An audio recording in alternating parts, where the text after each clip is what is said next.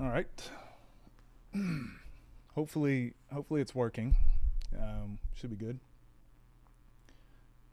What up, Shuckleberry?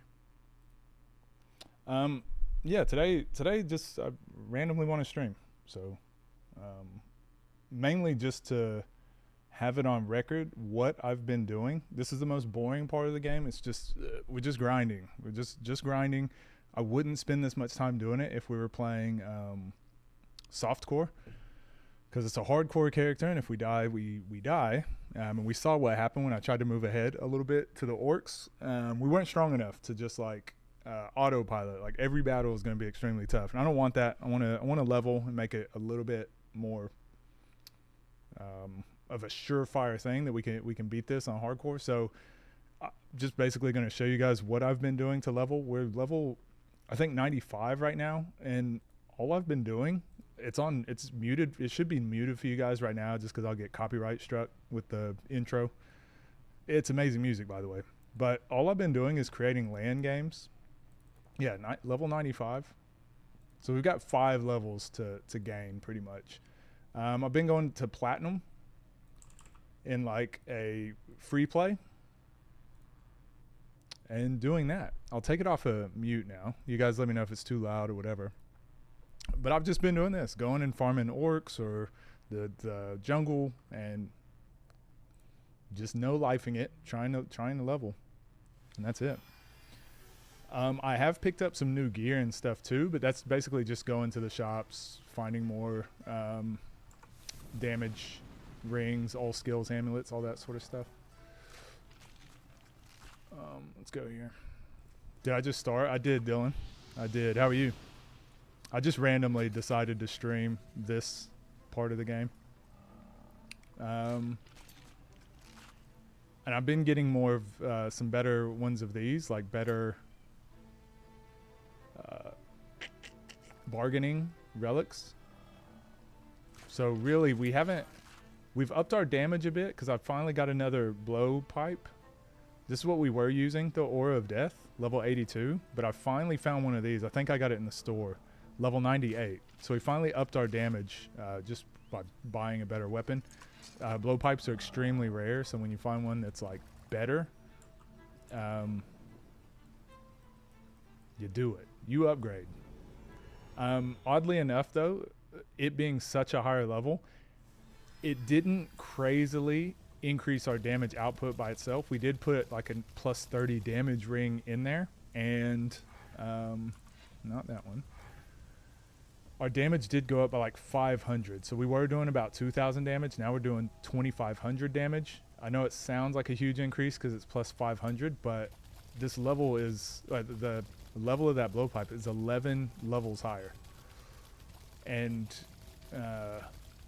or more. No, it's level 98. It's like 15 levels higher. So it's actually not that much damage for how much higher of a level it is. But it's also not a unique. So anyways, that's the intro.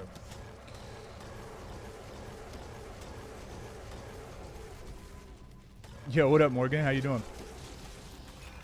Let me know if the sound is too loud for you guys or whatever. Did I see Gideon Caruso trade? I did. What are your thoughts on it? I think it's good for the Thunder. Really good for the Thunder. Yo, what up, Key? Yeah, it sounds loud on my end. So hopefully it's not loud for you guys. On multiplayer now? Yeah, just to level. I'm only doing it because I'm leveling at the moment. So I wanted to go back down to platinum because we're actually in niobium. But getting to the orcs are too strong in niobium at the moment, so I just come back down to platinum just to level. It's a lot of potions. I don't want to hear it. I don't want to hear it. I'm pretty much done buying potions now. But I've done that for... We are playing on hardcore, okay? So when we do run into those bosses that are just too tough, I just spam potions. Spam potions to make sure we stay alive and get out okay. I should probably put some of those away. Sounds good on your TV? All right, cool. What are you doing today, Dylan? Oh, you already replied. Glad you caught it in the beginning. Probably because it's Sunday, though, right? You were shocked, but it'll be good. Yeah, I was shocked that the Bulls did that trade, but I'm assuming there must have been more going on there.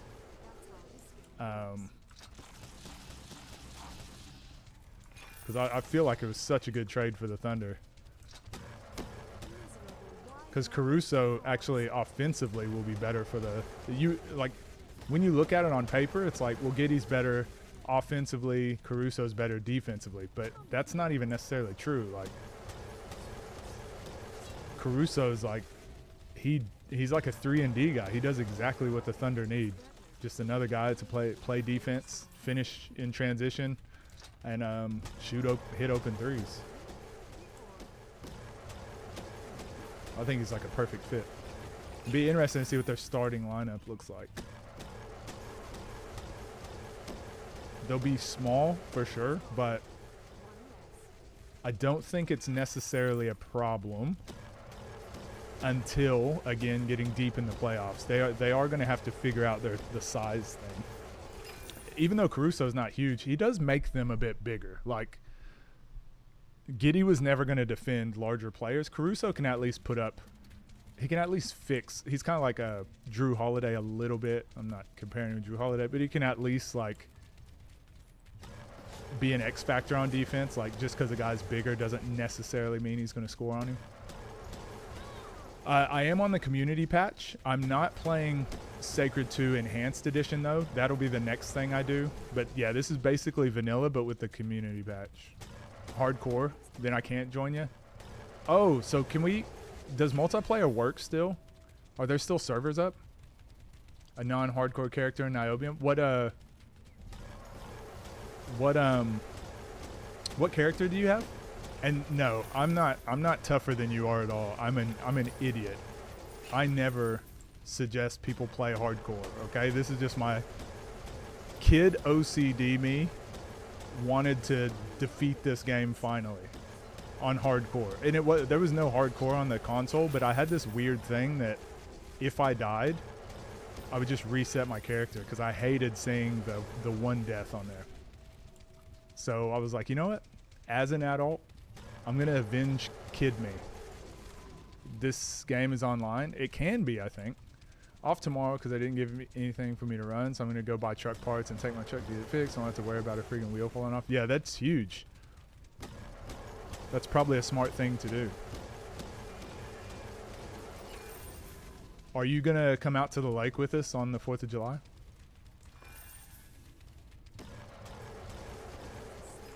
You'll take me to a game?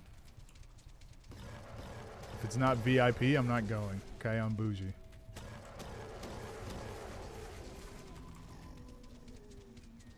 Multiplayer works for sure. Okay. Okay, nice. So I haven't tried the multiplayer, but I was talking about it with who was I talking about that? Jonathan. We were talking about maybe doing like a community once I beat this finally on hardcore, doing like a community server. Or just one where we could like play together like once a week or something. I think that'd be fun. Can you go to the lake with us? Sure. In spirit or actually?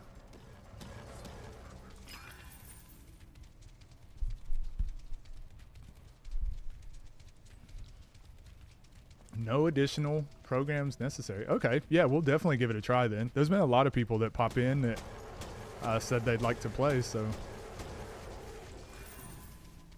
And can't you have like a lot of players?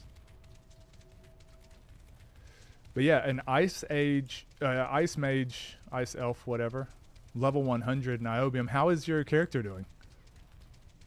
Has it like hit a difficulty spike at all, or is it doing fine? Don't know if you're off yet? Okay. Well, I mean, even that night though, because I'm probably going to stay the night.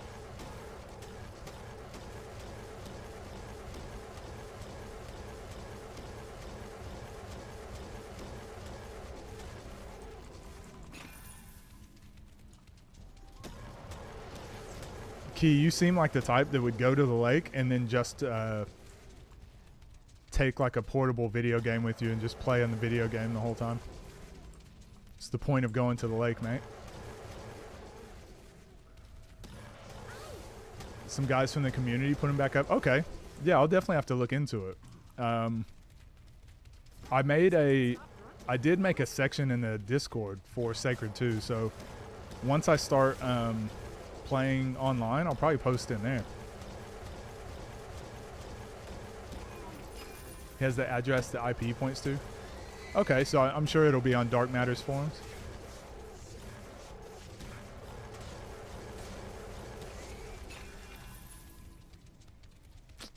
Oh, that's awesome. Okay, definitely gonna do that then, Morgan. I appreciate that.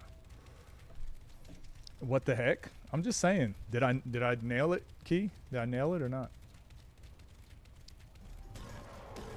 Have you been SMTing today?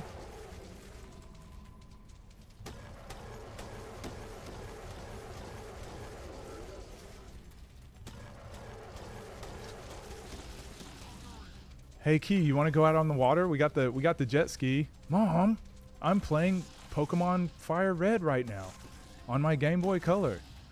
Don't bother me. I'm in a gym battle, Mom.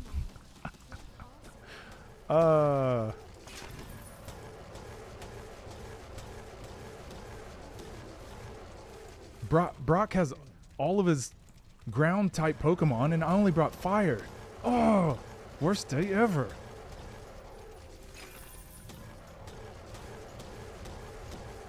Make the stupidest jokes you ever heard. I could see that. I could see that. It's an hour and a half one way from the city. True. I did go by your house the other day because I had to pick up this chair that I'm sitting in right now. But it was during the week and during the day, so I figured you were at work. But yeah, that drive is far longer than I thought.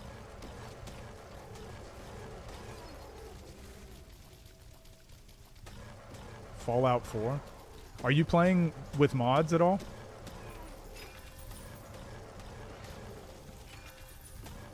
I think I already asked you this. You said you want to beat it vanilla first before you play mods, right? Fallout 4 to me was a game that it could have been so great. It was like the beginning of the end. It was like the beginning of the downfall, sorry, for Bethesda. What I mean by that is like their ambitions usually for those types of games are like so big that they miss on some points because they tried too many things. That's fine. Fallout 4 was the one to me where it felt like they intentionally were like, we'll do just enough. We'll make some parts great, but we'll do just enough to make it like a good game, a really good game for the amount of money we put in. We'll do just enough. Like the settlement thing, not expanding it to where it's like just a little bit better. I'm like, that could have taken it to a whole nother level. I thought it was such a great idea.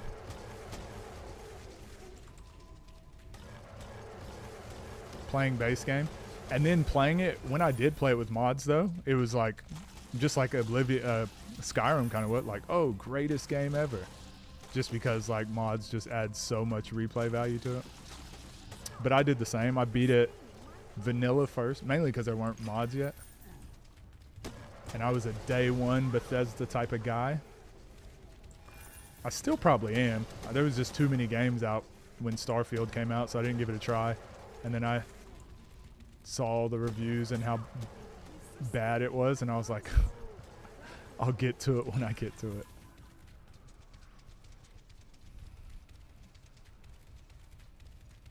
That drive sucks, especially without AC. Oh, yeah, that's the thing. I was in the Matrix, and the AC works. And even then, with the air conditioning on, it was still so damn hot. I completely forgot how hot Oklahoma gets.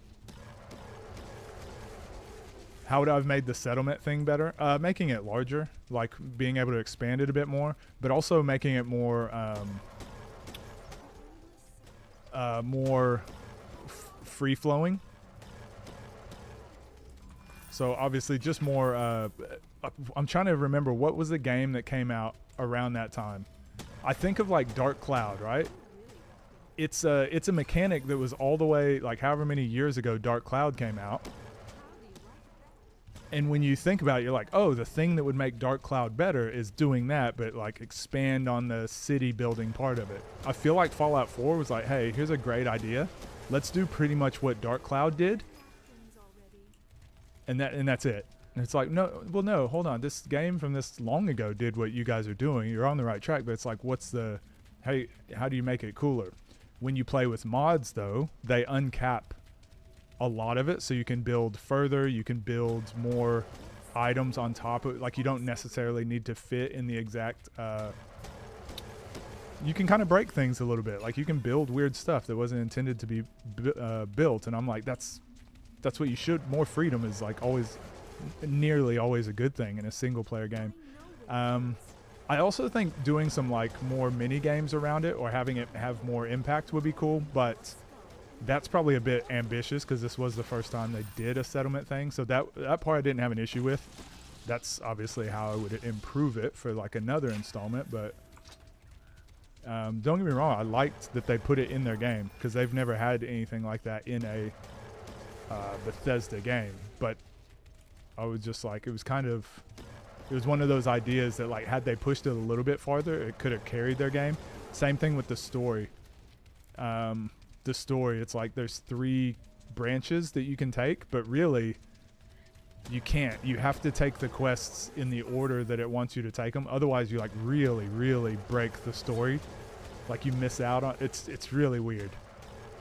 So I think games, it's like they wanted to show you the whole story in one playthrough. Where I think a lot of people that play Fallout and Oblivion and Skyrim, they play it for the role-playing aspect and for like it. I'll replay it again and try the other faction. Whereas Fallout 4 felt to me like, oh, it doesn't really matter what you pick. Like, they all treat you the same and it all ends the same. That's what it felt like. All of this to say, by the way, I'm not shitting on the game because I played a ton of hours into Fallout 4 and I really liked it, especially when it first came out. These are just my critiques of a huge Bethesda fan that always somehow gets disappointed.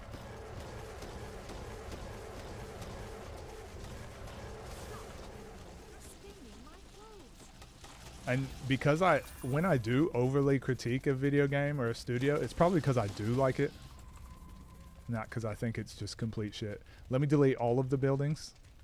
Oh, yeah. When you have to individually, like, alter each thing. Yeah, that was annoying. But again, mods fix that. You don't mess around with the settlement stuff? Fair enough. I think I did in the first one. In the first section, as soon as you were allowed to do it. I just thought it was the coolest shit ever. I was like, yes. Thank you. I didn't even know it was in the game because this is before I like streamed or kept up with games or anything. I was just a Bethesda fanboy and was going to buy whatever they put out. So when I first saw it, I was like, this is so cool. Spent a lot of time on it. And then when I realized like it's just one layer deep. It doesn't go really much further than that. I never messed with another settlement again. So yeah, I think just like a missed opportunity a little bit.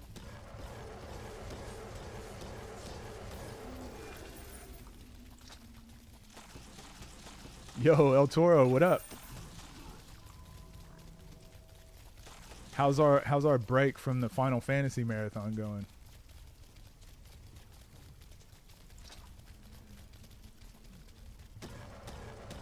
Oh yeah, so I've been saying we're only doing this game for 4 more streams. So, I mean, we'll do more streams in the future, but I mean, this playthrough with this Dryad, we've only got 4 streams to complete it, to finish it up, because I've got a lot of other games I want to make some content on.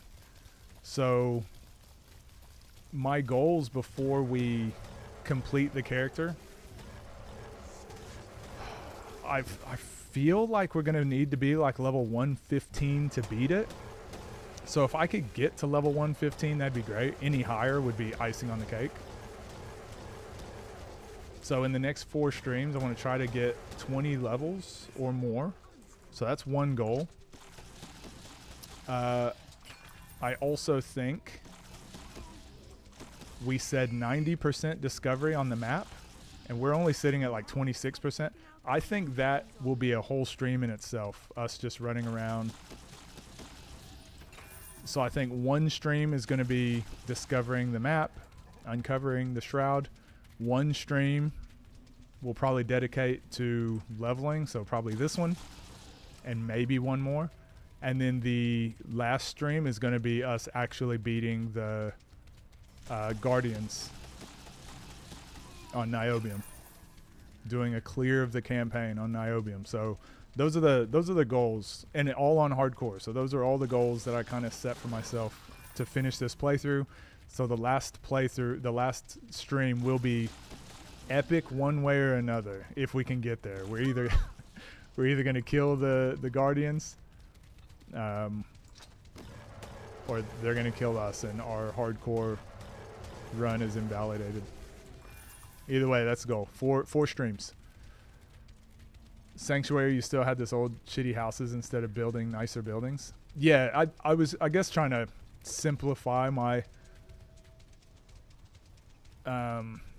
frustrations with it. But yeah, if you can mod, if you have the Fallout 4 on PC, the amount of like customization and them like allowing different building types and all that sort of stuff, it lets you know like the opportunities that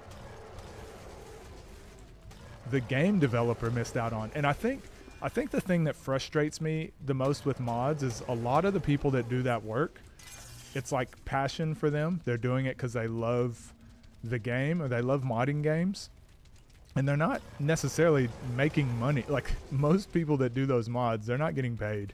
You know, some of the mods, they put them up where you gotta pay, but most of them are doing it like for the love of the game and the project. And so when I see people do free things for free for these massive companies, they're not doing it for the company, but when they do it for these massive AAA games, I guess it kind of does sour the vanilla game for me a little bit more, in the fact that there's people out there that are just amateurs putting more care and time into what a lot of professionals kind of just either aren't willing to do or don't have the time to do. And I know people make a lot of excuses for them, like, oh, but the company is blah blah, and I go, yeah, I get it. That's what I have a problem with. Amateurs should not be outdoing professionals. I'm not here to point fingers and say what the problem is. I think that's what makes me lose interest sometimes, or be frustrated sometimes.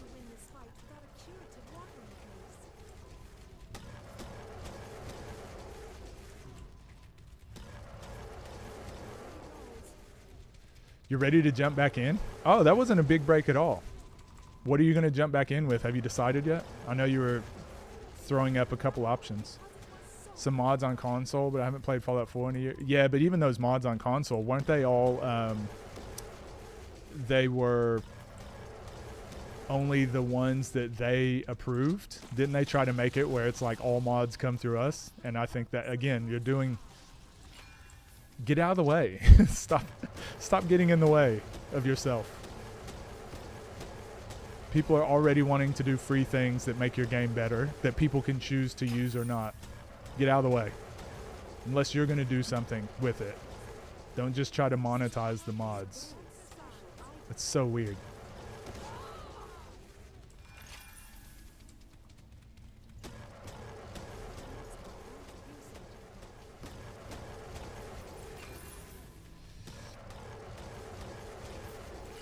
I put a lot of thought into it. I can be mindless sometimes. How do you mean by that? And my brain works like this, Key, not just with video. It's literally everything. My brain over... I mean, you can just ask my brother how much I break down things, but my brain always works like this, especially with like people. When I'm dealing with people and I see that there's like inconsistencies in their beliefs, not beliefs, but like the way they treat people or the way they act, I have a real hard time engaging with them further. And that just carries over into companies for me, that carries over into video game, that carries over into everything. So You know, when we were having that conversation about the day one DLC stuff, all that.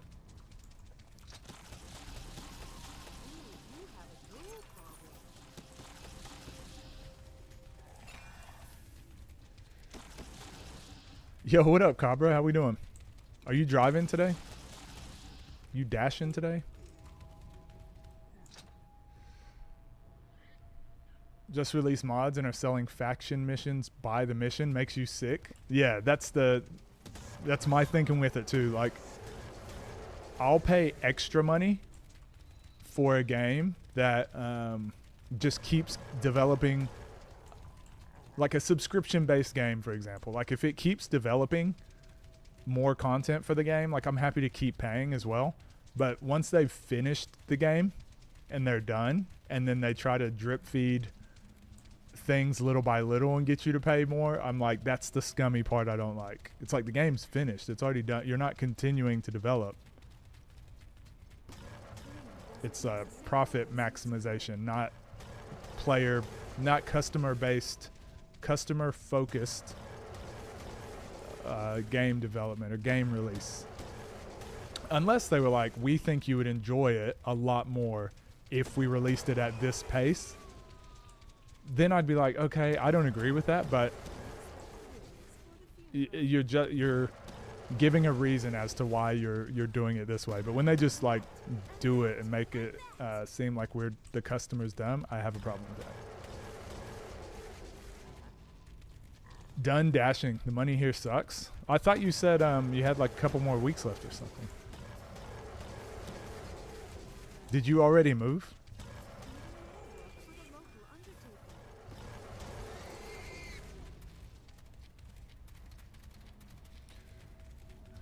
Cabra plays Minecraft, one major update per year and no DLC. Yeah, I think it's kind of like that when you do find a game that has done it a certain way. It's hard to unsee it when other games do it different ways. And I mean, doing business and releasing things the way you want, that's also fine. I like the freedom that video games or companies have to do it their own way. But I also am just not going to buy into the ones I don't necessarily agree with either. I guess voting with your money, as you would call it. Unless, like I said, unless the game is so good or it's the type of game that I'm like, oh, I've been looking forward to this for 10 years. Even if they screw it up, I still want to try.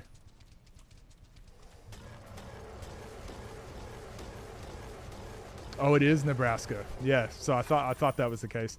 I lived there for 2 years when I went to college. Me and the other 2 people that lived there in the state hated it.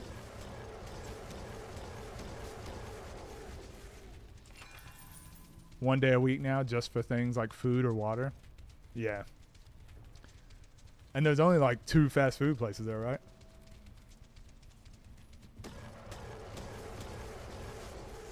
In all of Nebraska.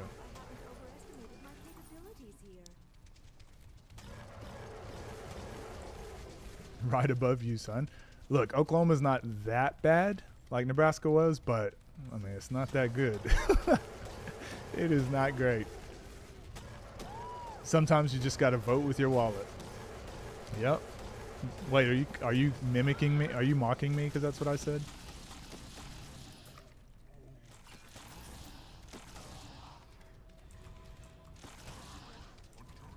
And you know, I gave an example of this the last time, but like Final Fantasy VII, because it's like my favorite game of all time, I'm probably just going to buy some stupid shit that I don't need. Like, so if they come out with a, well, actually, no, I won't even, I doubt that I'll buy like an early access to Final Fantasy VII, whatever the newest, the third part will be, because I didn't even buy Final Fantasy VII. I didn't play Final Fantasy VII Rebirth the day it came out. I played it like 2 weeks after. Mainly because I've detached the value of playing a game early because of Diablo 4 and how they kind of, and not just them, but a bunch of companies now are like, putting out their video games, and they're like, you can play it 3 days early for an extra $30. And I'm like, you know what? Good on them for, you know, someone wants to play it early and they're willing to pay $30. Good on them. That's fine. It's not worth it to me anymore. Like, I've seen it just happen. So many companies are doing it that I'm like, you know what? If it is a game that I really want to play early, or maybe I'm on vacation and the timing of it, whatever, that people have their reasons. But for me, I'm like, it's not worth just spending an extra $30 every game that comes out because I want to play it a few days early. So I've kind of made that decision myself. But if other people want to do it, I don't really care. But the more that people do it, the more companies are going to continue to do that too. So, ooh, that's a good one. All skills +4, and then ranged weapons. That was a ring though. Runza, kind of curious. Does it give you diarrhea? I mean, it's fast food, so I'm assuming.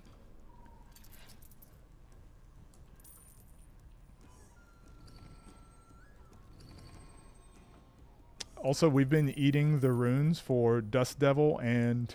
Not Dust Devil. Darting Assault and Ravaged Impact. Just to be able to do more damage. Also, I'm going to sell...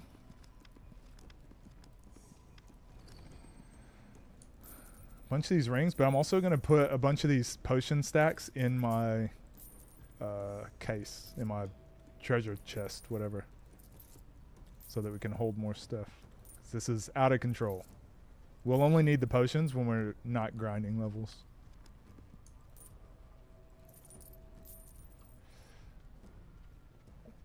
And the reason I haven't been selling runes is, like I said, want to start getting more... we can start leveling up our skills a lot more now since we're a higher level. All right, last time. I told you I was done. I'm not. I'll never be done buying potions. Potion god here. Yeah, let's drop those off in our chest. Stacks of potions, mate. Reaffirming my statement. Okay, cool. I heard Rebirth was riddled with mini games, but I haven't played it myself yet. It is, I will say, Key, it was the part I was most scared about because it is riddled with mini games, but just better versions of the games that were in Final Fantasy VII. If that makes sense. Like, it's Final Fantasy VII Disc 2. Remember, it was all, you know, Golden Saucer and like, you know, like the parade that was in the first one. No, the parade, you know, you've got the parade part. There's a bunch of, I don't want to spoil anything, but there's so many parts that you forget about in Final Fantasy VII. And then when you go back and play it, you're like, oh, this game always had like weird quick time events, and it had a bunch of mini games. And I feel like Rebirth did a really good job of like revamping those.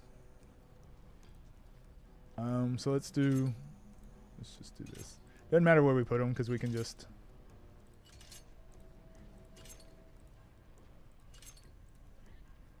Actually, we should probably do all one size of potion. That way when we come get them later, they'll all be the same.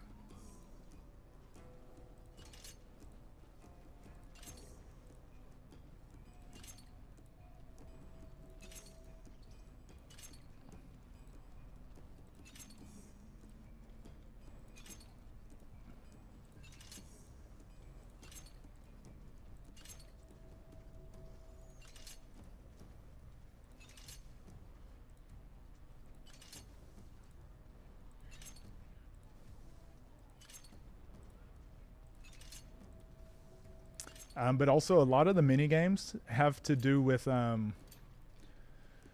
lot of side quest stuff that you don't necessarily have to do also. Whereas like Final Fantasy 16, you pretty much had to do all the side quests. Like, it pushed you through a lot of those side quests that you kind of had to do them. Final Fantasy Rebirth felt like, I mean, I did them all because I fucking loved it, but it felt like the type where you're like, if you just want to get through the main story, you can just you can do the main story. paid reviews, the DLC for D4 is supposed to be good. I've heard that it's good, but again, like, why does it take 2 years or a year and a half after the game's been out for Diablo 4 to supposed to finally be good? Part 3 of Remake, not going to spoil where Rebirth leaves off. Yeah, I'm interested too. I mean, I think it left off again. Yeah, I'm not gonna spoil anything. I'll accidentally say something. Pre-order unless you get something special. Yep, I feel like they should do more of that, like the physical. That's why I miss physical copies. I wish they would do more. You get more bang for your buck, like something you can tangibly hold, not NFTs. Mini games are really fun. I thought so too. I thought they did them really well. The only one I didn't like was that little Tank Wars thing, and it was easy enough that you didn't have to do it if you didn't want to. The honeybee part or whatever. Yeah, there's a lot of that stuff, Key. Like all the stuff they did in Remake, they did this. They probably were like, you know what? People like this stuff. Let's do more. Like, and it wasn't like, oh, they just threw this in here randomly. It's like, no, it's pretty faithful to the original game. It's just better. It's going to be hard to go back and play the original now. One hill Cobra will die on. Looks exactly like a young Heihachi Mishima. Yeah, I don't know what you're talking about. I don't know what Heihachi looks like. 16? Ew. Did you not like 16? Denzel just bought it and installed it, so I'm assuming he's getting ready to play it. I liked 16, but I didn't love it. It was fun to play on stream. I don't think I would have honestly, like, playing it by myself.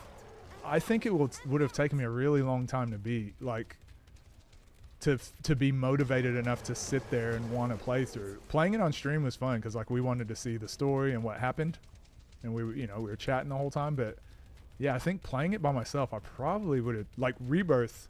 Oh my God, I couldn't put it down. I just played it on my own and couldn't put it down. Put in like 100 hours into it. But 16, I was just like, just want to do the thing to say I've done it. I want to get to the next boss battle. That's what it was, basically. Farming Simulator 25 comes out November 12th. You're looking forward to it? Are you actually? Can't tell if you're trolling.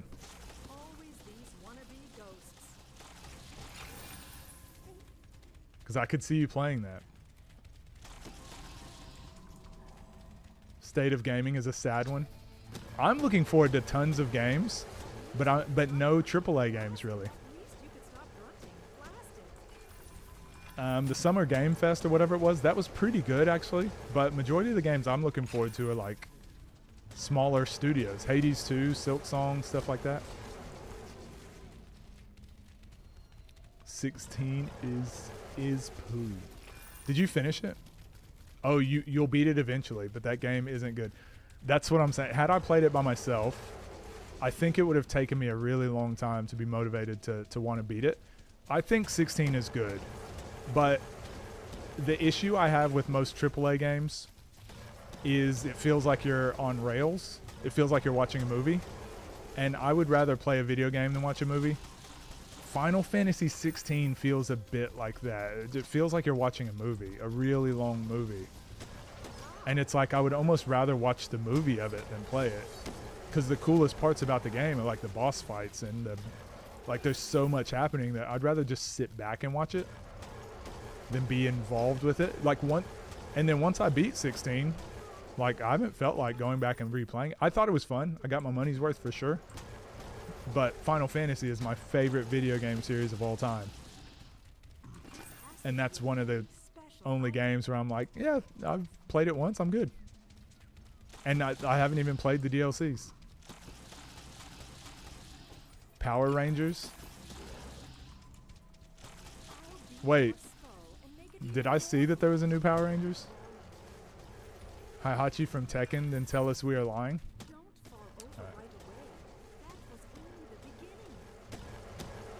I don't know. I can't remember the character that you're talking about. Oh, I know who you're talking about, Cabra. Yeah. Okay.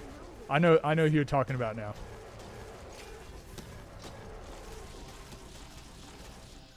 Is it a dude with a lot of muscles? Spent 100+ hours on my chicken farm on Farm Simulator 22. Wait. Wait, so you can do like multiple different types of farming? It's not like Harvest Moon where you have to do like a little bit of everything? That was the only farming simulator I played. That game was fucking dope. E3 and Metaphor Fantasy. Yeah, two of the same two games I'm looking forward to.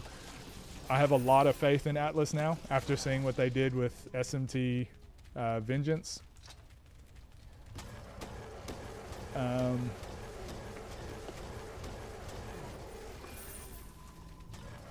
Yeah, we'll just see. You know what? That E3 game, whatever.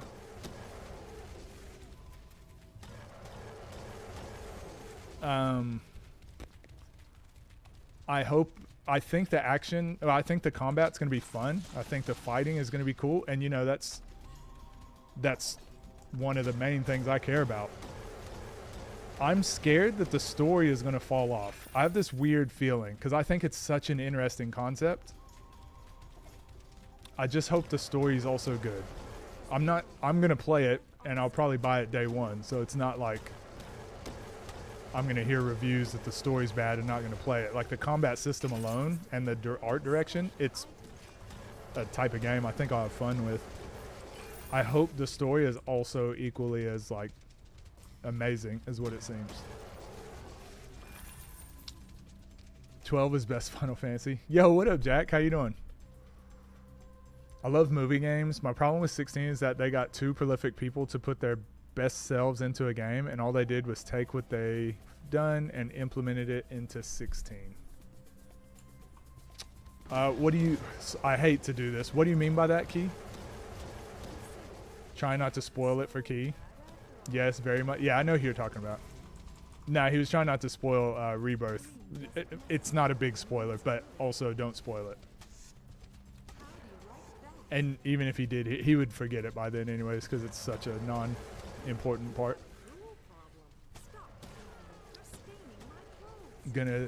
Trying to keep it vague. You did a good job, Cobra. I mean, I played it over 100 hours and I didn't even know who you were talking about, so. Can harvest whatever crops you want, raise whatever animals you want. I usually start from 0 and work my way up. Yeah, I don't think it sounds goofy. I mean, that's just RPGs in general, right? I just think it was funny that you said you're looking forward to Farming Simulator 2025. And not any other games. So I thought you were trolling. Because I actually think this will be a good year for gaming. Implanted, not implemented. Well, yeah, I meant, what did you mean by that statement, though? They got, what, Devil May Cry? Are you talking about, like, the Devil May Cry combat and then, what, music?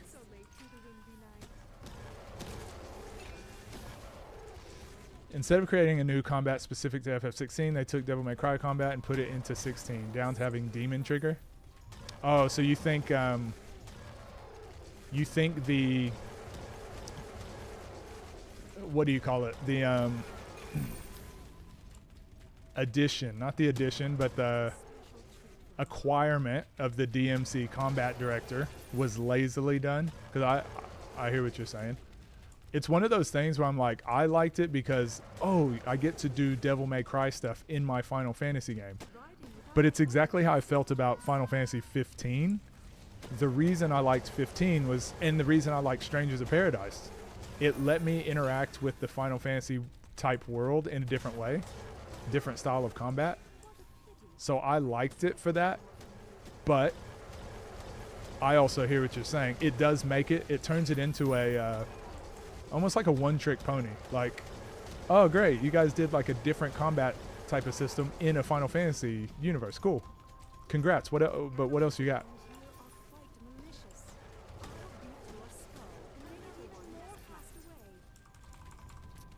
Yep, I get you.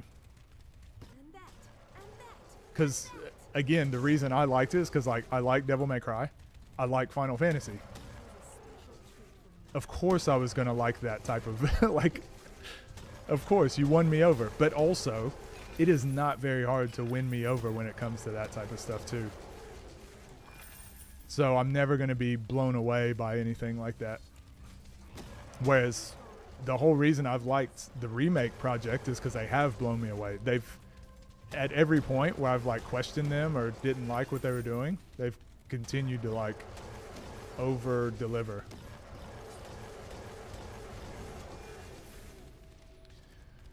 Wrote a fantastic story for 16, but instead of telling a beautifully weaved story, he told the story using his FF14 MMO style of putting weird ass fetch quests in between. Yeah, I didn't like well, that's what I was saying. The game to me felt like it was on rails, and that's the issue I have with movie type games. Because there's a specific way to approach those stories, like this before this before this before this. Like you can't have random side quests now because it has to interact with this person at this time.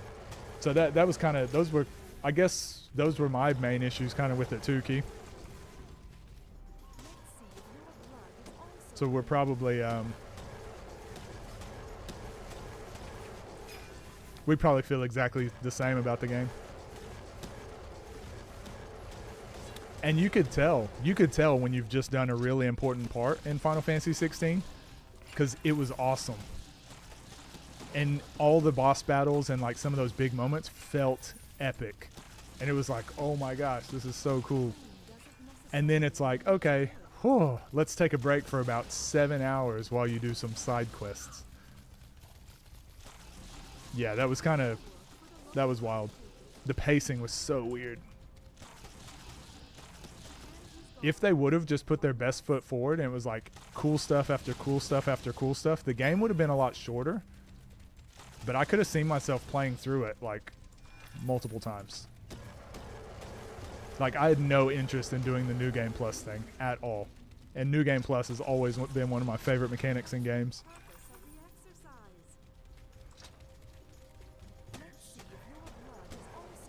Grinding Sacred 2, nearly finished Silver at 30 hours. What level are you now? Santa Monica did a great job with the Data Boy games. Yeah, I need to get back into those also. Those are not stream games for me. I think God of War games will be fun off-stream games. Feels closer to Spider-Man as an RPG versus a traditional styled action RPG like The Witcher. I didn't really play much of the new Spider-Man, so I don't know that reference, but I get what you're saying. Kind of like that Assassin's Creed style. That's how I felt with well, not Assassin's Creed, but the feeling that you're feeling about 16 is kind of some of the apprehensions I had about Rebirth. They kind of do some of that Assassin's Creed stuff, like, oh, go do this, go do this, go do this, but you don't have to do them in Rebirth. And I also think they're fucking awesome. Whereas in like the Assassin's Creed type of games, I didn't like going and do it. Like once you've done one side, like one of those location treasure hunt activity things, like you've done them all, I don't want to do another one. They're all the same. I get it. But Rebirth, I think, did a really good job of like, this one's like this. This one's not like other side quests. Like they put enough care into them to where they were actually different. And oh, actually, there is one that I thought was incredibly laborious that I really hated. I only just now remembered it, and it pissed me off. And it's because, I'm not going to tell you which one it is, but some of you that have played through the game, you'd probably know. It's because it's not optional. And it's so, if it were optional, I would have thought it was great. I would have been like, oh, this is awesome. I would have done it had it been optional. But because you had to do it, it was in one of those moments where I was like, I just want to keep fighting. I want to keep exploring. I want to keep doing new things. And then I did everything I could up until that point. And it's like, you have to do this for the main story. Like, you have to do this part. And I was like, I don't want to do, I'll do it later. I'll do it some other time. I do not want to do this right now. And it was not, I think mini games when you can jump straight back into the action, or after a fail, you can start over, get right back into it and keep trying. I don't really have an issue with them, but this one in particular was like, if you fail, you have to go all the way back, and it's a slow, you're not running as normal. You're doing this slow walk. You have to crouch. You have to wait for, it's stupid. It's so stupid. There was like 2 moments in that entire game where I just felt like I want this to be over. But again, same thing as the original Final Fantasy VII. So they did a good job of like being faithful, but I don't think those 2 parts they put in there were necessary at all. But other than that, favorite game of all time.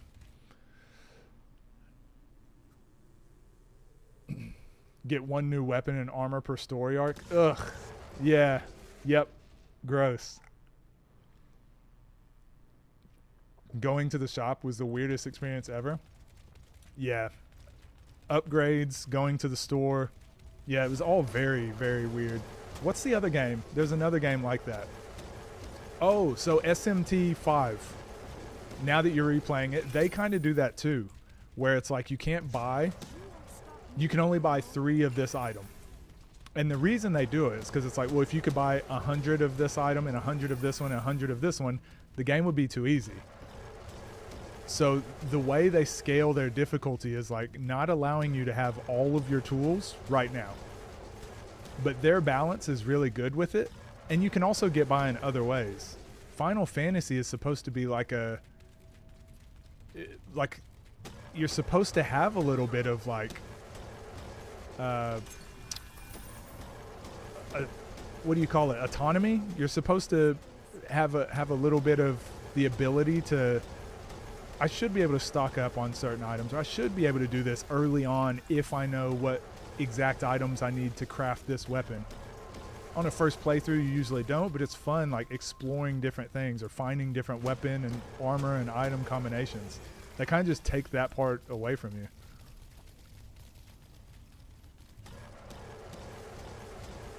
Level 40-ish, switch from Inquisitor to Seraphim and trying to BFG. Oh, how's the BFG? I remember that. I had one of those. It got really boring to me though after a while. But we'll probably make one. I'll probably do one on this channel. Waiting for the Rebirth speedruns. That's gonna be fun to watch. Will it? I don't think it will. I think there's too many moments that the game slows down a lot. I think the speedruns are gonna be shit. I think speedrunning, if it was all fighting and all running, would be cool. But there's gonna be too many like auto rails. There's some moments where you're kind of on like auto rails. Those speedruns are gonna take forever unless they can find ways to skip those parts. Atlas does a good job. The cap is like 10 items. Well, I'm pretty sure, Key. I'm pretty sure. I haven't played in a very long time, and I might be thinking of SMT4. But I'm pretty sure you can only hold like 3 ice dampeners or physical dampeners, and that's the item that lets you negate an attack of a certain element. But I'm pretty sure later on you can hold more, like maybe up to 5 or something. I think, maybe not. But little things like that to me, I'm like, I'm okay with you scaling me with the amount of items I can hold with stuff like that. Because you don't need them to win. But if I were going to use them, I could cheese the whole game and not level at all. Like I could just skip a lot of other mechanics by only using that one. But they force you to interact with other mechanics by giving you like, oh, you can win like this, you can win like this, you can win like this. But they don't allow you to just... You can't just over level. You can't just, you've got to interact with different mechanics in some way. And I think that's a good way to get people to play more of the game. But if you only hold me back and you're like, you can only win by doing this, then it's like, well, that's boring. I feel like I'm on an auto, like I said, feel like it's a game on rails. Everyone else has played it the exact same way I have. Great.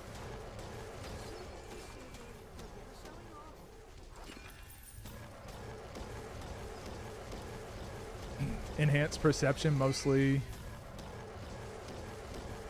Certainly basic, not sure how far into gold I'll make it. Yeah, I think the Seraphim always got boring to me because it was like, you just hold this button, and this is what you do for the rest of your playthrough. Whereas at least the Dryad, I've always enjoyed because it's like I've got my AoE attack, I've got my single target attack, you've got like roots where you can kite enemies. There's like a few different things at different stages, which are kind of cool. Sorry, just checking my messages.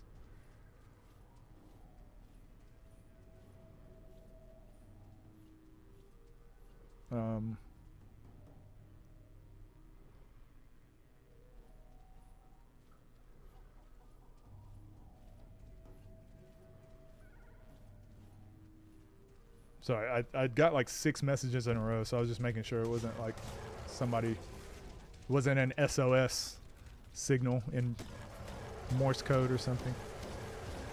In FF16, you cap how many items you can hold. Oh, yeah. Well, in total. Like there's no like increase. There's no like, it's just like whatever it is now, it just is what it is for the rest of the game. Whereas SMT, I'm pretty sure like these types of items you can hold 3. This type of item you can hold 10. This one you can hold 50. This one you can hold whatever. And it's like, okay, they've carefully thought about the types of items that you could cheese the game and the types of items that would trivialize a lot of boss fights.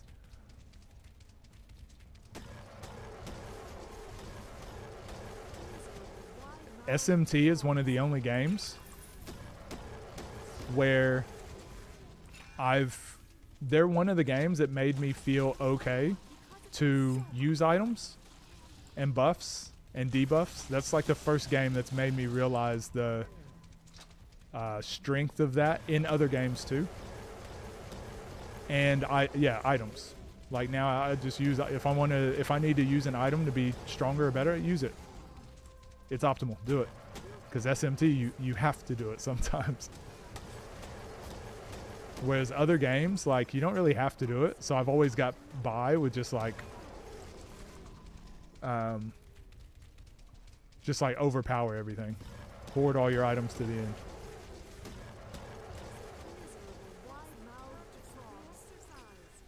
Even like having to spend money to heal your characters. At first I was like, oh, I hate this mechanic because I want to be able to heal whenever I want to. And then what it's made me do now is like, no, it's okay. Spend your money on healing. But like, do you have to heal? Do you need to heal right now? You can probably get to the next part without healing. Or you can just heal your health with like some of your recovery spells, and then you can recover your mana by doing this thing. And it's like, you know what? I don't need to heal. It's made me use other ways and play the game differently because of like some of the limits they put on there. I think it's really cool. Buddy calling to see if he can come out there and slobber all over everything. I could see that. Slobbers McGee. Mandatory in SMT. I never used that stuff in other RPGs. Yeah, I think it's so cool. Like, they just make me play the game. They make you interact with the game in a different way. Or different than typical RPGs, which is cool. And I haven't spent any time this playthrough grinding in SMT because I know how to... I'm getting by some of the tougher battles by knowing different strategies. Like a lot of the bosses I've been first trying, even some of the newer, some of the ones I haven't seen yet. But it's because like you see something, you're like, oh, I bet I could probably do this, and like give yourself a chance to win. So it's actually taught me to think more about battles in some instances rather than just like, all right, go into the battle. Your strongest spell is always going to work. Your strongest attack will always work. Your healer is always going to heal. And so you can't die there. And then like you just have to have multiple different strategies. Status effects actually affect bosses. Yeah, that too. And they're not all. The thing I like about it though is like status effects might affect bosses. They might not. And I go, that's how it should be. Not just like, no, every time you cast it, it will. Oh, this boss is weak to sleep. You can just sleep him for the whole fight. But it's like, no, he's weak to it, and it might put him to sleep, but it might not. Or he might wake up in one turn. So you can't fully rely on it. I was like, if you know the one weakness, you win. But if you know that weakness, plus you know like another weakness it has, or you know another strength that you have against it, then it's like you can tip it into your favor. Wish every game would do that. Honestly, Key, I really feel like it's just the care put into each fight and each like area.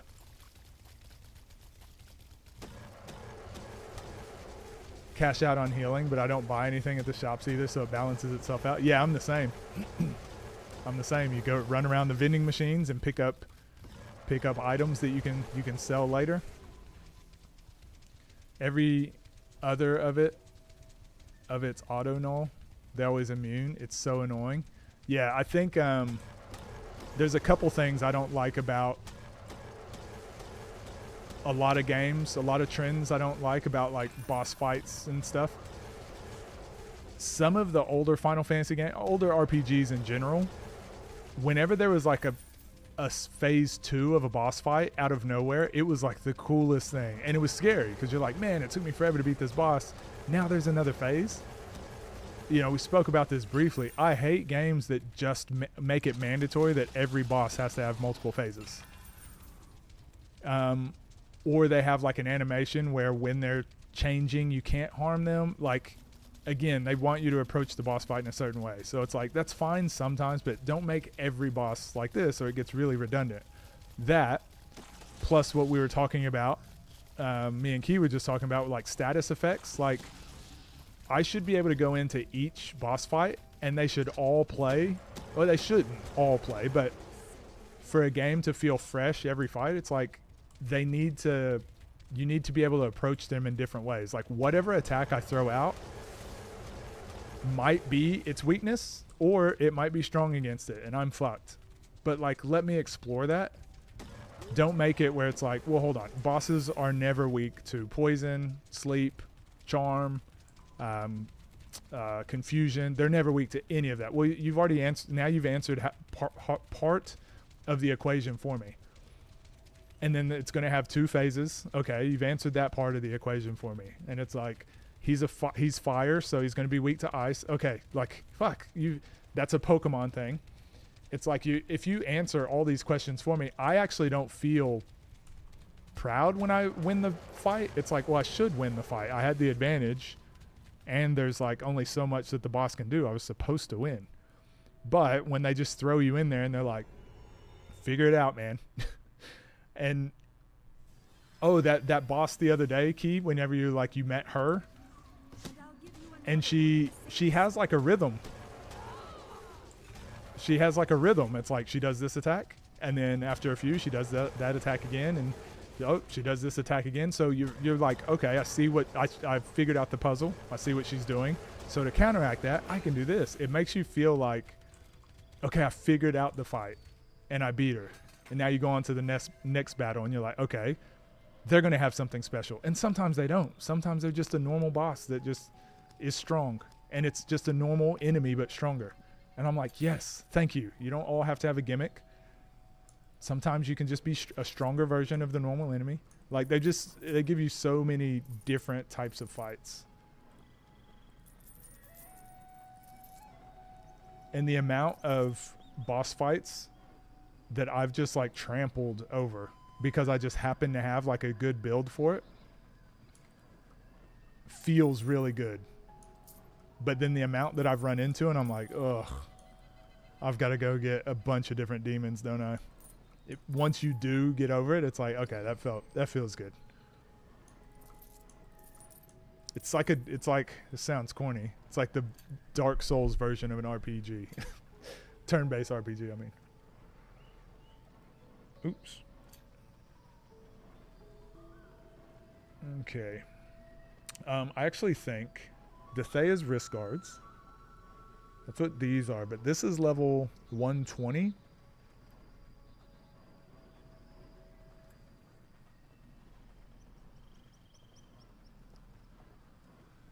Wow. And I put a damage ring in it, so that's one of the ones I've made better. So we can go back and do that later. It's not pertinent right now. So let's put them in our chest. I've just got to remember that I've put these away. Actually, let's just put those in there. And honestly, we'll keep this one. That's what we'll do.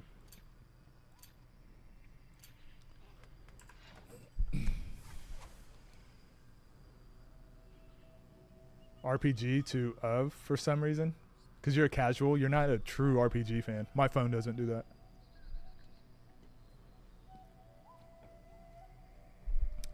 A rhythm. What I meant by it is like the first time you fight her, it's like that's the attack I have to overcome. Oh wow, that attack she did. It's okay. I'll just say it because there's no one in here is going to get spoiled, and I won't say the name of the boss. There's a boss, and it's fairly early on, but there's a boss that hits you with an attack that hits all of your party members and charms them. So the first time I fought this person, the first attack they use, and they always go first, does this attack that charm is basically like makes you either attack yourself or your own party members, or you can do like buffs and heals to the enemy. It's pretty bad. It's pretty shitty. And it hit all 4 of my characters and charmed all 4 of my characters. And so that like fighting her, and that was the very first attack she did, I was like, oh, okay. That's the attack I have to overcome. And if I don't have a way to overcome this attack, I'm not gonna win.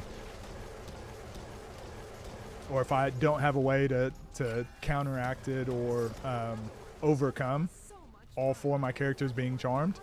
So that means having a ton of healing, being able to sub in other demons and that aren't charmed, and hopefully you're able to sub them in because your attack might just not come off because you're charmed, or just fingers crossed hope she doesn't charm all 4 of them.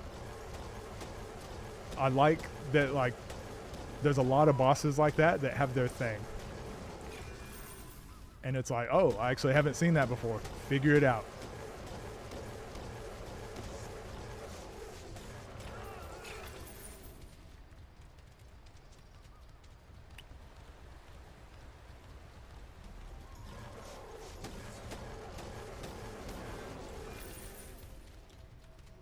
So when I say a rhythm key, for me, because I did it on the first try, but it literally went down to like the last couple hits.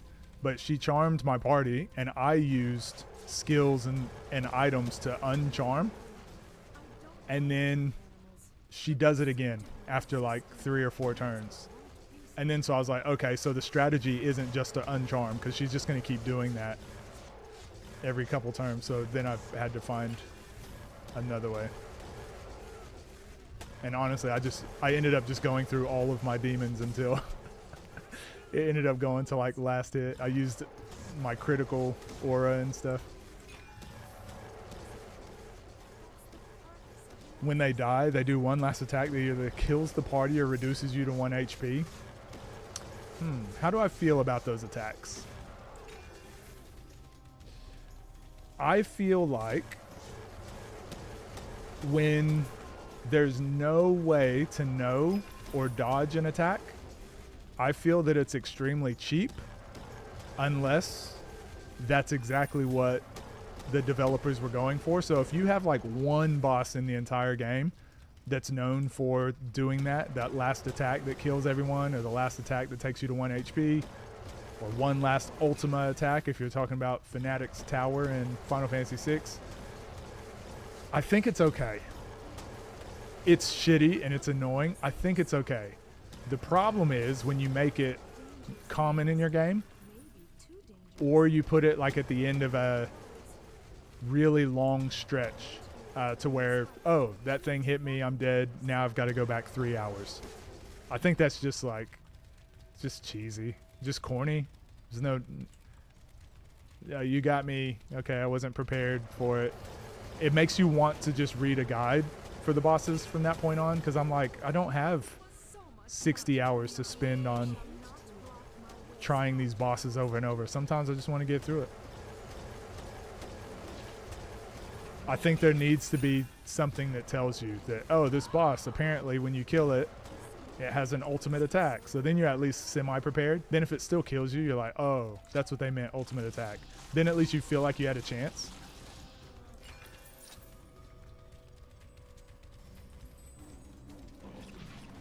First try, gangster. Yeah. I'm kind of a big deal. Well, it only took you 2 tries.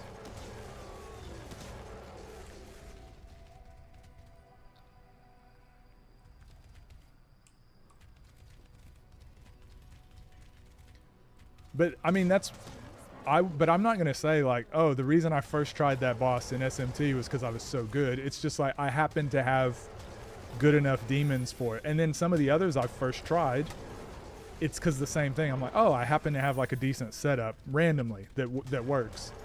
But there's also been some where I've gone into the fight and I've died fairly instantly.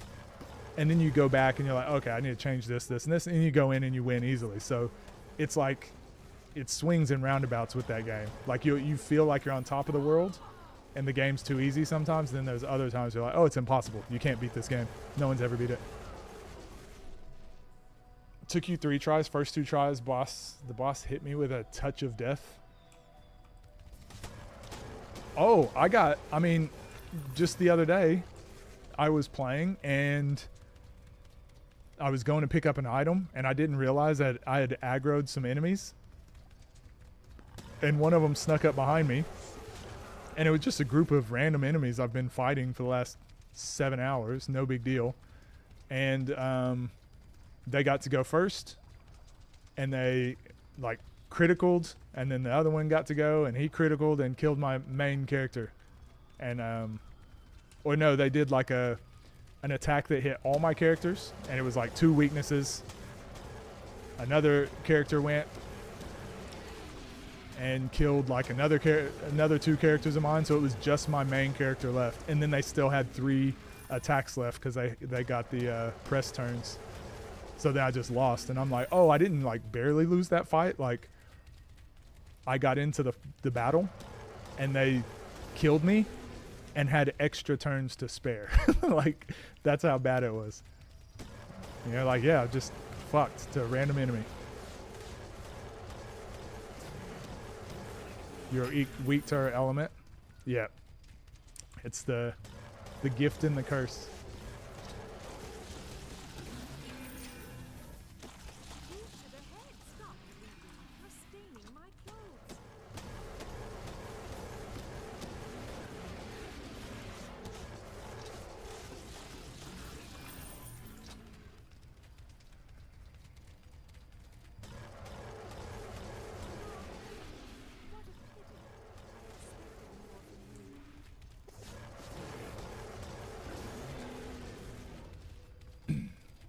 What'd you think of her design?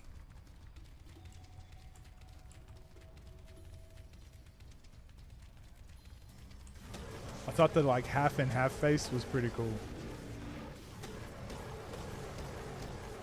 It reminded me a bit of like near replicant.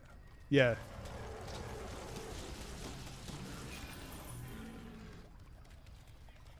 Thought you restarted this game. What up, Jesus Lee? My clickbaity title. Wait, what time is it for you right now?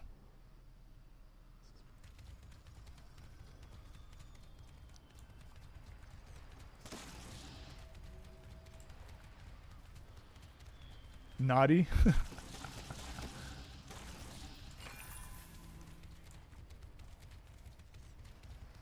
Charm move was ridiculous. I want to talk about other parts of the game. I'm not sure how far you are, so I'm not going to say anything. But there's some enemies that have like cool animations with their attacks, and there's one in particular later on that's like I haven't been playing the game the last few days, but there's one attack that I remember like I just skipped through the attack the first time or second time. I don't know why. I just like maybe accidentally I just skipped it to get my attack next, and then the next time I watched it I was like, the hell is that? What? That's what? You can just do that? The hell is happening? And I was like, they've put a lot of time into this remaster or whatever upgrade. Midnight on a Sunday? It is Sunday for you, right? Or wait, is it Saturday for you? No, it's Sunday for you, right? After midnight. Actually been 10 grinding today. Grinding FF10? Why is that? Oh, do you still have some of the super bosses to do? Far at all. I'm level 19 doing quests to get into diet building. Oh, okay, I know where you're at.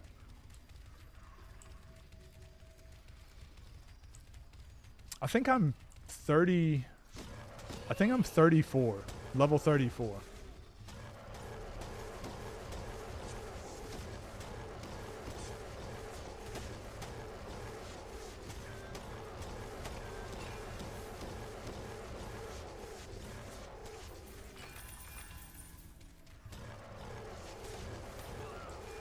Did you cheese it? Technically, it's Monday now. Oh, so you're gonna... Don't you gotta be up for work in like 30 minutes? Also, you never hit me back. You hate me, don't you? You actually hate me? Y'all, I messaged James on Discord today. And he was like, oh, yeah, hold on 1 second. Yeah, hold on. Just give me a second. Never messaged back. Oh, just 1 second. Just got to go do something real quick. Just 1 second. It's like, all right. Yeah, cool. I sat there by my phone. I sat by my phone for 3 hours, staring at the screen, waiting for him to message back. Nothing. Blue balls.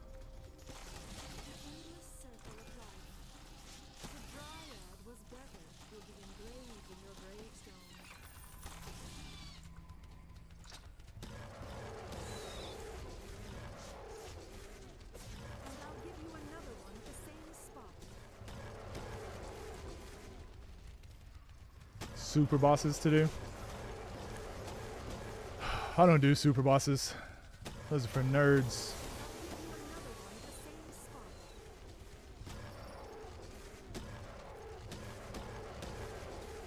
Watch some TV, so I didn't go to my computer until just... No, it's fine. Whatever. Hang out with your other hoes? That was rude, wasn't it? Vicky's awesome. I didn't mean that.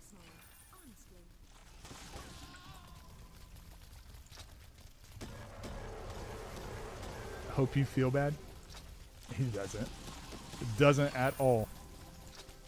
Rude, James. I hope. I hope those bosses aren't super.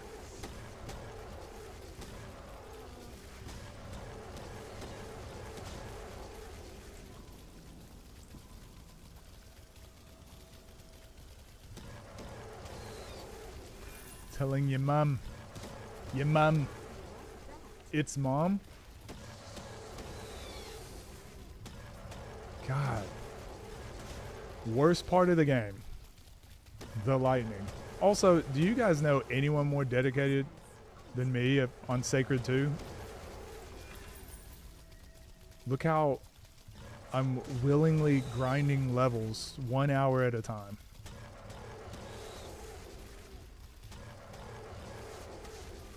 Oh, this game does like a really good job with the gravestones too.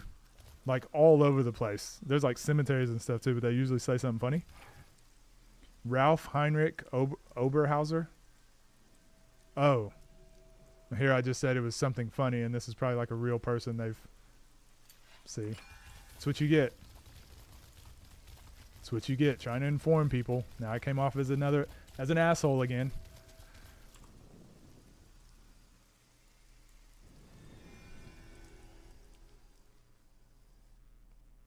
Lightning is a little much. It's a lot much. I hate it.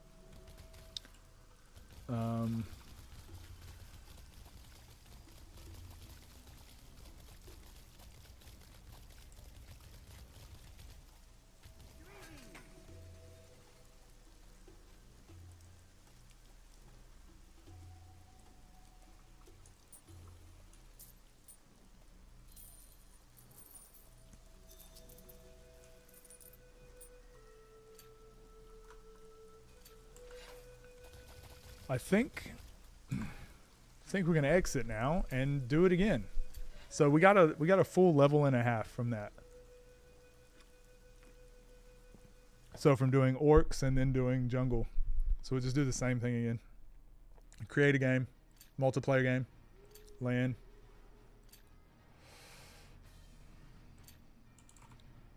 Platinum. Free play. Hilarious. How come there's like a mega delay between chat messages and your live stream? Yeah, it's YouTube. Sometimes it's on each person's end, those. Like sometimes you can be really far behind, but generally it's just, yeah, rule of thumb, YouTube chat is much slower than Twitch, which is like the main reason it's like the one reason I prefer Twitch over YouTube. Interacting with the viewers.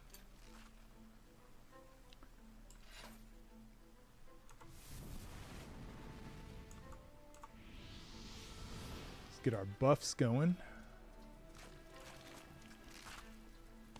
I guess we can go ahead and do some of this too. Let's get some darting assaults going. Just to clean up some of our inventory.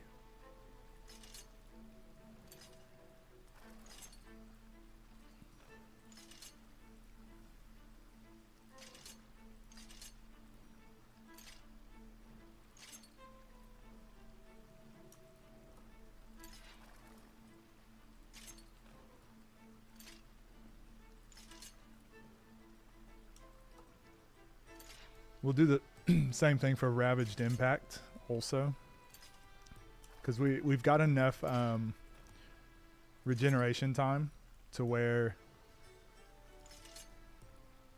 we should be able to increase our damage quite a bit.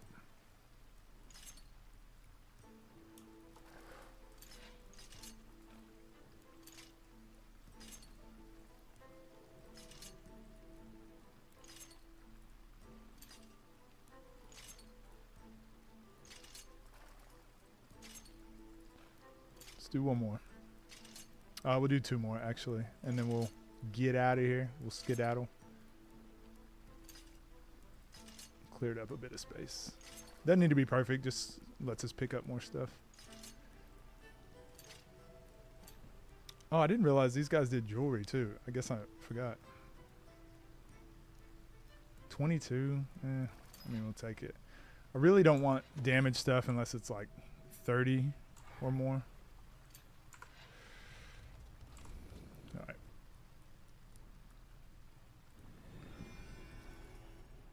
I think you'll find I'm like 6 hours ahead. You're insufferable, mate. Insufferable. Also, I guess message me tomorrow if you want. If you wanted to ever respond to me. Now, if you wanted to run stuff by me or whatever, hit me up tomorrow. And if I have time, you know, check my schedule, see if I can be bothered.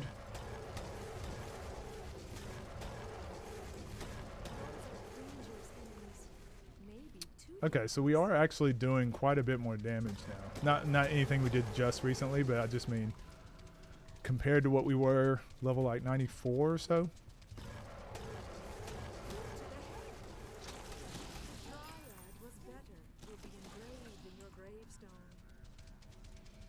I actually do think, let's have a look. I think I do want to increase Darting Assault right now. So Darting Assault is 1 second of regen. So when we cast the attack, it takes 1 second to fully regenerate.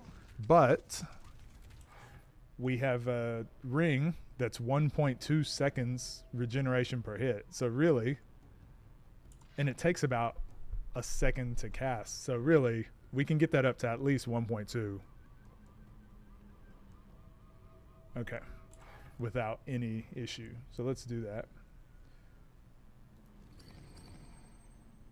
It's 1.1. Also, it just makes it stronger. It's 1.2. Let's go 1.3. I think if we go like,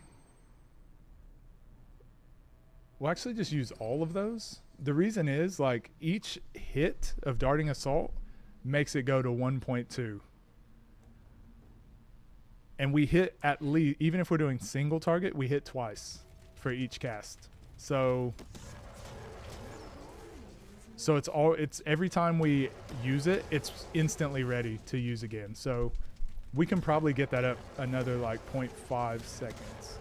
So basically what that means, we can probably eat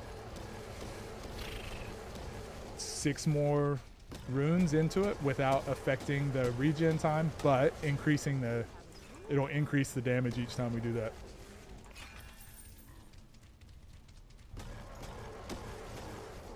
Refreshing anyway. Like I said, might even raise some older vids in the old algorithm. Yeah. And it's good practice for thumbnails anyways. Like I just know as a viewer, if I go to someone's channel, I just see the same thumbnail over and over. Like I would never click on, why would I click on 7, video number 7 over video 1? Like, you know, or I'd be like, Jesus, video 22? Well, I've missed 22 episodes. Like, what's the point? But I have noticed myself sometimes clicking on someone's video, not realizing they're midway through a playthrough, and then watching it. And then I'm like, oh, I could go back and watch like earlier ones, or I'll start watching from now on. And I was like, yeah, I should probably do that too. And this was a while ago that I've started putting this, that I was thinking this way. And so I've been thinking on it a while, and I've been looking at a lot of other channels and seeing what works and what doesn't for a long time before I started doing it. And now that I've been doing it, it's worked for me also.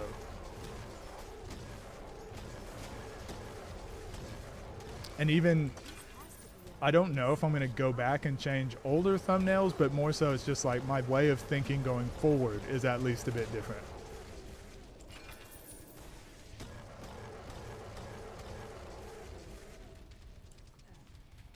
A little synopsis of this game. I've watched you play a few streams now, but I don't really get what's going on.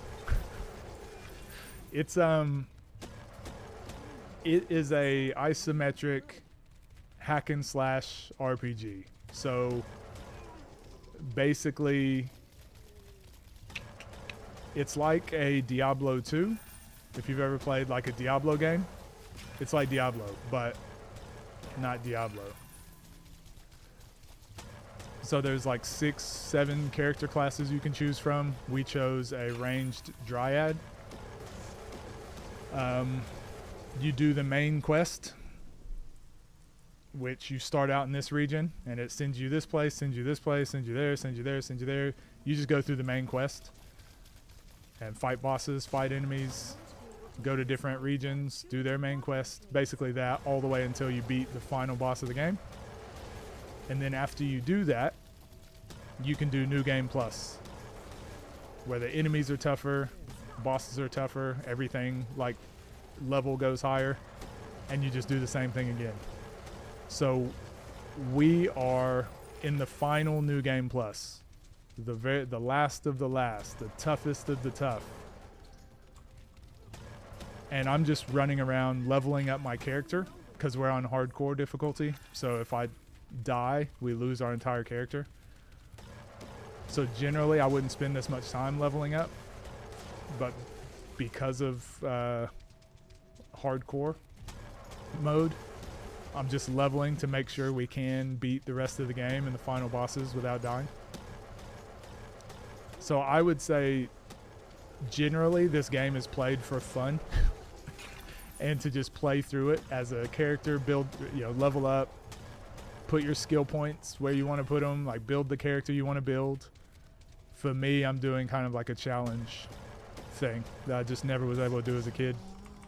So I was like, screw it, it'd be fun to stream, and then, like we talked about earlier, do like a, for people that don't want to watch me play this for 40, 50 hours or more, they can just watch like the 10-minute how I did the hardest video game challenge ever in just 10 minutes. Pow.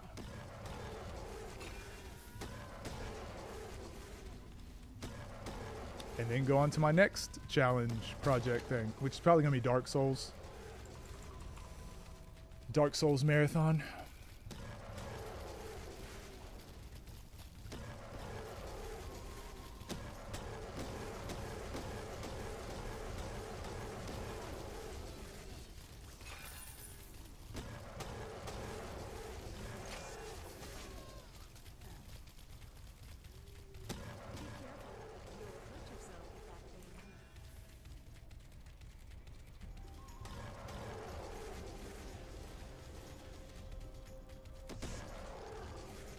Divinity Original Sin.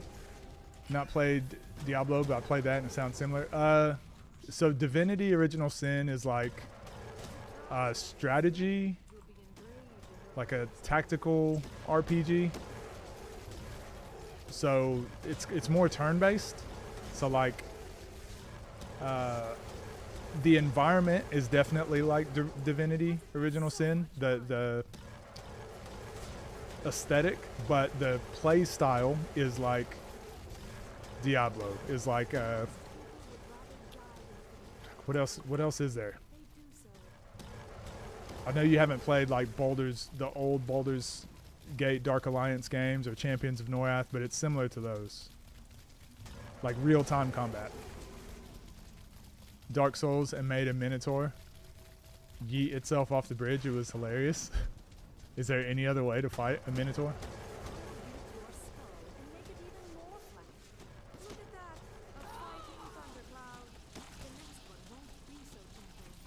So you know how Final Fantasy 14, when you fight enemies, it's kind of like everything is like cooldowns. So you go through like your cooldowns as you attack. This game kind of uses that system, except the attacks are more instant. The fighting is more like it's a bit more like real-time fighting rather than fully just like cooldown based fighting. I don't know.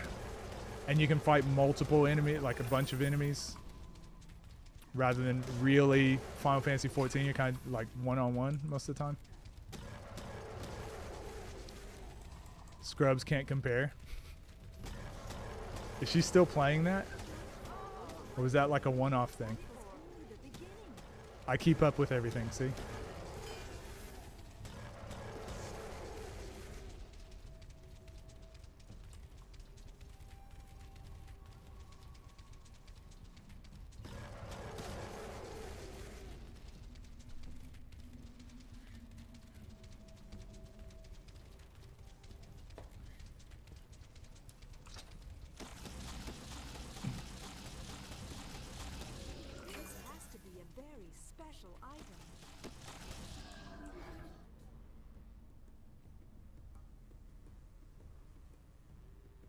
Amulet of Foreigns.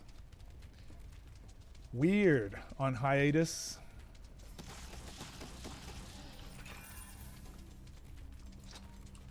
Dark Souls will do that to people.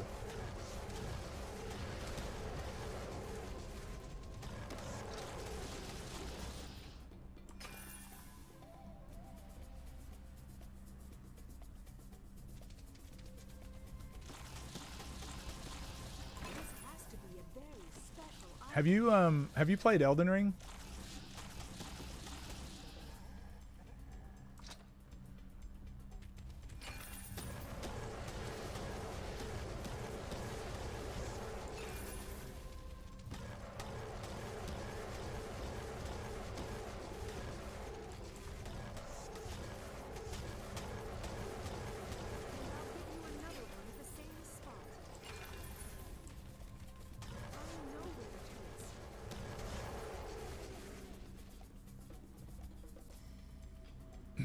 since 16 came out. I did Final Fantasy 16. We did Final Fantasy 16 on stream. Thank you for caring and keeping up with what's going on. We did it day one, mate. Day one. We beat it in a week or something. So...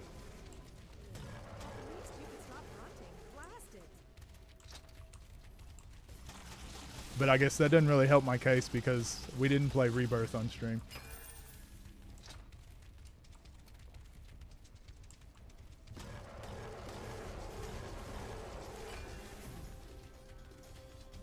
Cobra was there.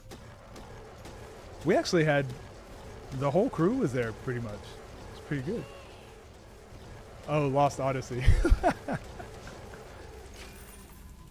Technically, yeah. My marathon will forever be incomplete until I play it. Key was talking about Lost Odyssey and said he actually didn't enjoy it too much. Said it didn't really stand the test of time.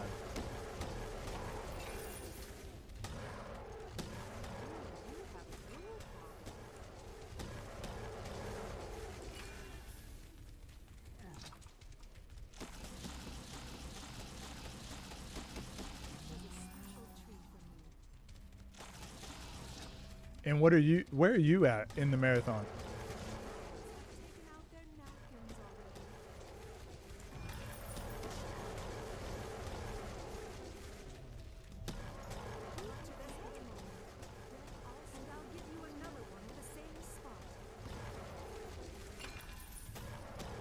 Words fail you? It's just what I'm hearing. Just what I'm hearing. Don't shoot the messenger.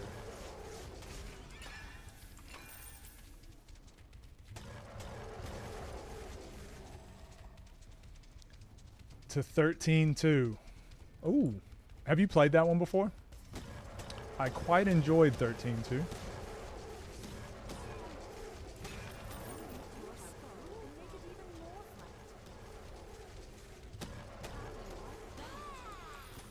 I'm looking forward to Lightning Returns, though. I'm not going to lie.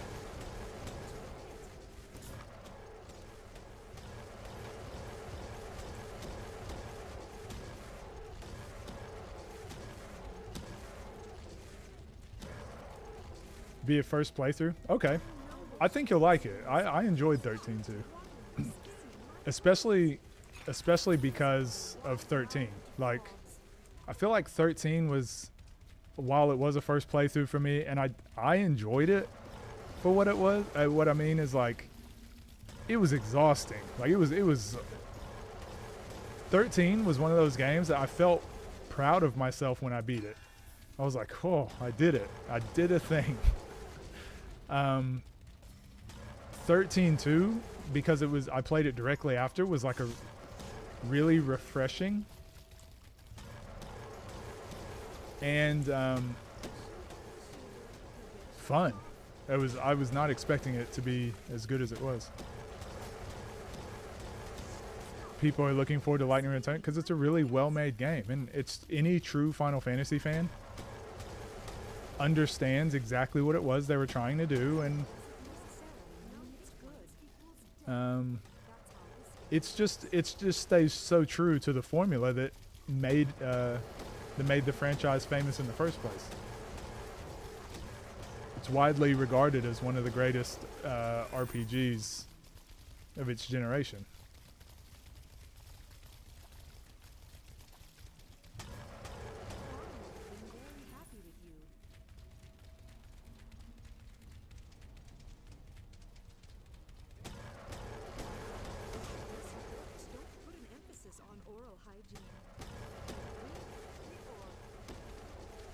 Feel like you're being dishonest? What? What? No. No. I will not get... Like, I would really get joy out of watching you play a miserable game. That's just... absurd. And knowing I'll never have to play it again, watching someone else suffer through a video game, I would hate that.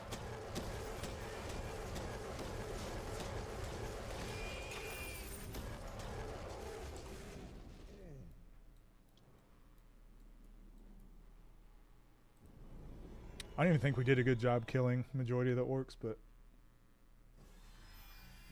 I lost track of direction, so I didn't want to like backtrack over certain areas. We may go back, go do like the orc cave or something. Run that a few times.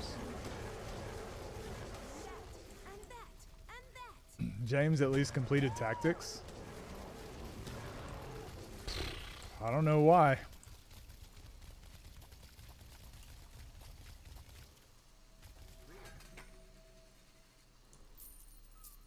How short the speed run is? Yeah, that is interesting actually.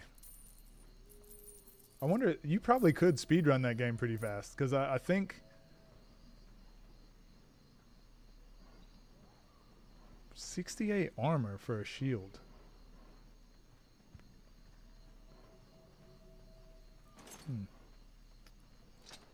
We might keep it.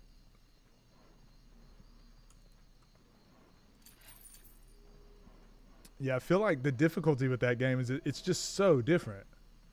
It's just such a different game that knowing what to do, everything you've played up to that point, you're just like, oh, I understand how this franchise works. I get it. Oops. We still have the shield equipped. Well, he couldn't hit us while we had the shield. But yeah, everything you've played up to this point, you're like, yeah, I understand how Final Fantasy works and whatever. And then Lightning Returns happens, and you're just like, what are we doing here? Who broke into Squaresoft and put in this random game?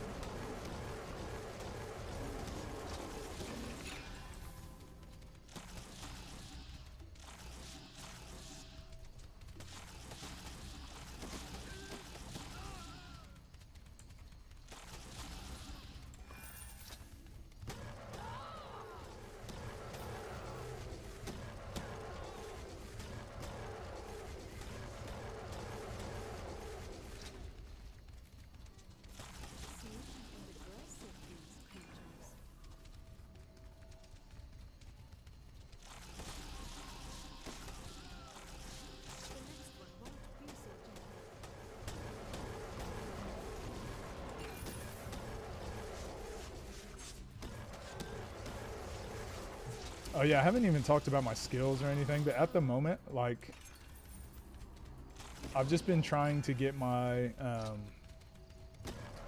tactics lore and bargaining back up to character level, because we spent some of our levels leveling like armor and other stuff, ranged weapons.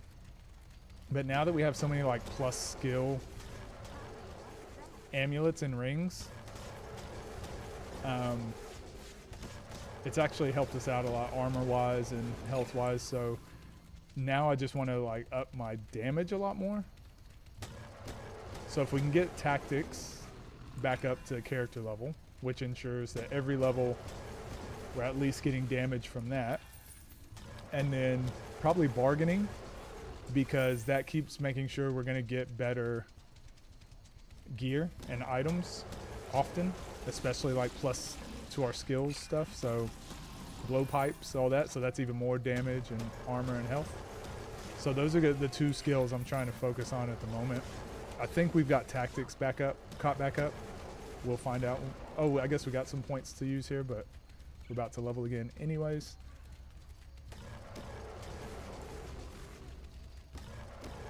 And then we'll do Capricious Hunter focus and Nature Weaver focus. I think that's the order that we'll get everything caught up to.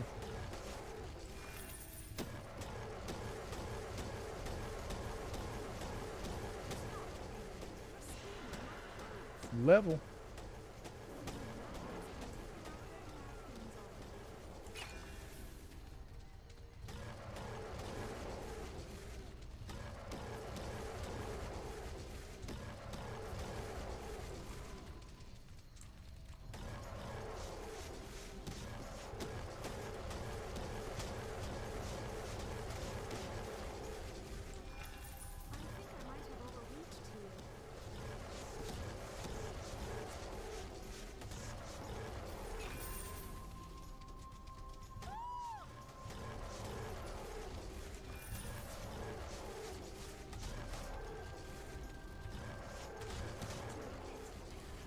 Alright, guess I need to decide.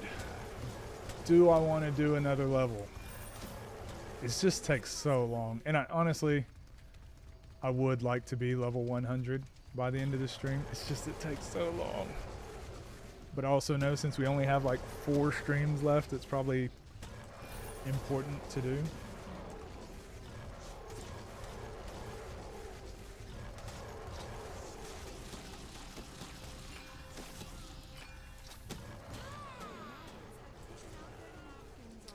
I think what I'm gonna do, we'll finish the jungle, and then I'm gonna go into Niobium a couple times, and we can hit up some of the shops. We'll just see if there's any, because the higher difficulty you're on, the better, higher quality items and weapons you get. So we'll do clear out the jungle, and then we'll go into Niobium and just see if there's any upgrades.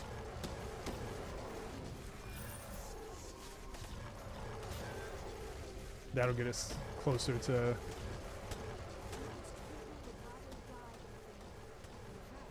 level 98 anyways.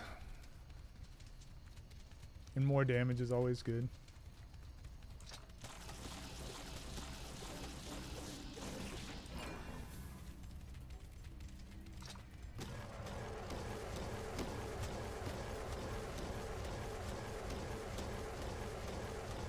Damn. Oh, it's because he keeps healing. I was like, why can we not kill this guy? He was standing in that puddle, and he had mutated, and so he just kept healing because he was standing in it. Mechanics.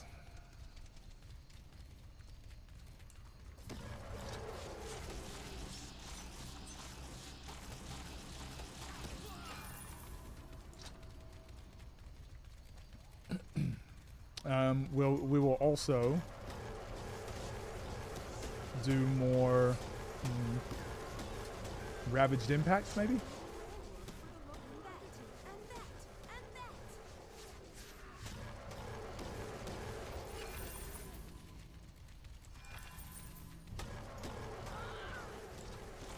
We'll just mix things up a bit, because mindlessly killing things for hours on end, not cool.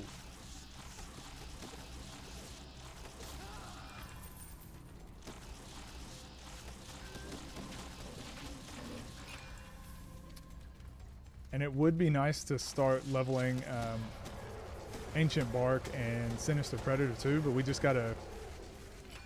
gotta level the focus first. So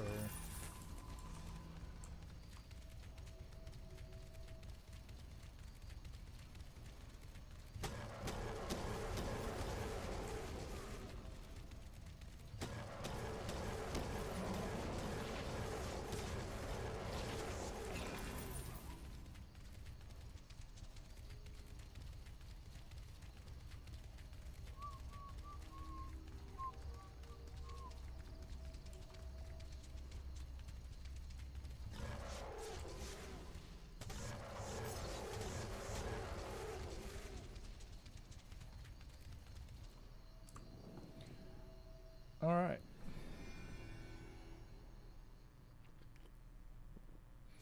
Didn't even realize that that little shop over there, I've never been, but something tells me there's probably some good gear over there. I should have kept going. Maybe next time.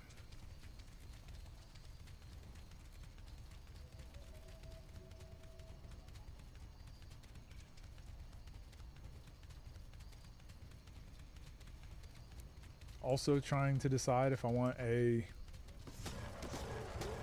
coffee. It's kind of late in the day for coffee, but I've been sleeping well anyways.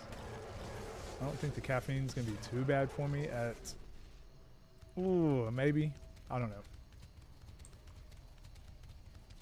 I don't know. Maybe not. Let's go this way.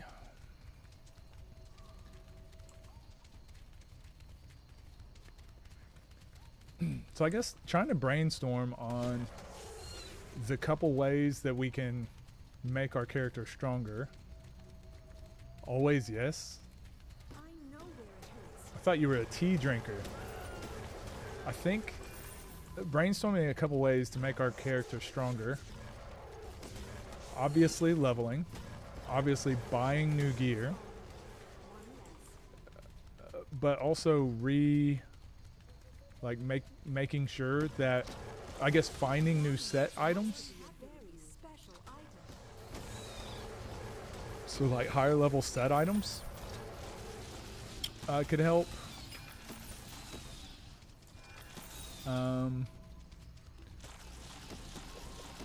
Relics.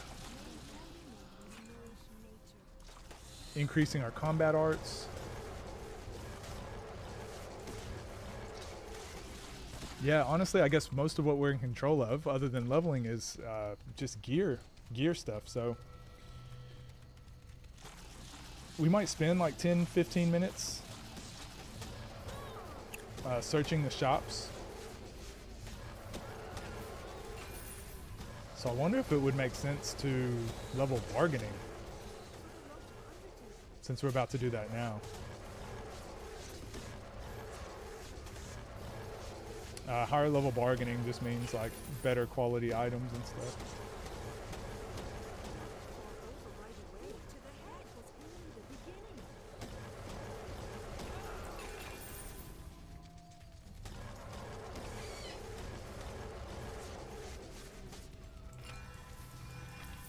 Alright, so we might finish the jungle, and then I might go put on a coffee, because Jesus Lee said the answer is always yes, so... Ooh, there's a juicy bunch of enemies.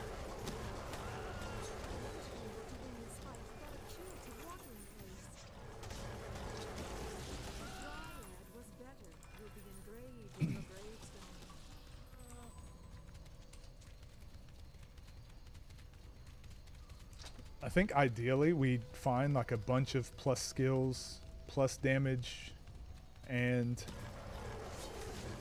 a better blowpipe whenever we do this run. This is the way.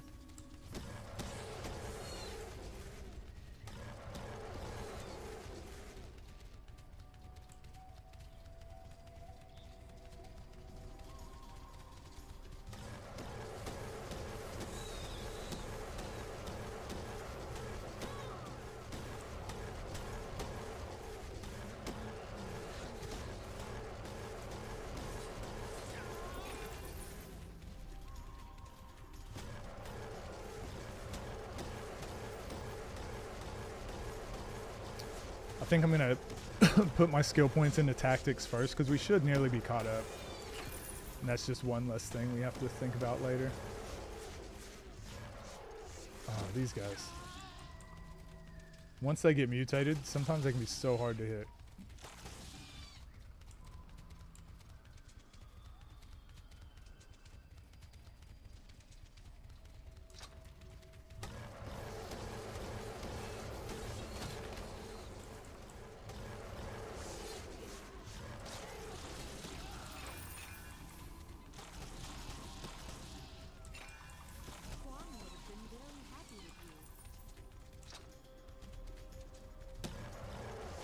Do you think you're close to beating Final Fantasy XIV, James? Or caught up, whatever?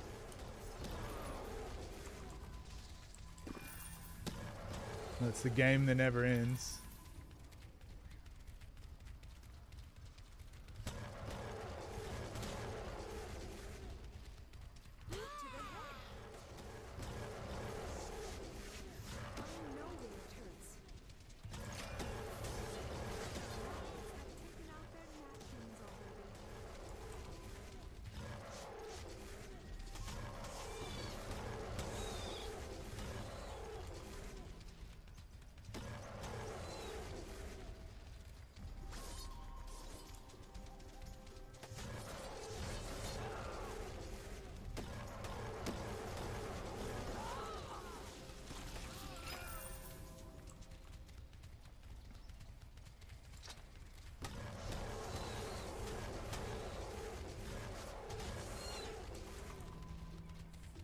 Two to 4 weeks. Jeez, I thought you. See, I thought you were caught up. I didn't think I didn't realize you had just basically started. Because I know I tried to play it. Was that last year sometime? Was that last year or was it the year before last? That might have been the year before last. Geez, it's been a while. I, for some reason, thought you had started playing a while ago, too.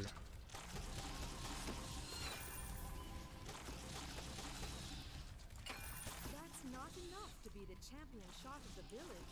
You'll have to practice a bit more.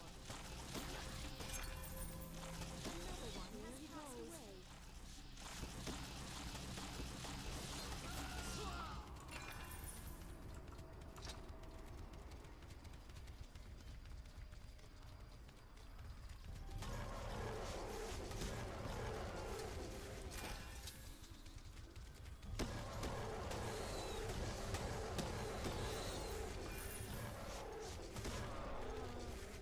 Man, my back's been so sore. I thought it was from gaming and sitting in the chair, but I actually think I've realized what it is. And I noticed it mainly because I didn't stream for a while and it was getting worse or still hurting.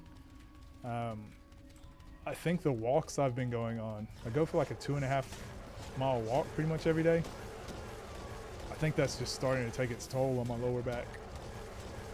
I started walking today, and as I started walking, it instantly, like, right where it was hurting, started, like, throbbing.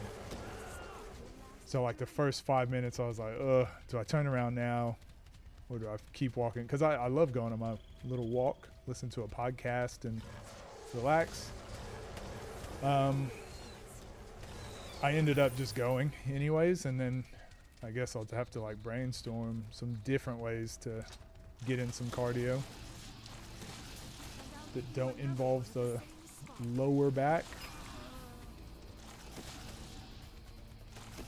So twerking is out.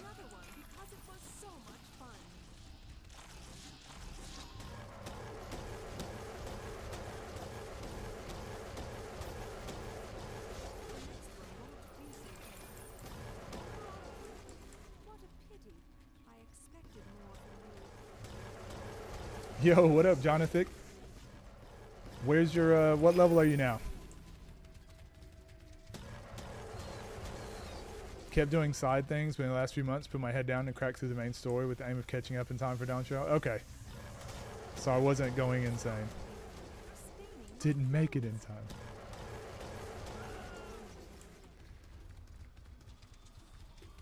It's because you're old now? Well, that's the main reason, I guess.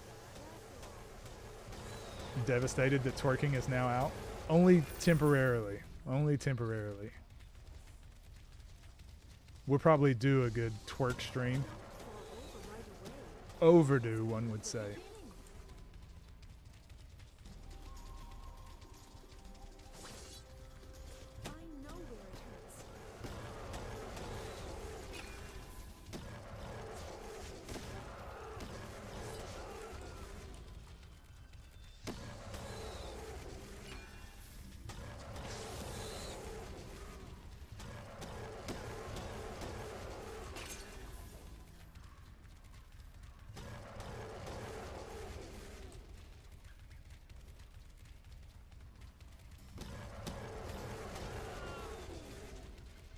Oh yeah, Jonathan, not sure if you're still here, but Morgan, another viewer came in earlier and said the servers apparently are still up, so you can play multiplayer. So we're definitely going to. G2G? GTG, I mean? What is that? Grand Theft Gato? Cat? Gato is Spanish for cat. Grand Theft Cat? I think. Nailed it.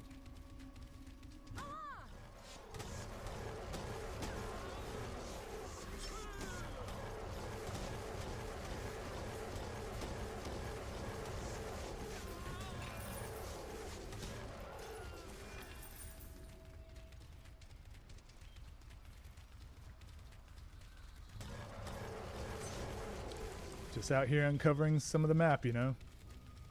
No big deal.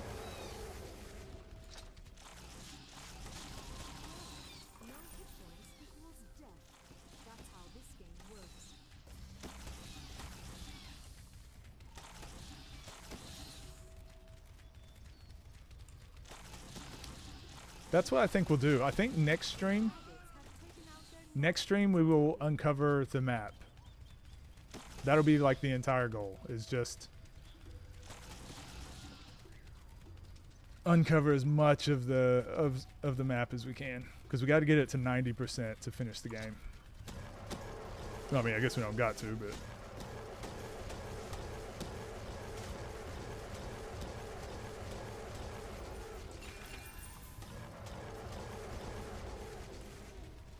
we'd be doing ourselves a disservice.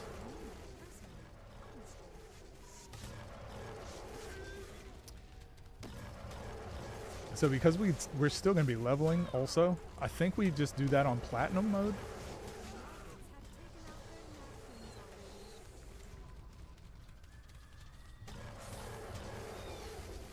Yeah, that's the plan. That's what we'll do.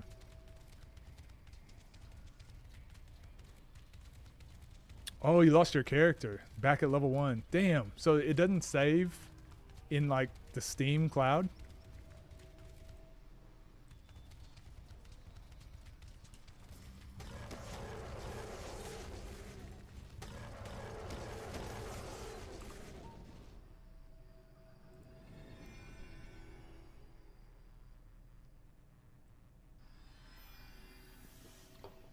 And are you going to go with the same character, I guess?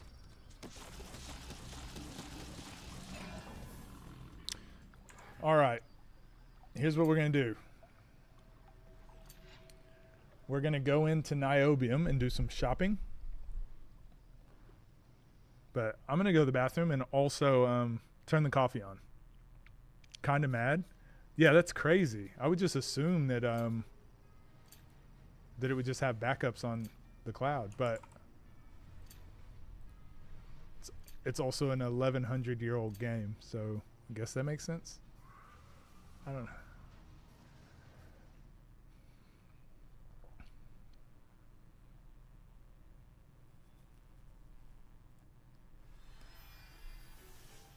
All right.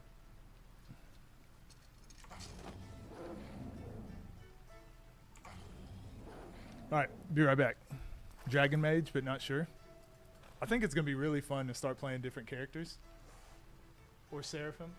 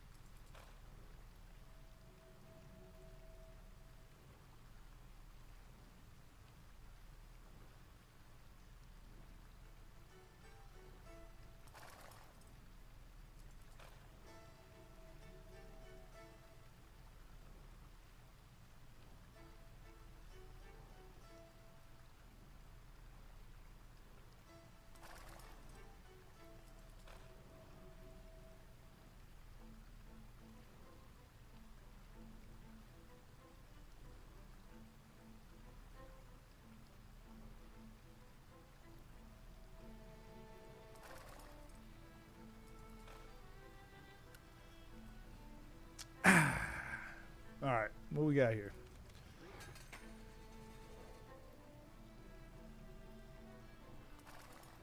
Not much. Oh, speaking of Dragon Mage, I got you some cool armor. Torx Spalders. For $195,000 it sold.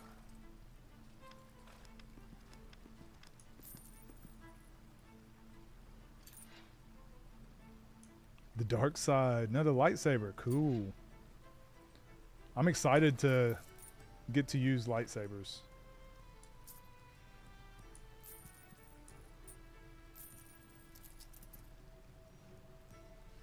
Opponent level for death blow. I actually think those rings are really good, right? Meaning like once they get below 30% life, they just die. Okay.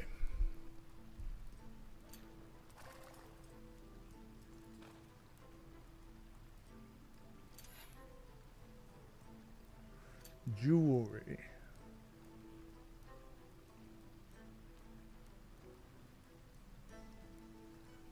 Nothing. Okay. This can replace that.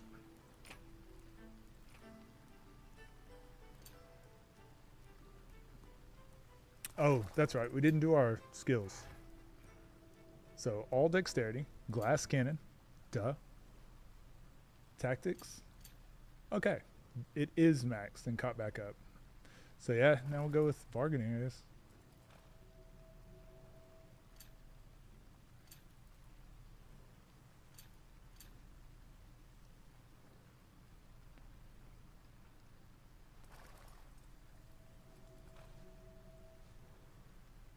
I'm just trying to think. We could do like plus skill, more plus skill stuff into armor, and then wear that when we want to make our bargaining go even higher. But at the moment, it's probably not worth doing a bargaining set. All right. Oh, that's right. So these guys can carry rings and stuff too. It's probably worth checking them on niobium. I lied. We will do rune exchange.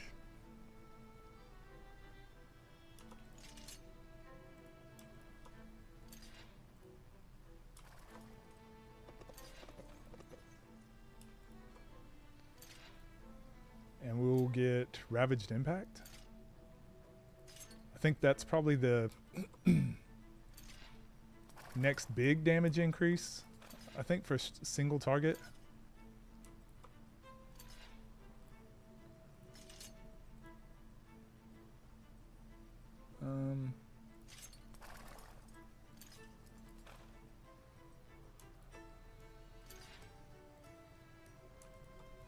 Scything Sweep.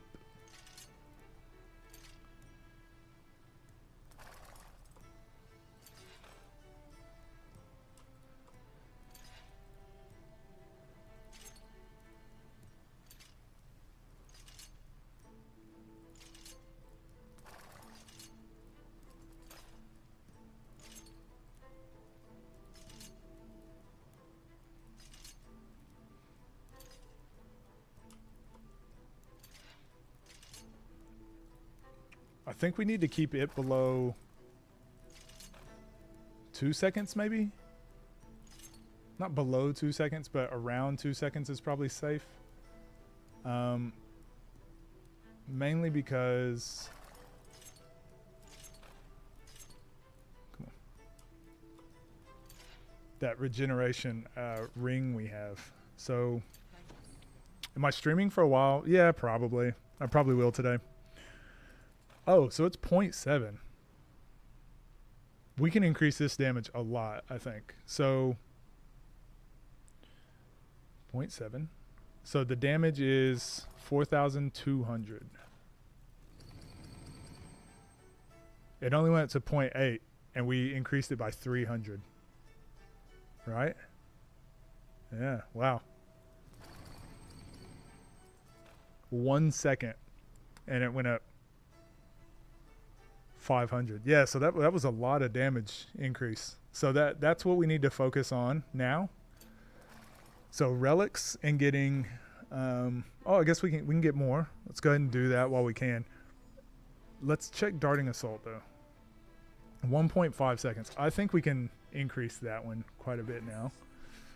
And again, this will just make farming quicker. I didn't realize this was skills we don't need.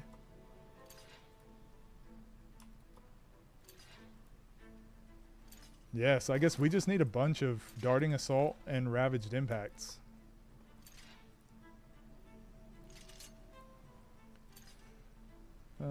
We have tons of ancient bark, sinister predator. We'll use these. We really don't need any other skills other than those 4, I suppose.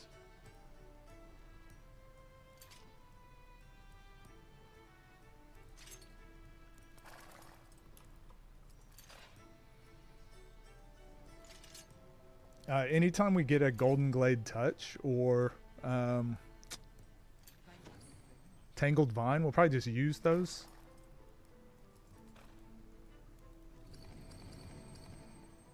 Yeah, 1.7. This does 3,400. Darting assault just does not do nearly as much damage, which is to be expected because it's an AoE, but we'll have to see if that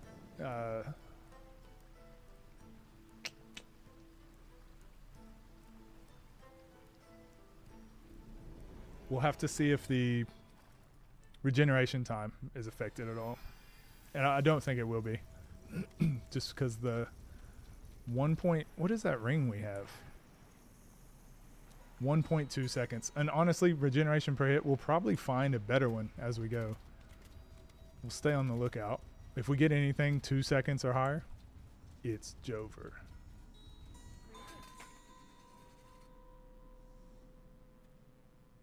All skills +4. Okay. Weapons, nothing cool. Armor. I think we can get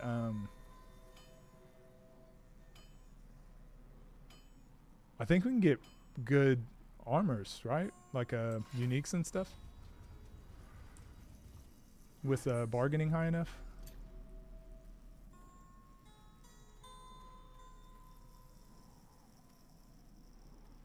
Damn.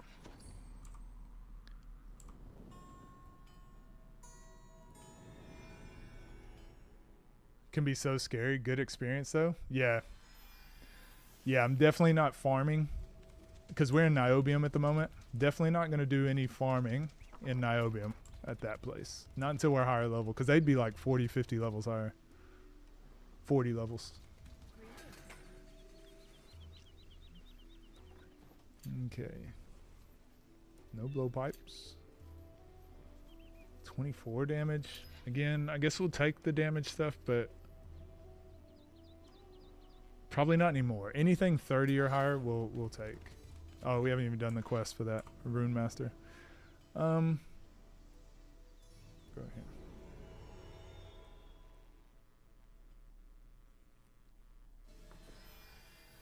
Yeah, we've been doing all of our farming lately in platinum. I'll probably do that until like 105 or something. Just doing some shopping for now. All combat arts +5. Haven't seen one of those in a while. There we go. We'll take like a 28 damage. Just because that'll. Okay. That'll replace like some of the lower damage ones we have.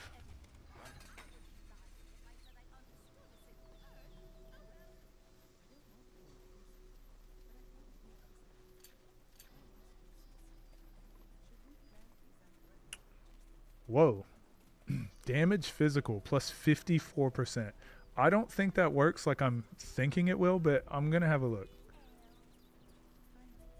We've got plenty of money. All right. No. Okay. I was about to say. Yeah, our damage went way down.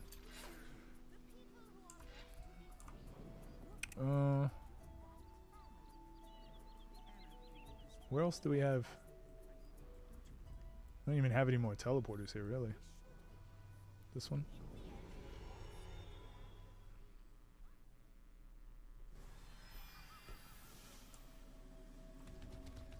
Ooh, there's an elite up there.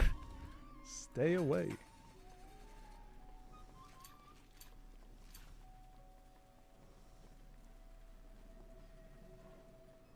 Okay. Absolutely nothing. Let's do one more run of that. We'll do one more shop in Niobium, then we'll go back to Platinum and do a couple more levels. Damn, we've already been streaming 2 hours. And it does seem like I get pretty much a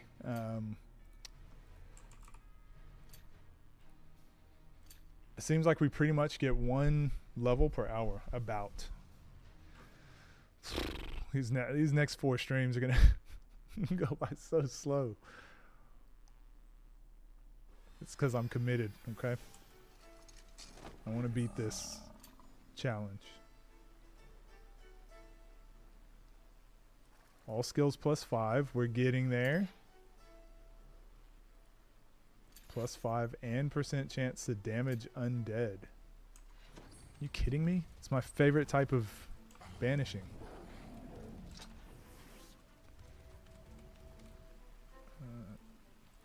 I know we're not planning on fighting, but I would like to have my buffs on just because we are in Niobium. And if an enemy does attack us, we'd instantly die. All skills +5, but spell resistance +26. That could be good too.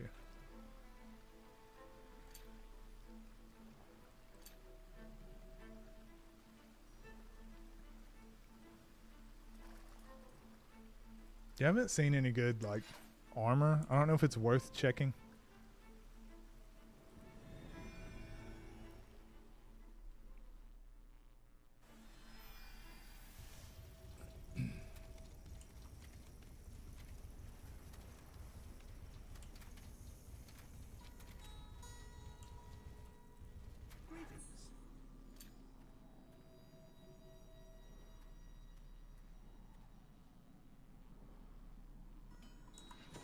Okay, you're worthless.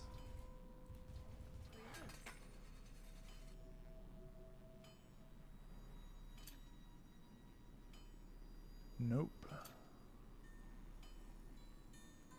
28, whatever. Okay, that sucked.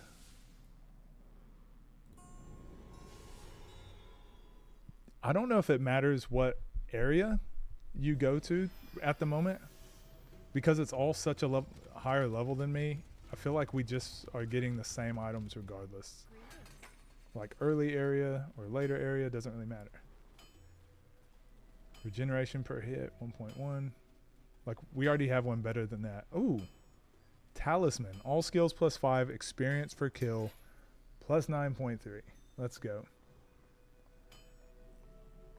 Oh, chance to evade or vitality. Oh, this is a pendant too, +5. Okay, well, you're both excused. Damage will go up a little bit, but I think our defense goes up more with all skills.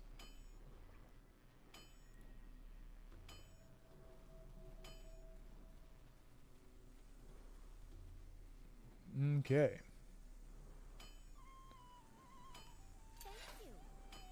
You're welcome. I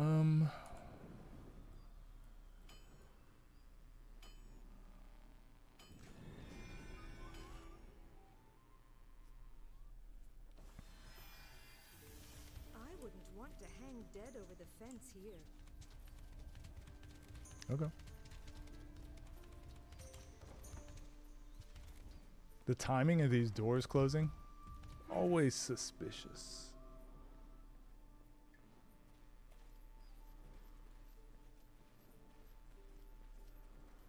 All skills +4.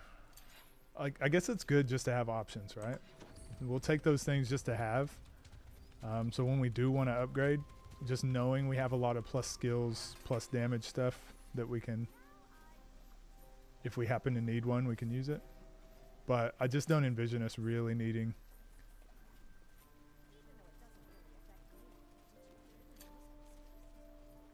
anything less than what we already have. But you never know. Better have it and not need it than need it and not have it. Okay, we're pretty much done. Let's go level some more. Looking forward to playing another high elf. Remember how we had the fire one, pyro one? We'll probably do a firewall or just a fire in general, fire high elf. Then we'll probably do one of every character, if I'm being honest. Nothing can be as difficult as this freaking hardcore playthrough, right?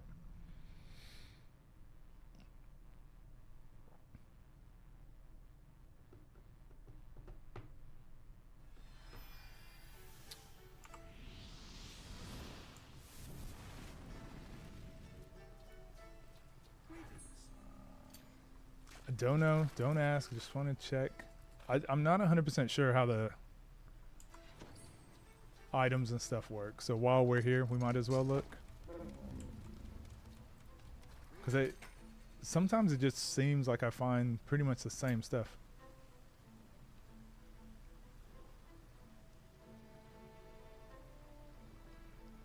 Yeah, same stuff. Nothing at all. Alright, let's go fight some orcs. I'm probably at the point where I'm going to start using mentor potions a bit more too.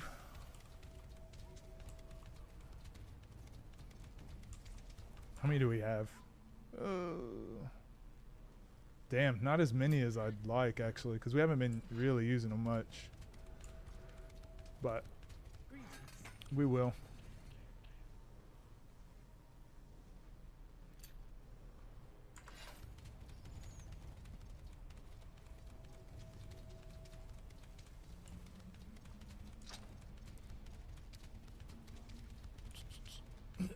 So darting assault we did make stronger, not much. Ravaged impact does like 600, 700 more damage now, which is good.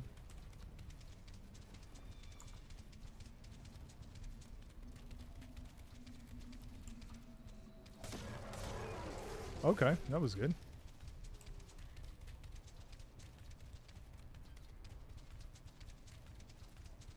Oh, thank goodness. You actually came back this time.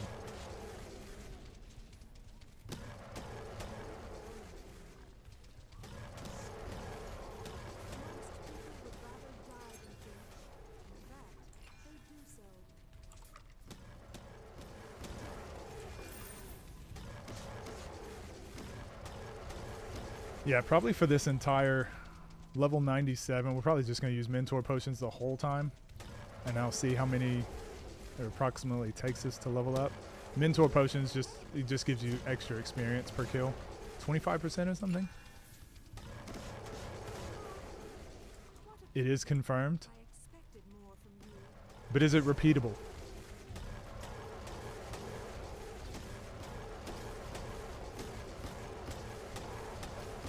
Need more evidence for this theory to check out.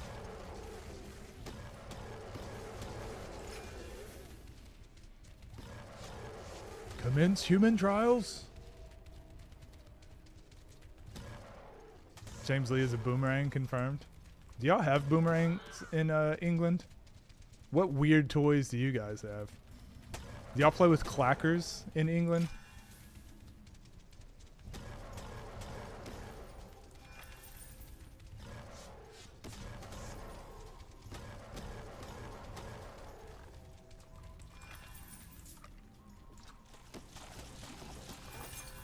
Oh yeah, Ravaged Impact is insta-kill. It might actually be fast. Well, I say that and then we run into like 7 enemies. For single targets, absolutely faster. For 1 or 2 for like anything 3 and under, probably Ravaged Impact, I would imagine. It's like instant.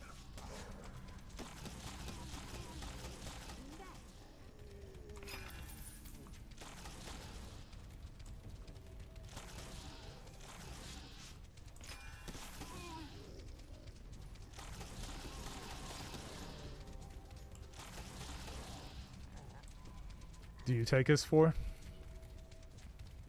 No, what's a famous old school English toy? Oh, Blobby. Blobby, that's right. Y'all got Blobby up there.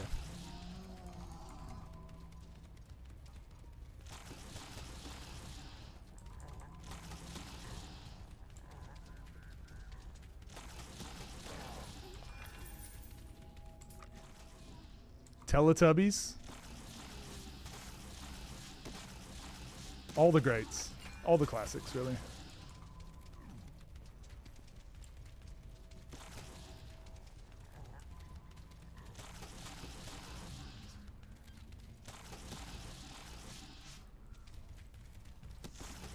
Miserable, wide-mouthed frogs.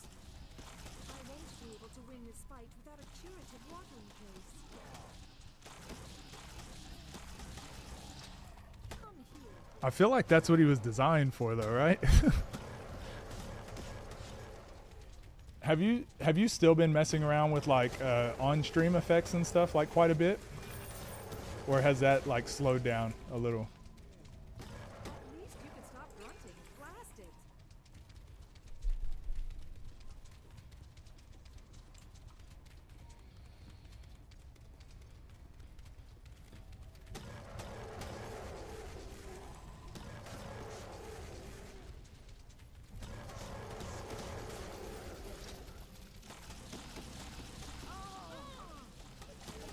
Miserable, wide-mouthed frogs.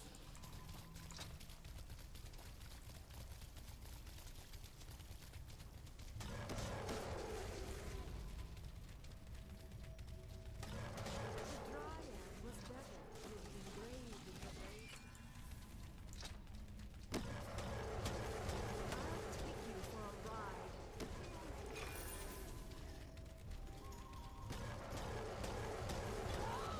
Dangerous enemies. Maybe too dangerous.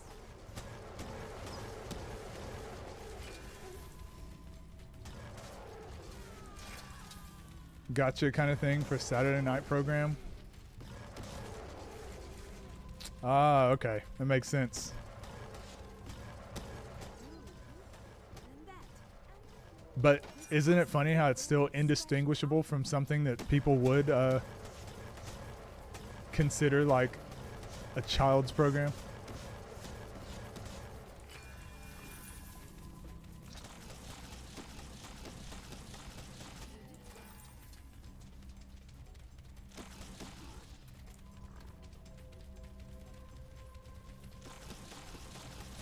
Miserable one.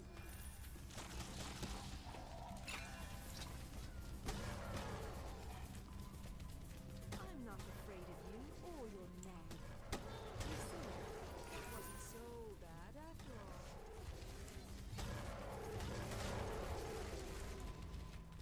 He did get a real TV kids show. Life is so crazy, it's real. I know them.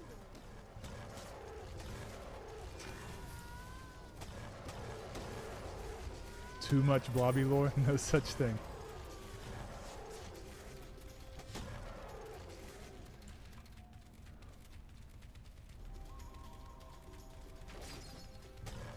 Did you... No way you're still streaming? I only started like 2.5 hours ago. What up? Or you just mean in general? Like you thought I'd give up by now. Did you hear my question, James, about stream effects and stuff?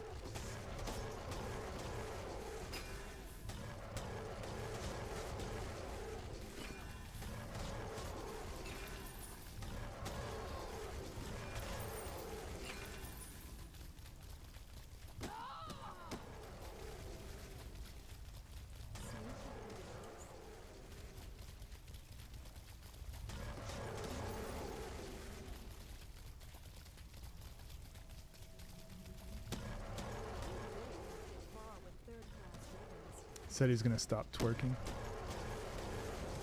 We do have that on tape. Run it back. Run back the footage.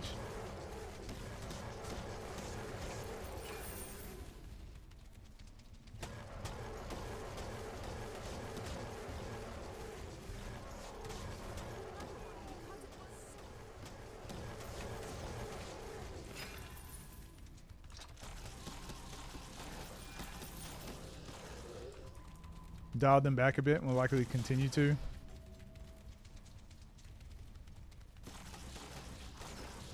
Oh, that's pretty cool.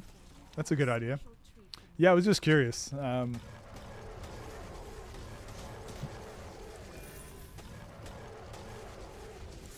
just remember for me, it was like, it was taking so much effort to constantly be coming up with new things and just staying on top of them as they would break or whatever. And then as the games changed, like you needed new themes and stuff to change.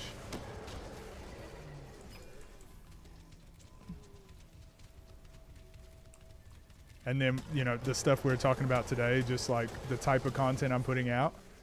And also just the way that YouTube just works. It's just different on YouTube, obviously.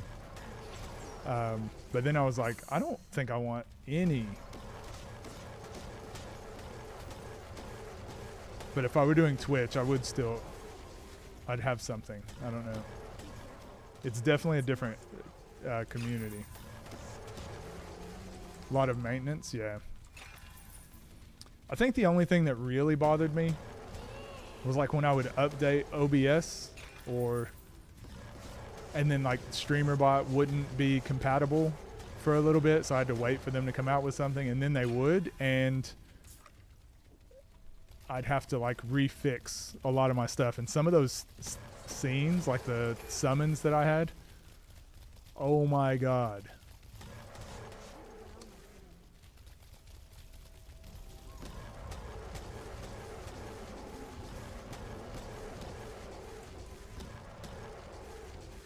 Not worth it.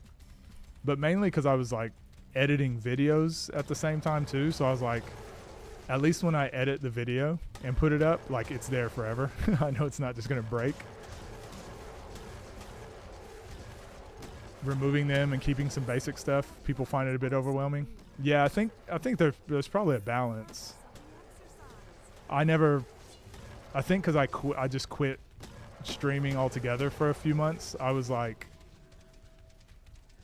it's going to be too hard to go back in and get everything the way I had it. So I was like, it's probably fine for me to do like a clean break. And I do suppose it also just depends what game you're playing. I found like some games, it needed a lot of redeems and stuff to keep people interested. But then other ones I felt like, especially when we did like Final Fantasy 16, which you didn't know I played, by the way. Like when we were playing that on stream, Kingdom Hearts people did a lot too, where they were like trying to interrupt certain moments on purpose.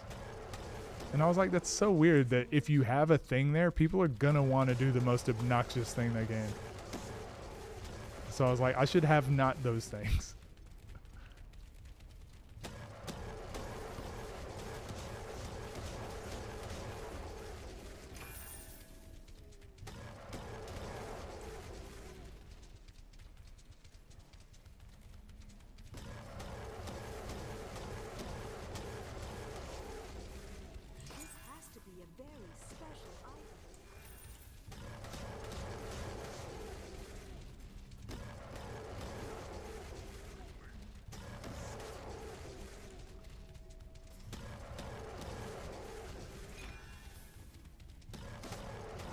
Yeah, I think I had I think I only got it working to where it was like everything was disabled.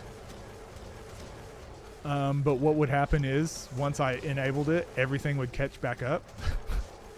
And I was like, oh, I can't be bothered going in and setting it up to where people don't lose their points and all this other stuff. And then I was like, you know what? Because I had people complaining that I wasn't redeeming them. Or reimbursing them, sorry. And I was like, you know what? No more points. You get nothing, and you will like it.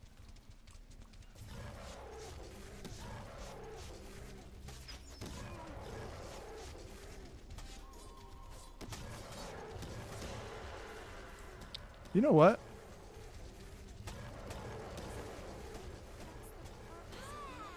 That went far faster with the mentor potions.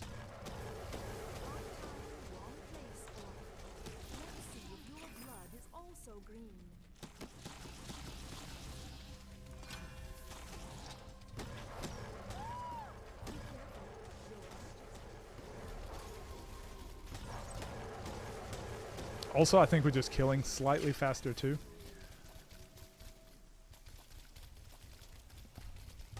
Don't even queue them. They're lost. Yeah, that's a good way to do it, I think. Why didn't I think of that? Fuck.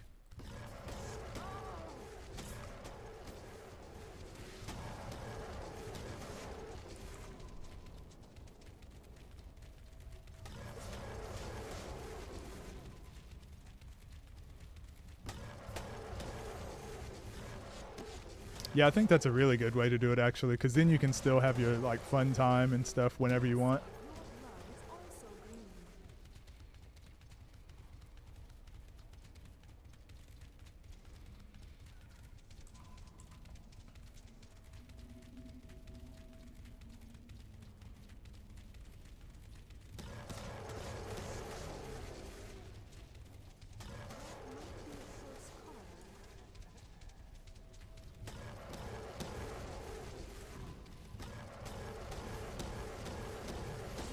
Are you gonna put your playthrough of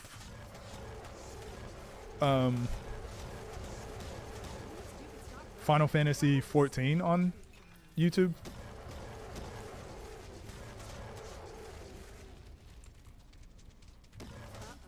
I hope I haven't overestimated my capabilities here.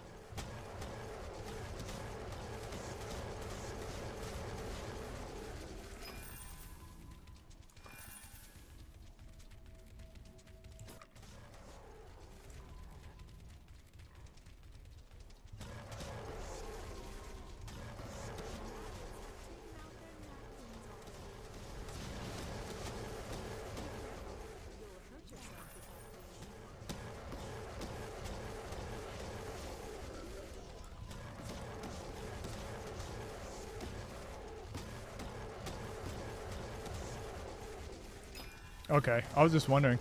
I was gonna say your 14 could be the first one where you put like, where you try to do that thing where it's not specifically numbered, but what happened in the on that live stream can be like themed.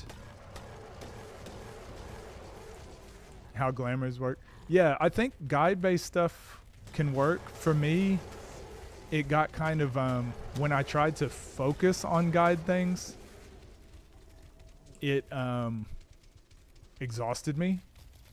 But if you can find a way, and that's what I'm doing now, if you can find a way to play the game and enjoy it, but as things come up, you can do the guide stuff with it. I think that's the perfect balance to keep you from like burning out or feeling like you're just doing a playthrough for a guide, because then you won't enjoy playing it. I think that's a good way to go about it, and then still be able to get your other content out of it too. Segmented videos, lots of potential. Yeah, I would think so. And you could even make it, you could like kind of plan it out if you wanted to. Some games are harder to plan than others. This one, I'm practicing a little bit. I've been trying to plan my streams. As you can tell, like I do the title and thumbnail before the stream. So like trying to have a goal has kind of kept me on track and kind of details what the live stream is about. So like today, obviously getting to 100 was my goal. Other things happen, other things come up, and if I need to, I can go in and make another thumbnail and title for when it goes up later. But at the moment, I haven't done that. I've just titled them kind of what my goal was going in and then left it. So mainly it's practice for, you know, once I get to Dark Souls and other games where I want to do it the same type of way. I'll already kind of have had that practice in to know, like, I don't know what's going to happen, but I know like what kind of goals or what kind of titles things kind of work and maybe interest people. On stream moment that I edited into a guide. Yeah. So I did one recently on this game. Well, it's my most recent video. And again, it was like a test. But at the same time, I know it will help some people. And I was already explaining it anyways. But I knew kind of how it works because when I used to do those chat segments, at the beginning of every stream, we would always have like a segment. And then for a while, I was doing one per stream. And I would upload those onto my premium channel. And I actually really enjoyed that. And so I kind of want to get back to... So having all of that content kind of on here.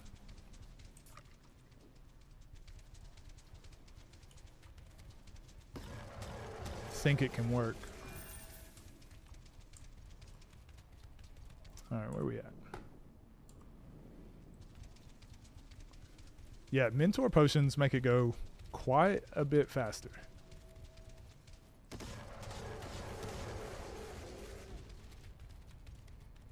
When there's enough enemies.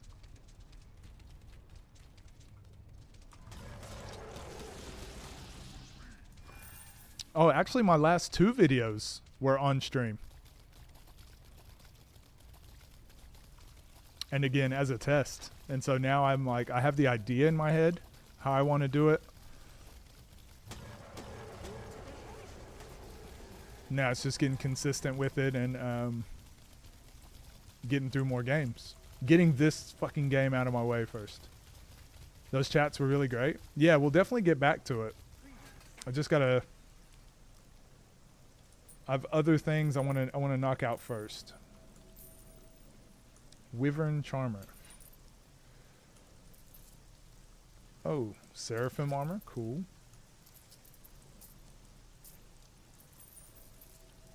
Chop's Eye. That's a Cyclops, right? Not in this game, but just in general. The Catalyst, that looks cool. That looks cool. No swords here though.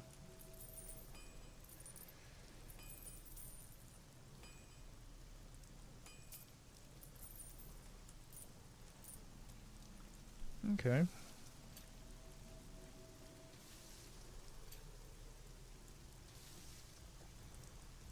All skills plus 4. Okay. All skills plus 4. Okay. Damage 18. Gross.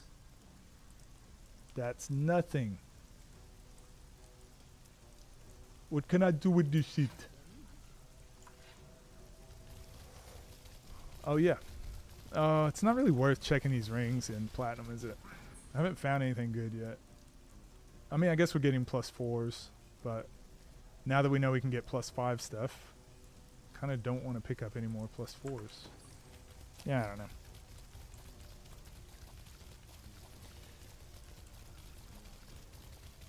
Melon cover your hat. Well, I've only got 2 of them left, and one of them is a workout hat. So it's the one I wear when I want to get all hot and bothered. And the other one is just my casual when I feel like being not hot and not bothered. Cold and unbothered.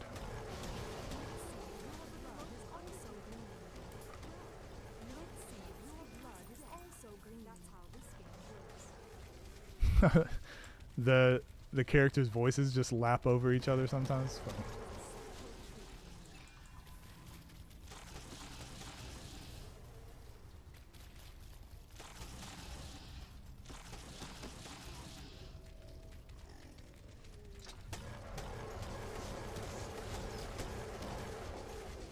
So even though we've only gone up a few levels, I actually think our damage has gone up quite a bit.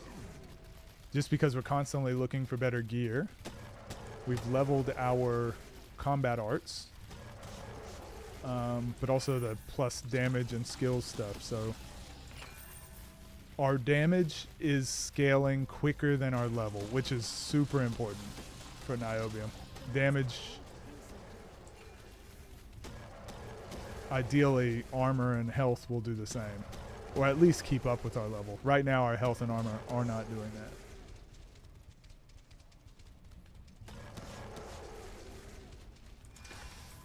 All right, Jesus Lee, thanks for stopping by. Get you some good rest. Yeah, we need to set some time aside to properly catch up, but that was probably like a good little, we kind of like know where each other's at. So now we can probably have a productive chat or Discord convo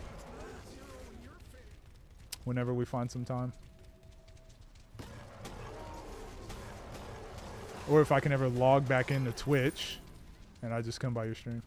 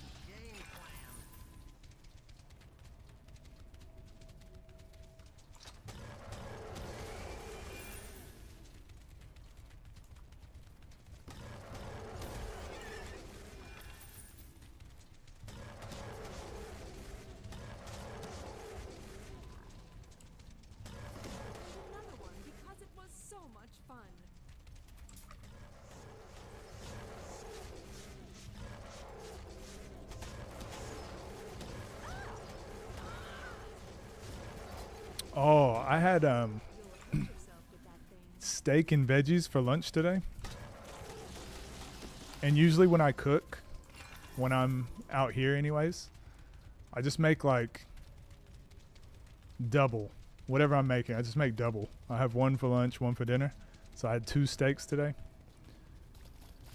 One that I had for lunch, and now I'm like, oh, that was so good. I'm already thinking about having the other steak for dinner. The meal's so nice, you can eat it twice. And then I just had like frozen mixed veggies. I probably had too many. I like heated up like a whole bag of frozen veggies. But I was starving. At least you could stop grunting. Blast it.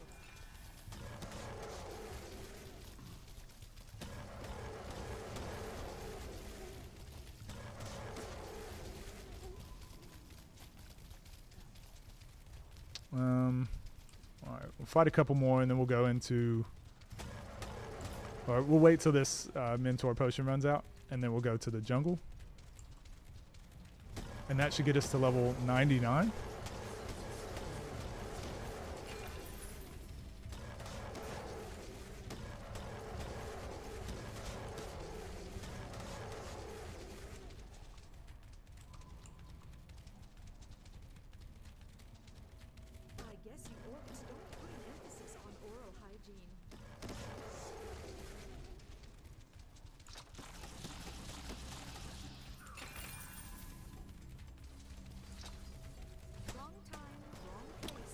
A couple other guides I did think about from making for this game though, and we'll probably do it on our other playthroughs when we're using other characters.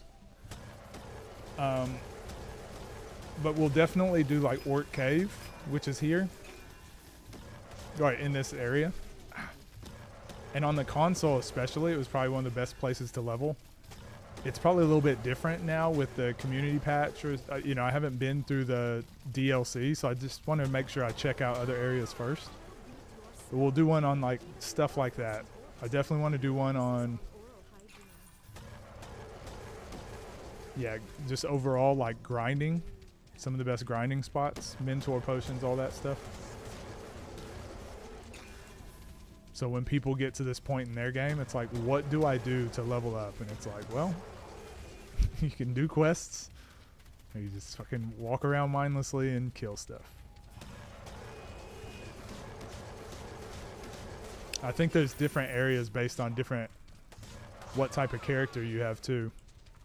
There's like a viperish diseased dryad you can make that here in the desert you can infect like a group of enemies. I don't know if they took it out in the community patch, but definitely on console you could do it. You can infect a group of enemies, and if you ran fast enough and infected enough of them, it would start because the way that like loading in enemies worked, if you could spread it fast enough or run fast enough as you contaminated a group of enemies, it would end up contaminating the entire map without you having to actually physically do it. And then if you set it up properly, you would just you could just stand in the middle, and as all the enemies died, your experience would like go through the roof.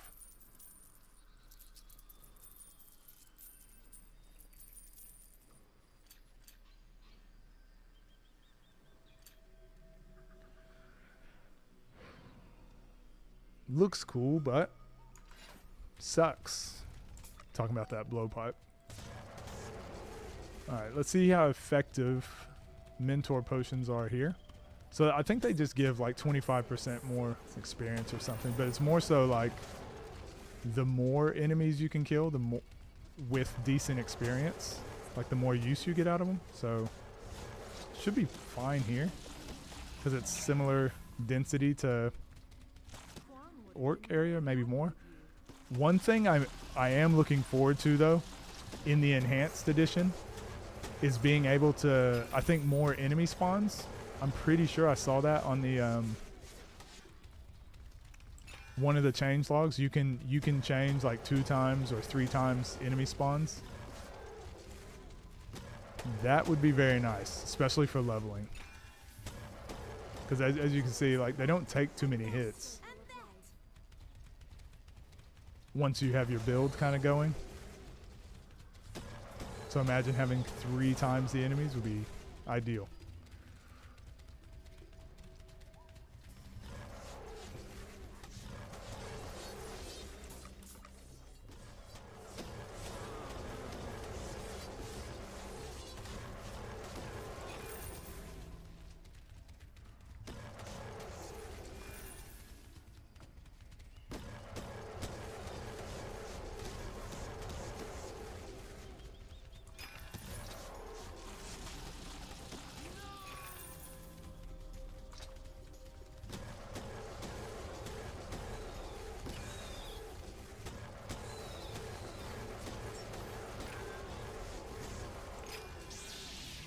Another lightsaber.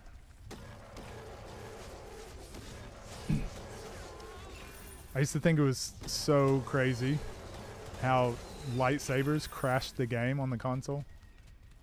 And then I played for like 2 years without knowing that.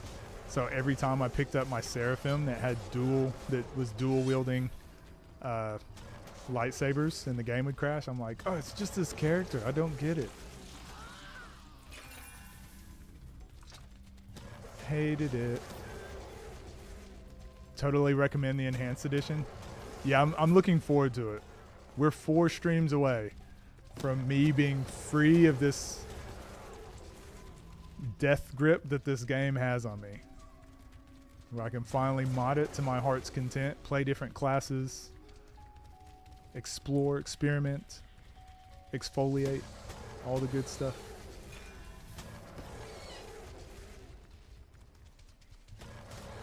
Oh yeah, I forgot to grab my coffee. Whoops. That wasn't so bad after all.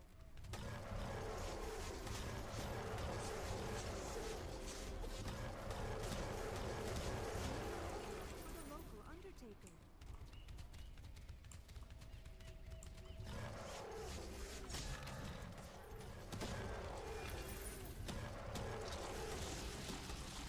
Be careful. You'll Are there like graphical updates and stuff too in the enhanced edition?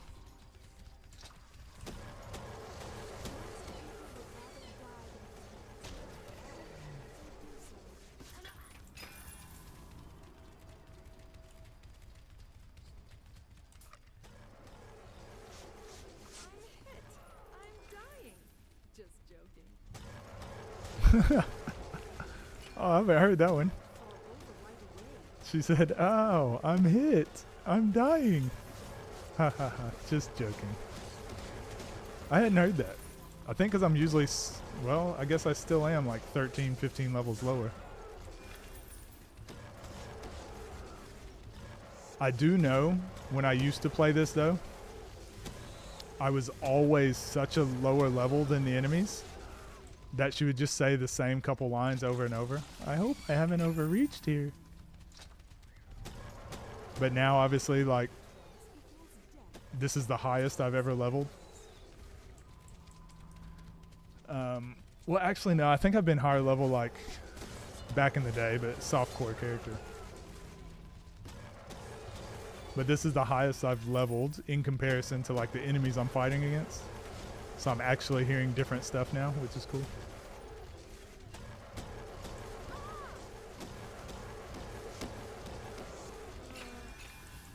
So we get 5,900 without the mentor potion, or was that 8,000 with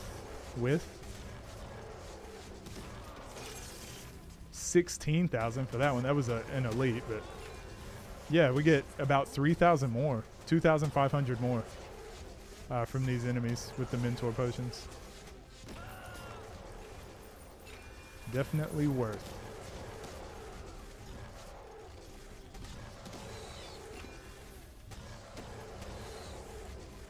I need to find which enemies it is that drops them the most, so that I can farm them for a bit.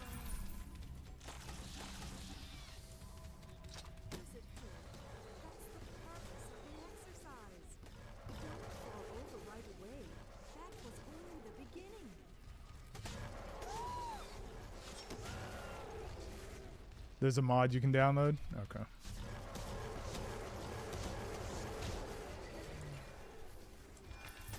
Yeah, I think enhanced graphics would be sick.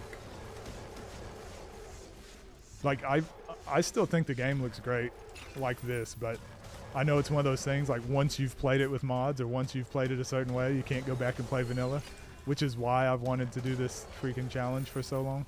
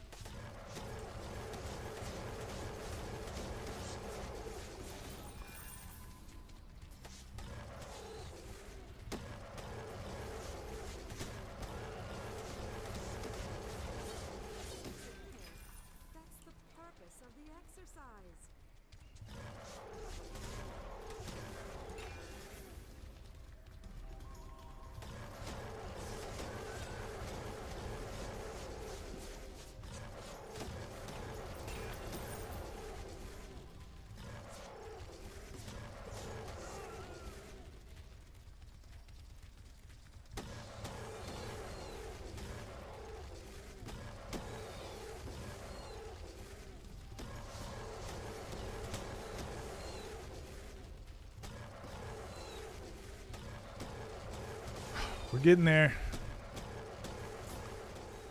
Slowly but slowly.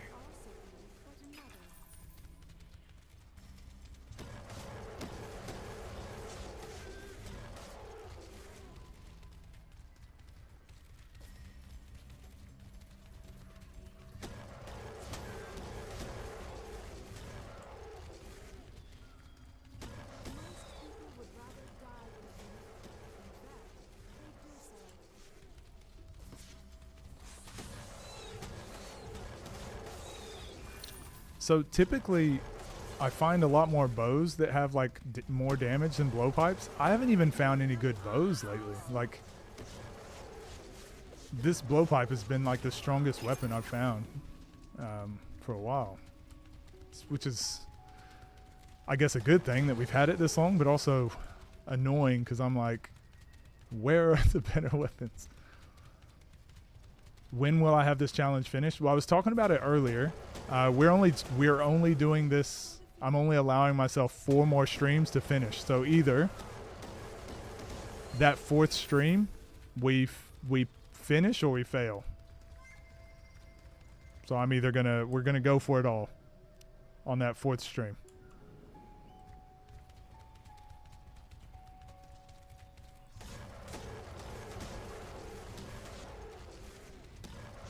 So I think with the couple things I'm wanting to do is 90% map completion. So next stream, more than likely, is going to be that. That's going to be the goal, is just to get as much map completion as I can. So hopefully 90%. I doubt I do that in one stream, but that's the majority of that goal. Beating the Guardians on Niobium, and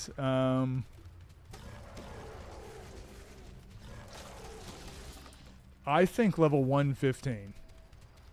I think level 115 is fair, at least to beat the game. I would prefer to be higher, but I think that's fair enough to say we've done everything we needed to do. Anything else is just icing on the cake. 4 more, huh? At 100%. 100%.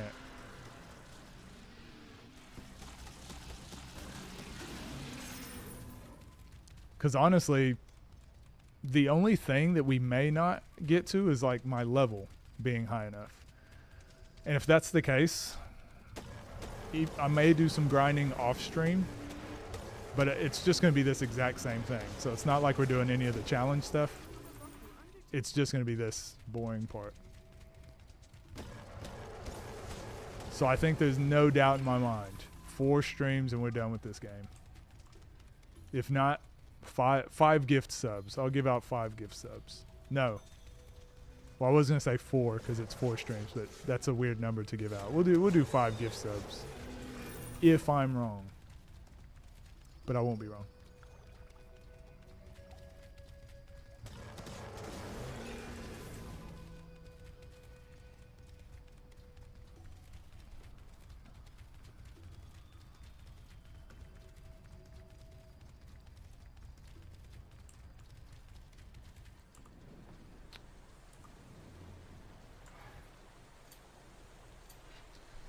All right.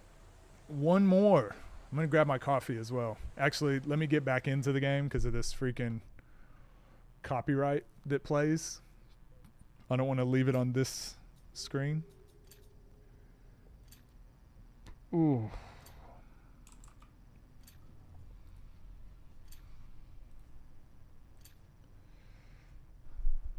I actually, like 2 hours into this, I was like, there's no way we're going to get to level 99.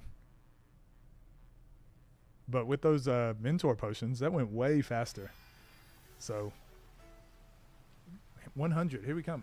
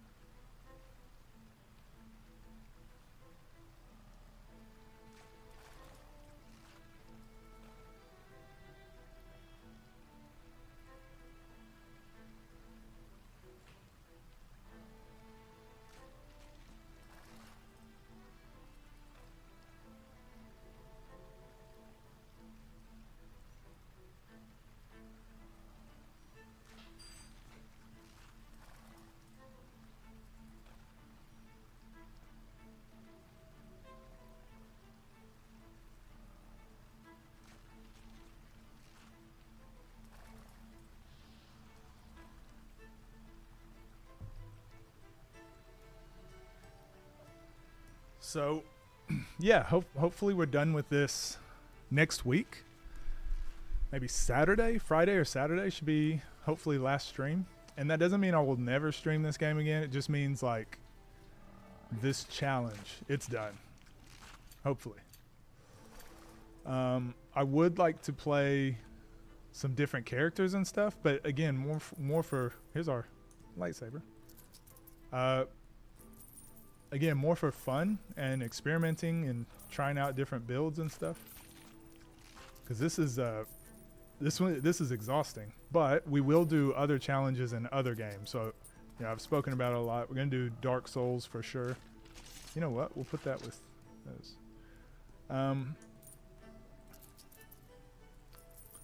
Definitely gonna do like Dark Souls. Some other roguelikes probably. Some other bullshit. I don't know. I don't know. I don't make the rules. All hail chair.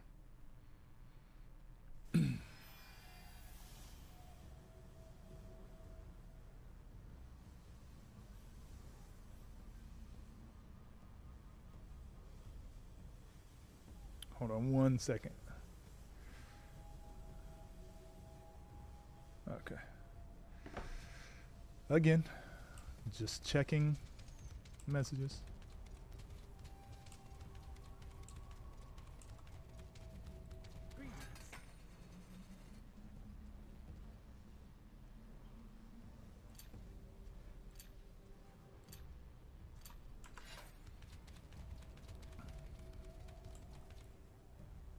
You know what? We're not going to put any points into anything yet. Not till we get to level 100. So then we can spend all 10 skill points at one time. Meh.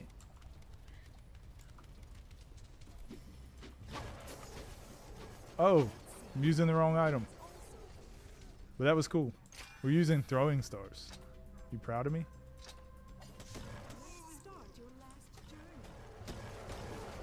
Because when you use throwing stars, like throwing items, you can use a shield too.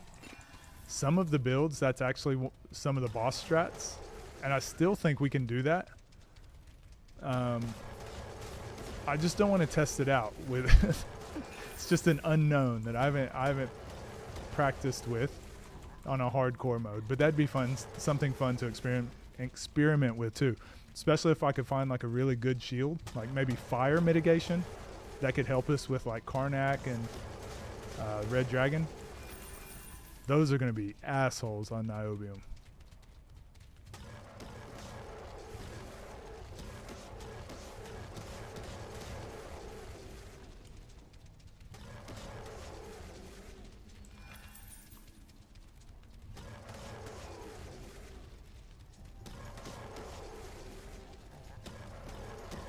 Yeah, our kill speed has definitely increased.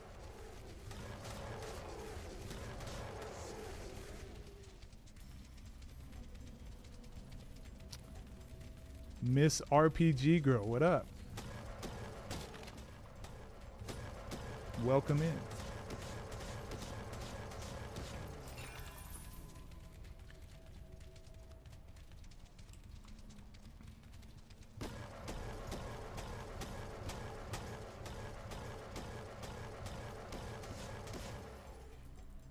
Frozen. What level we at now? What up, Rob? Level 99. My guy. Almost 100. You like how that shows up in chat? Did it? Oh, like the emote.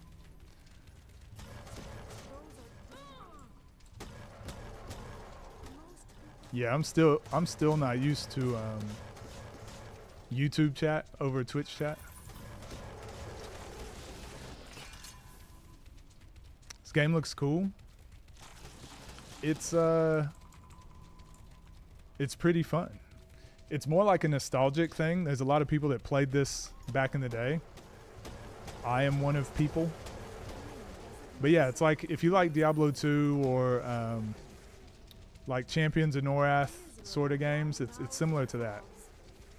It's about to be mission accomplished for today anyway. Today's goal was to get to 100 and we're almost there. We'll probably actually keep playing because the last hour it's actually gone really fast. Our progress has. So I'll probably stream past level 100, but I thought it was going to take far longer.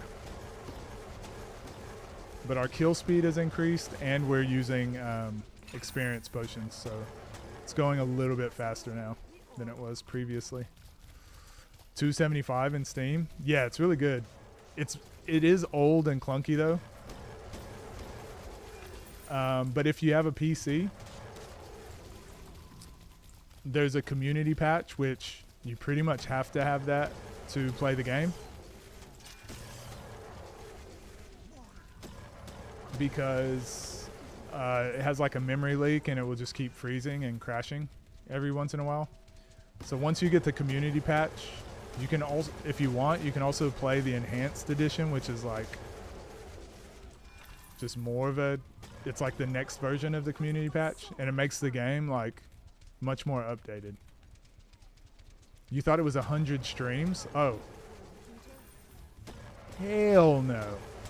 Never, ever, ever in my life. Kidding, because do y'all remember? Y'all might not have been here for this. Whenever I was streaming over on Twitch, we did like a stupid amount of days in a row, like 100 and something days in a row. 120? Never again.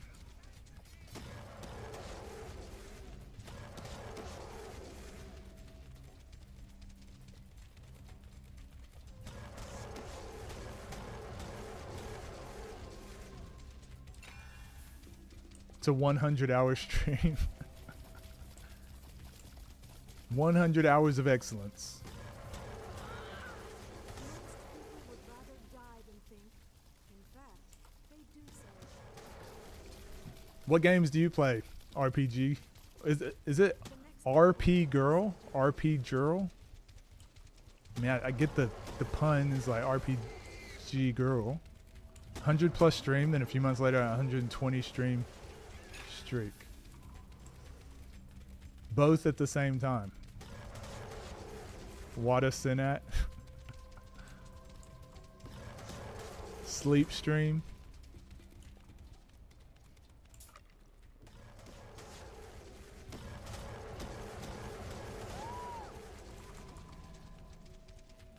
At least you could stop grunting. Blast it. Some say RP. All right, I'll say RPG Girl. Because I heard it from the source.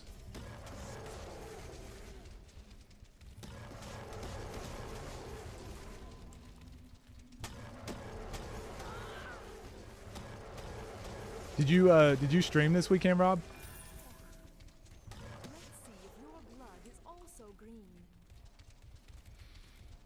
I probably need to turn the light on soon. It's getting pretty dizzy. That's dark in thug terms.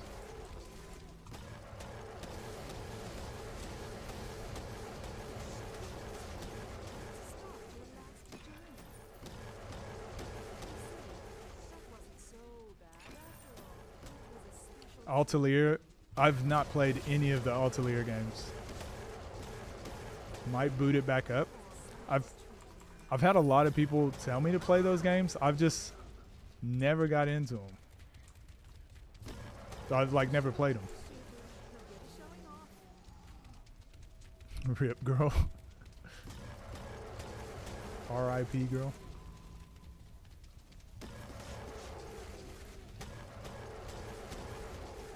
Oh, just finished your stream? So I actually might have seen either your thumbnail for going live, or maybe you were live whenever I went live. That's what made me think of it. You beat Illusion of Gaia today, Terranigma next. Did you end up enjoying it? Gaia? Terranigma, one of the greatest of all time. Use the G at once. That didn't work well. I think it worked. I think it was fine. Of course, you'll get a lot of people. They're like, it's not RPG Girl. Actually, it says RP Girl. But who needs those people? Do you stream on YouTube or Twitch? make it even more flat. If you ain't never played but don't like crafting, I recommend. Wait, I don't like crafting. Oh, no, I do. That's a lie. I love crafting. Lulua, if crafting is your thing. Ryza. So, Are any of these like new gen One less. on YouTube? Okay, cool. I might have to check it out.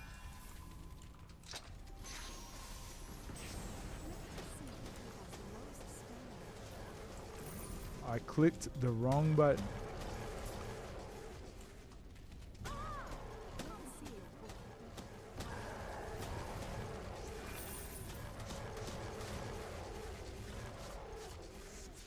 Ryza is new. And Lulua, am I saying that right? Strangely mature for an early 90s SNES game, which I really dig. I feel like, I was thinking about this not too long ago. I actually feel like the RPGs back then were more mature, but we just didn't notice because the graphics were cartoony and games are for kids. But I feel like a lot of the RPGs were like that.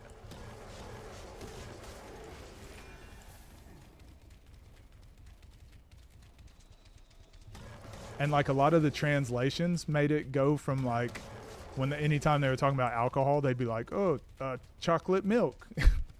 So I feel like some of that misconception came from that. I feel like they were a bit more mature though, right?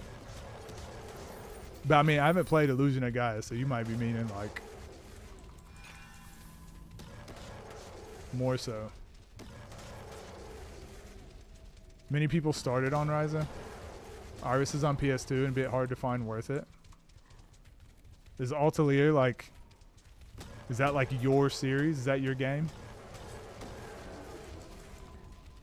Every RPG gamer kind of has their series. And when I said RPG gamer, I really meant RP gamer. Showing off.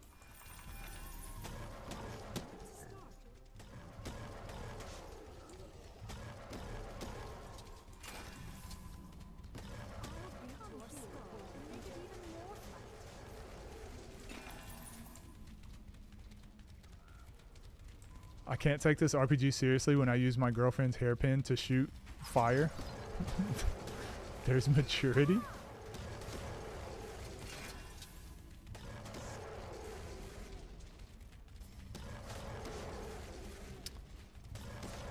Final Fantasy, none of recently, and Star Ocean. None of them recently. Final Fantasy's mine.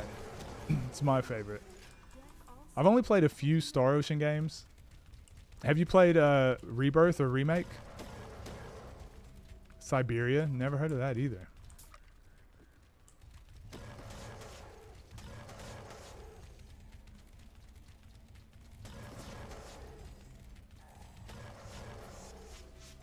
A little bit of lightning outside. Lightning returns. Final Fantasy 13.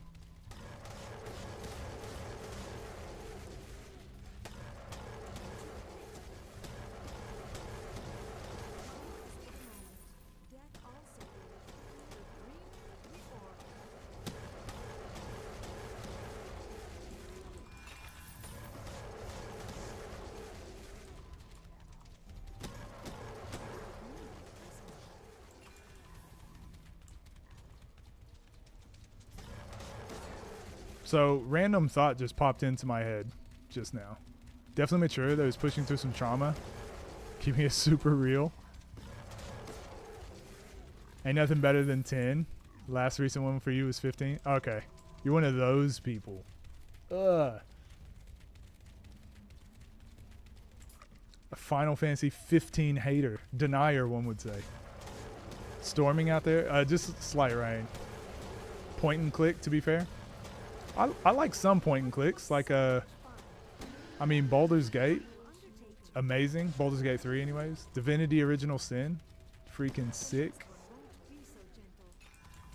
Second favorite game. Old series, started back in 2001 or something like that. They got 4 games out for it. Okay. Maybe you can teach me about RPGs.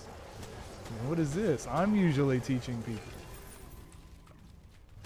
Oh, yeah, so weird thought. That was in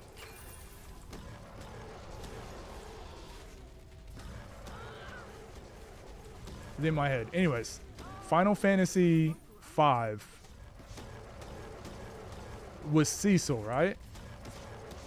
Cecil, whatever you want to call him, but Cecil was the main character, right? Final Fantasy 6 was Terra and I guess Celeste, and both of their names, aren't they like some sort of have to do with like Earth, stars, weather, whatever. Then you had Cloud in Final Fantasy 7, and then Squall Final Fantasy 8. So Cloud is cloud, Squall is like squall, like a storm. And then Titus Final Fantasy 10. 9 was freaking Zane. Is that right? Like they just skipped that whole thing? That's not right. What's his name? But also Final Fantasy 12. I mean, I guess they didn't really have a main character in 12. But then 13 goes back to Lightning. And then 15, Noctis. 16, Clive. Zidane, that's right. But does Zidane mean anything? Like to do with weather or anything like that? FF4, that's right. 5 is Bart's. Bart's or Butts. It's weird how they like sometimes it's like that's their main thing. Make the main character have a name that represents weather or solar system in some way, or I guess the universe in some way. And then it's just like, nah, fuck it, Clive.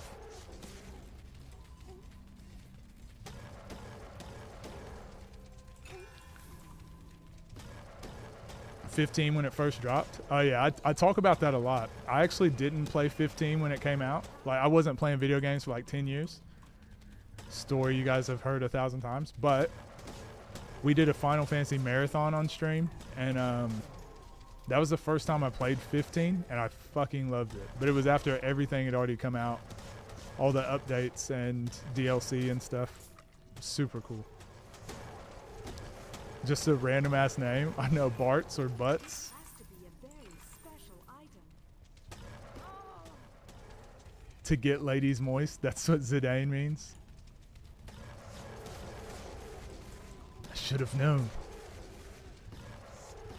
Oh, it's about to storm out there like crazy.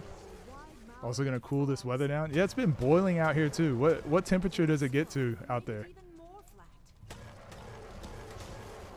Titus? But Titus is like tide, right?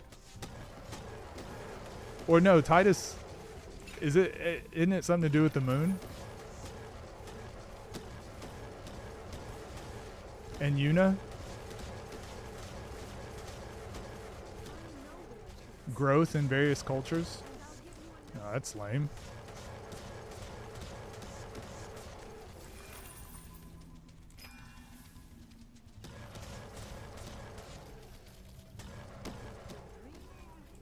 Not going to do the updates. I'm sure it's better with the updates, everyone says, but I was standing 10 toes down on that. No, I get it. I get it. We were having this conversation earlier this week. Maybe it was last week. Yeah, it was last week. About sometimes I won't play a game based on principle. So when people say they don't like 15 or they're not going to play it, I get it. Because it should have come out as a full game. Like you can't charge full price and then not give us a full game. But I played the Royal Edition, I believe it was. And it was on sale when I got it too. So I feel like I got a bargain because I got a full game and some DLCs for like 30 bucks, 20 bucks. After all the issues were fixed and everything. No idea what Titus means. Today was 93, but it was 98 at one point last week. I hate the heat personally.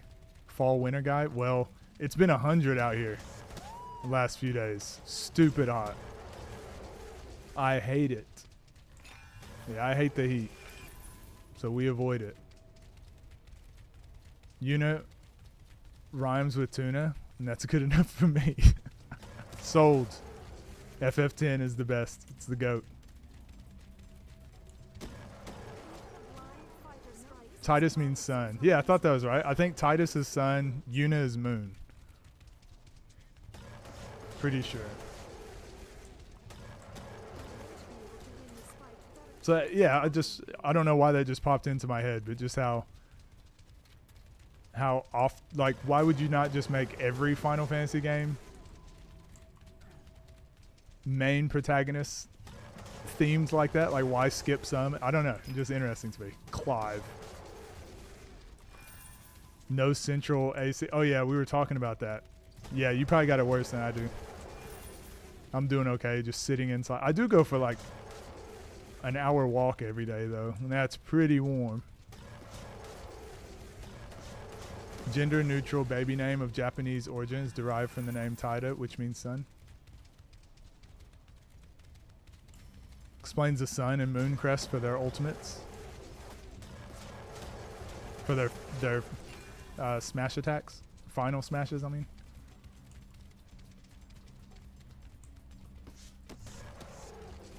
Alright, when this mentor potion runs out, we'll go to the jungle. We've got fun and games. Is that how the song goes? Welcome to the jungle.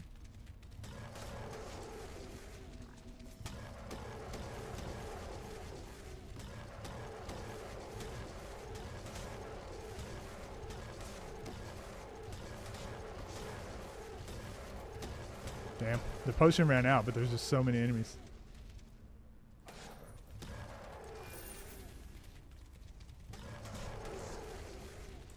Always playing in water. Well, he is, I guess.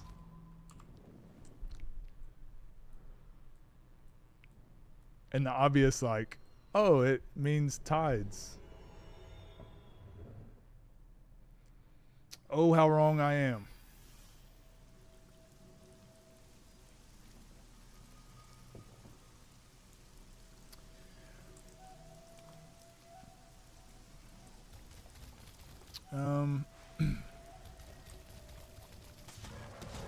Oh, we're back in the lightning. If you guys don't want the screen to flash, I don't know. Fuck. It's so terrible.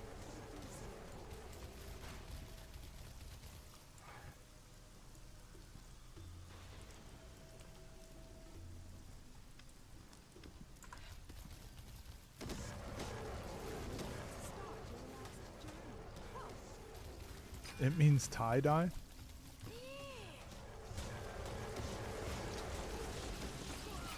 You anger me with your jokes.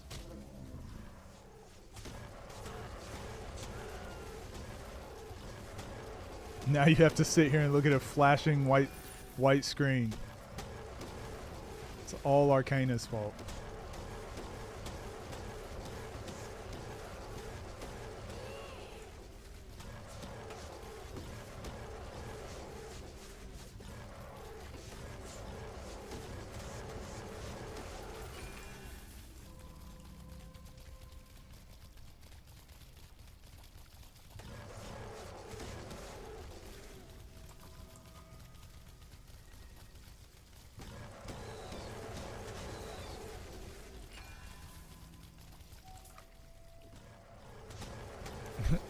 You're welcome. I actually happen to like white screens.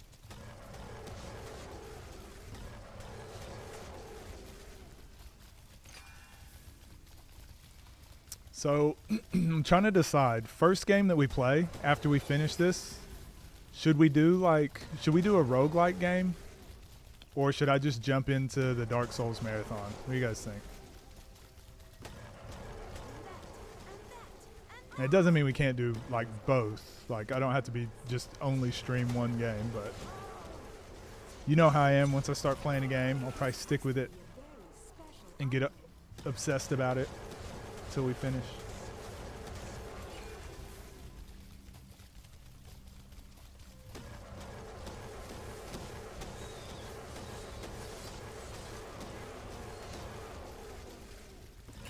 Voting for Dark Souls?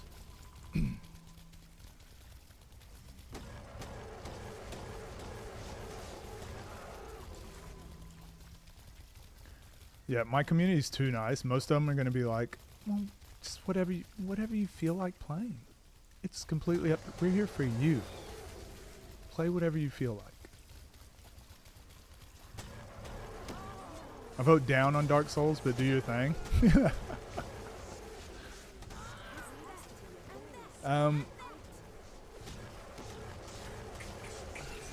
Because we have to start with Demon Souls. And I've got to go get my PS5. I don't have my PS5 with me. But I would either be doing, if I did a roguelike, we would either be doing Dead Cells or probably Darkest Dungeon.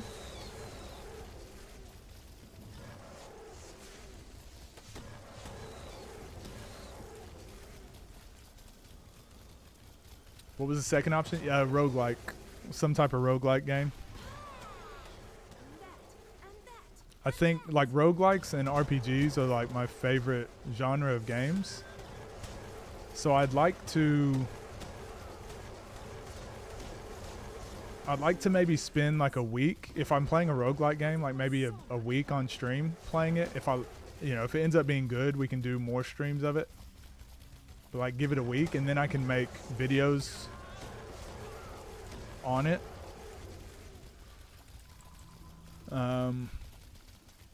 I've been thinking about doing maybe that. I don't know what the timeline looks like, but that's what's been in my head. Maybe play them for about a week. At least try to give them a week. If we don't know if we like it or not. But if I end up really liking it, we can play it longer.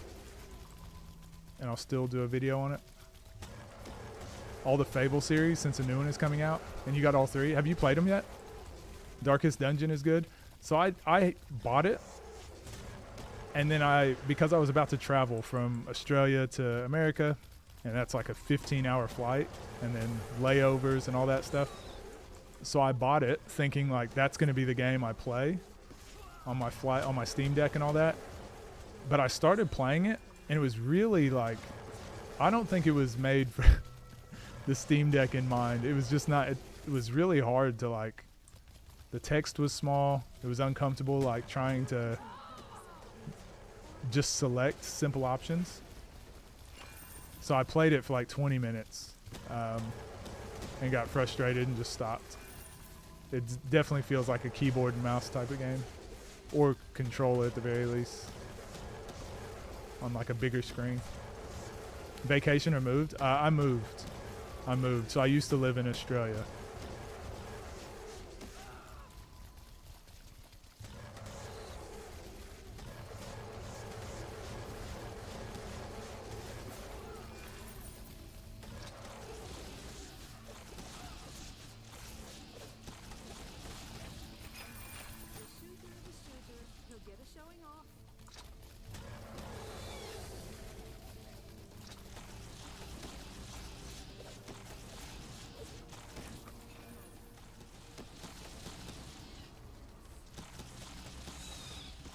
Nothing was really made for Steam Deck. Dev just putting games on there. Well, some of the games, like, and I agree with you, they probably didn't make it for Steam Deck, but some of them just happen to work. But some of the games, it's like, oh, this is fine to play, like, playing on Steam Deck or playing on computer, like, no difference. They're pretty much the same. But some of the games are like, oh, this is a huge inconvenience. This is terrible.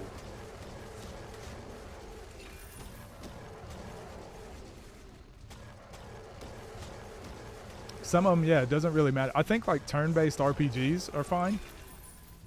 The difference with Darkest Dungeon is it's kind of turn-based, but it's a roguelike. So your characters can die off like for good. And every attack matters, but also like the time that you spend in the dungeon matters. So the longer you spend, like the more crazy your characters go and stuff like that. So there's like a time element a little bit, and you just have to be very careful with like the attacks and every option you choose. And that just doesn't work well on portable, because it's like I want to be able to make small mistakes and not have to be rushed because I'm playing handheld. So I just felt it didn't really work well. Because also when you're trying to select menus, it might be the menu that's like right above where you want to, where the cursor is. So you push up and it goes to like a menu that's like to the right. And you're like, hold on, up should go up, left should go left. It just doesn't work like the way you think it should work. So that's annoying.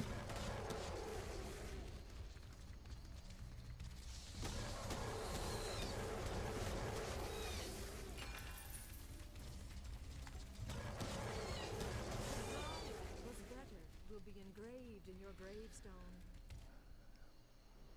No thought put into the Nintendo not Switch. It's better than the Switch, I'll say that. It's insane. Being able to play it docked is really good.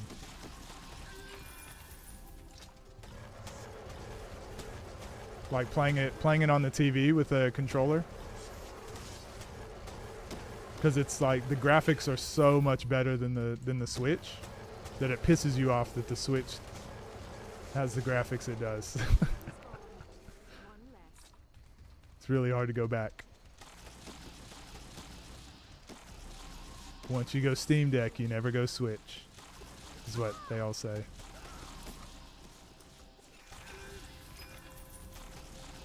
one has passed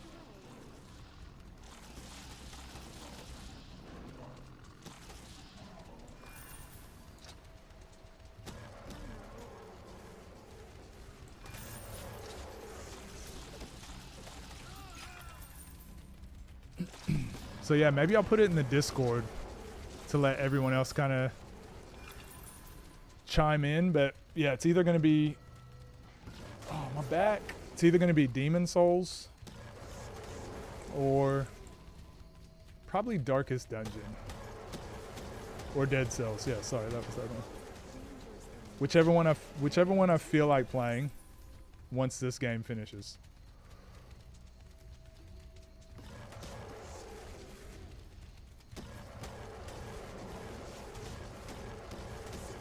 I said sit.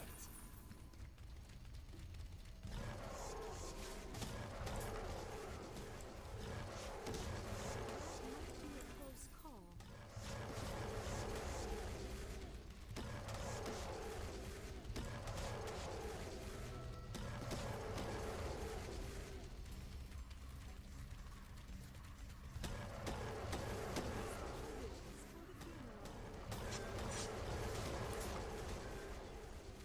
So much more efficient just fighting like 5 at a time than just 1 at a time with this attack.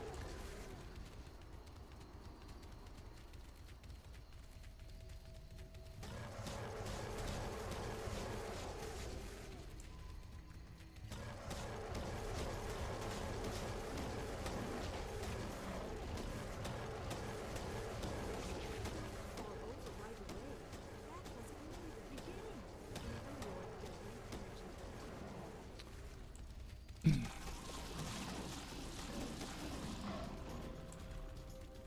energy. Your remains nourish nature. Alright, how do I get up here to this shop? I feel like it's fake news. Oh, there's a secret path. Okay, never been here before. Let's go check it out.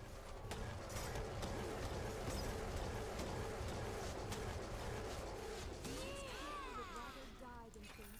In fact, they do so.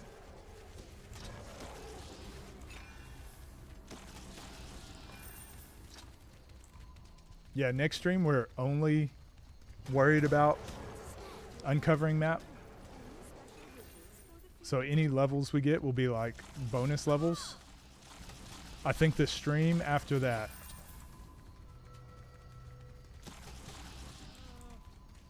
is going to be just maxing out our, getting as high of a level as we can. So the fact that we got to 100 today is pretty good news.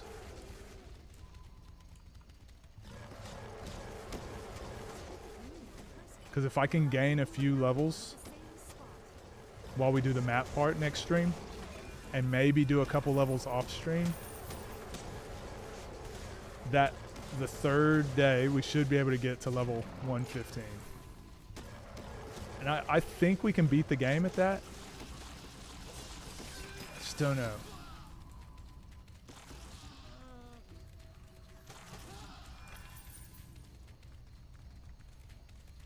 Jungle.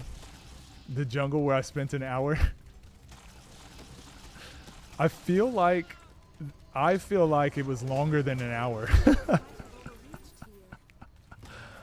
I don't know how y'all dealt with me playing Kingdom Hearts 1. The vines in the jungle, and then The cloth boss at the beginning of the game. You're scaling my clothes. Oh, and traverse down in Dream Drop Distance.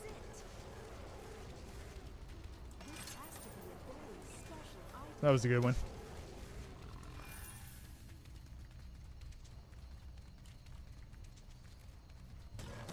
Here he goes. Aggressive, these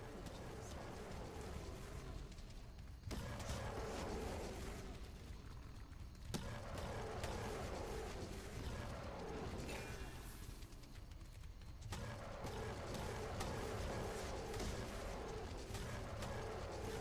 I'll take you for a ride.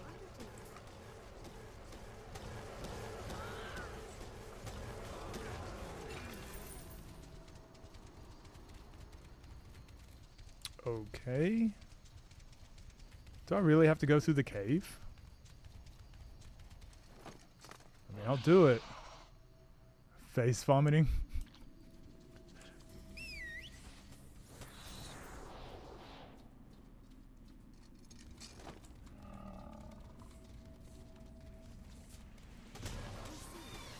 Wasn't so bad after all.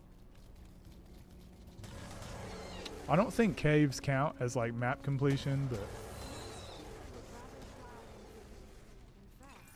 oh, it's probably just like a quest or something. Yeah. God dang it, Bobby.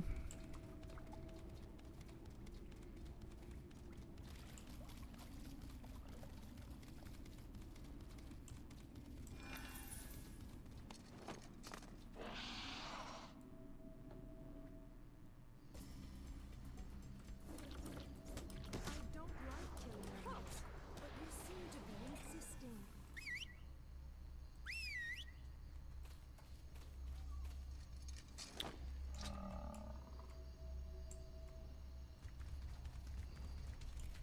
The shooter, you've been showing off.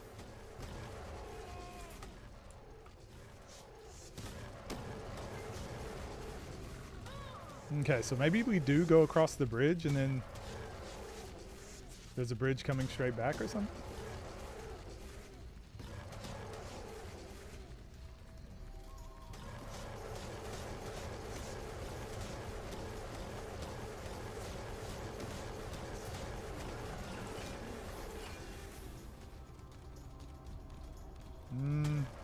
Doesn't look promising.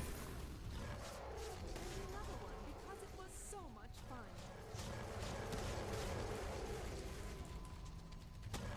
Animals around here are quite malicious.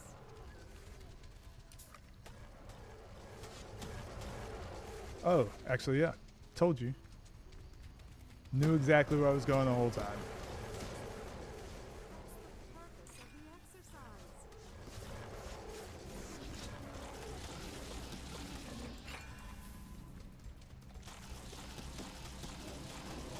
You know where it hurts. Oh, what I mean is like I have no clue how to get over there.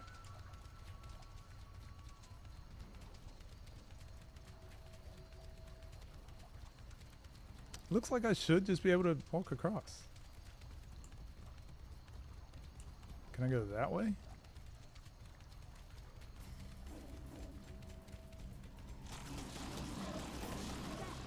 that, and that. Hmm.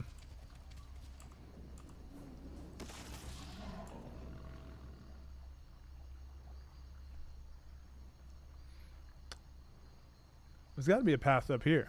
It has to be. Also, quickly going to turn on a light.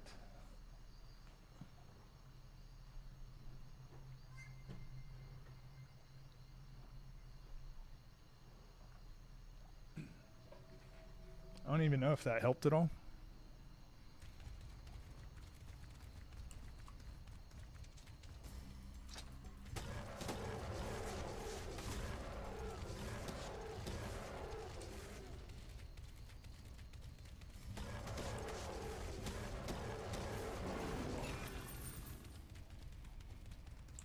Oh, Is that a path?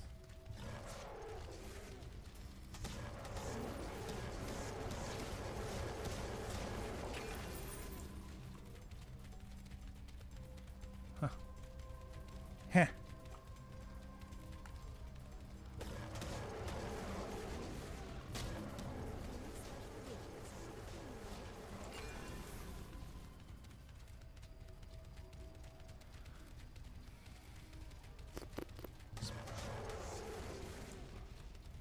My eyes. It didn't help at all, did it? Creature or not, you shall not block my way.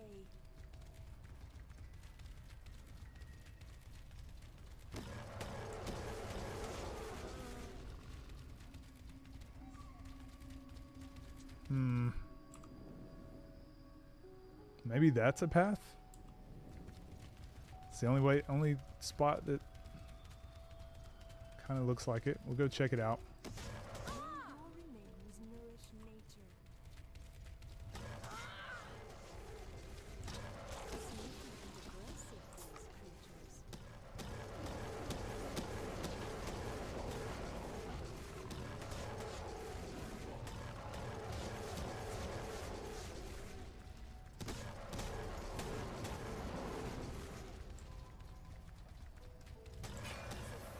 That's the purpose of the exercise.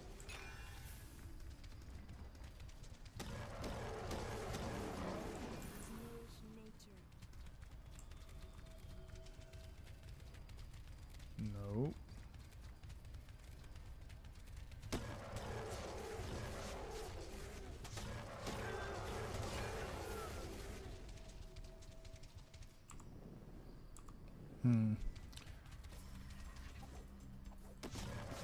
So on the map, it looks like it's like right here.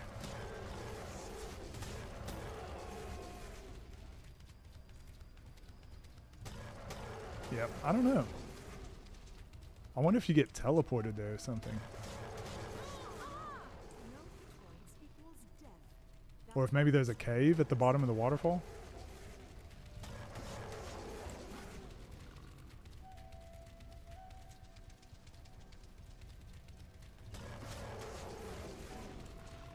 I don't know, man. But what I do know is we just leveled again, level 100. We made it.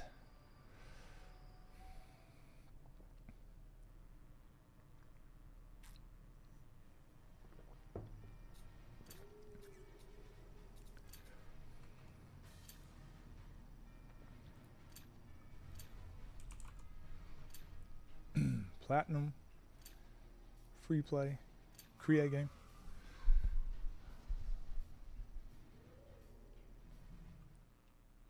Game over. No, we're surviving. We are surviving. Destiny's Child.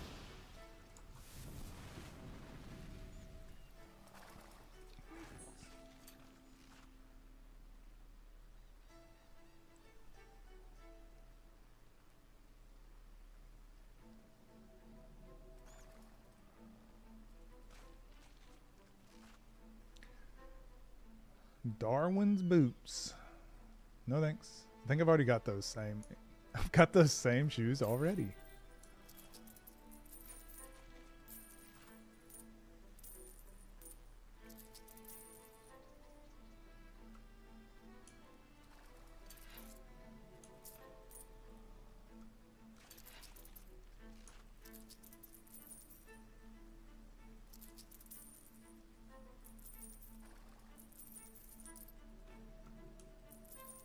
Parabellum, sick revolver, desert saber, sick sword.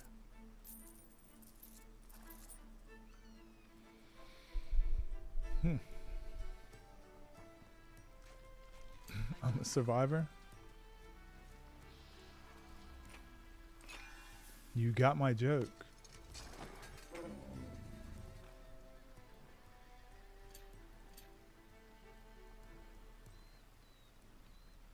Ew. All skills +3. Are you kidding me?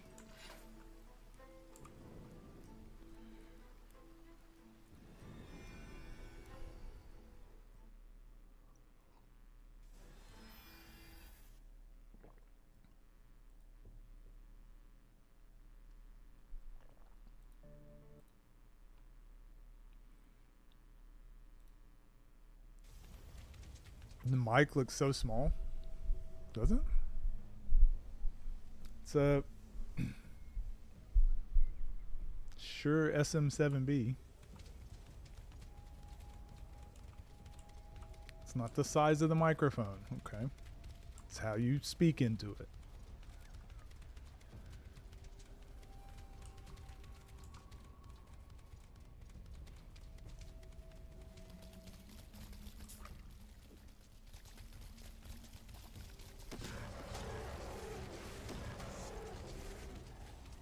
Oh, we killing.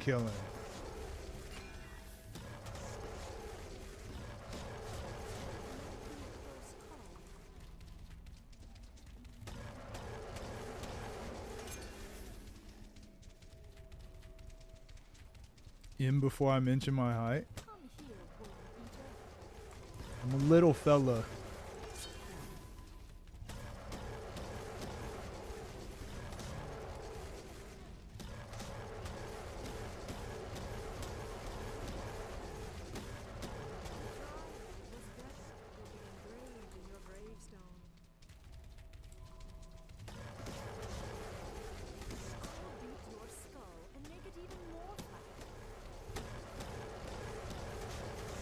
I'm level 115.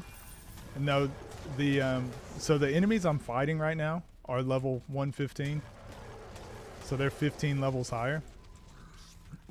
And this is only on platinum difficulty, so we've already beat it on platinum. But the highest difficulty that we're on at the moment is niobium. And these same enemies would be like level 130 or 140. So we just need to be strong enough to kill the niobium enemies and the niobium bosses. So that's why I keep leveling. Because the higher level ones, they can kill me in like 1 or 2 hits. So I need to keep leveling my defense and attack and all that stuff before I can go fight some of the bosses.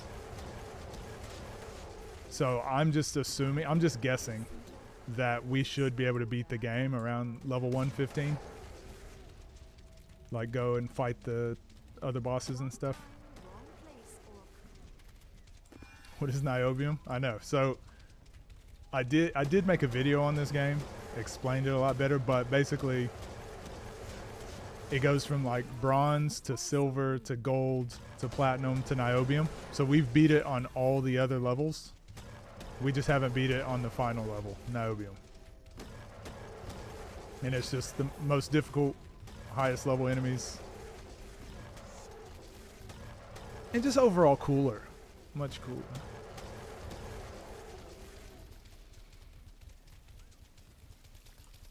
So I'm doing we have a hardcore character. So if we just die one time, like you die for good, character gets deleted if you die. So that's the reason I'm like leveling extra and taking my time, because we've been trying to do this challenge for centuries, years actually. I've been trying to do this challenge. So this is the closest we ever been. So I'm like taking my time, just doing extra levels rather than rushing through, and then hopefully we can do it. If it still doesn't make sense, then that's because it doesn't. It doesn't. What we're doing doesn't make a lot of sense.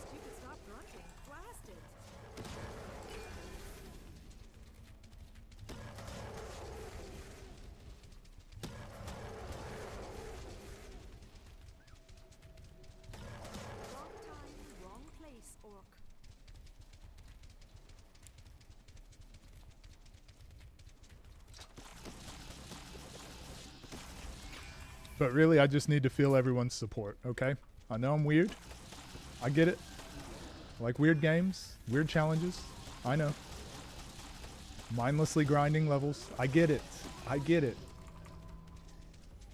But I would appreciate your support.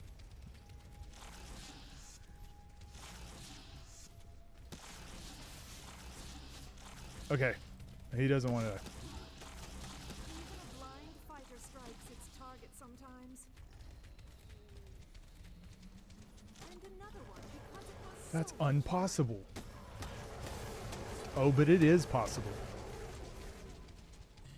It's not enough to be the champion shot of the village. You'll have to practice a bit more.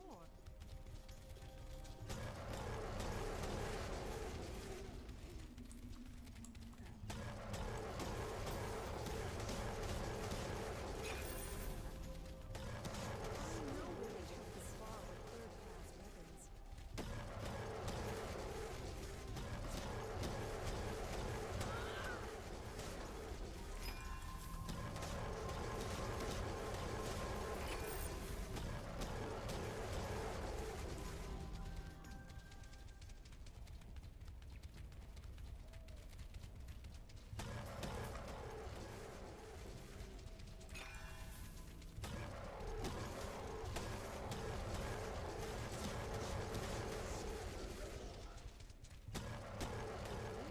And part of the reason I'm doing this stream today, so most of the other streams, we're actually playing the game. We're like making progress, beating bosses, going through the campaign. Everyone's seen me do that so many times in this game. And we finally made it to the last difficulty. So to be ready to beat the final one, like, I just have to grind levels, grind equipment, and it just takes time. So the reason I'm doing this one is to basically show like how long it takes and like what progress looks like. I'm probably gonna have to do like more of this off stream. So right now we gained, what did we gain today? 5 levels? What level was I today? 96? So we've gained 4 levels, about to gain 5. So if next stream I show up and I'm level like 5 levels even higher, let's say I get to 110, or sorry, 106, people won't be like, oh, what did you do? Like, we missed a lot. I'll be like, no, you missed nothing. It's literally this. There's no secret. There's no trick. It's literally just doing this for a few hours to get to a certain level. So that's kind of why I'm doing it today, so everyone can see, like, this is what it is. And then they kind of have some context for when I'm like, yep, gained 7 levels over the weekend. They'll be like, Jesus. Just did a lot of running around killing stuff. Yep. Yep, I did. Because it was so much fun. But yeah, I typically don't like, if I'm streaming a game, I typically don't like playing it off stream so people don't miss stuff. But I think this is okay, because whether I did 3 streams of just this, what I'm doing today, I just don't think people would enjoy it. So might as well be able to do it in my own time, where I can throw on like a podcast or something. Get up and get away from the computer at times. That wasn't so bad after all. And not bore the hell out of you guys.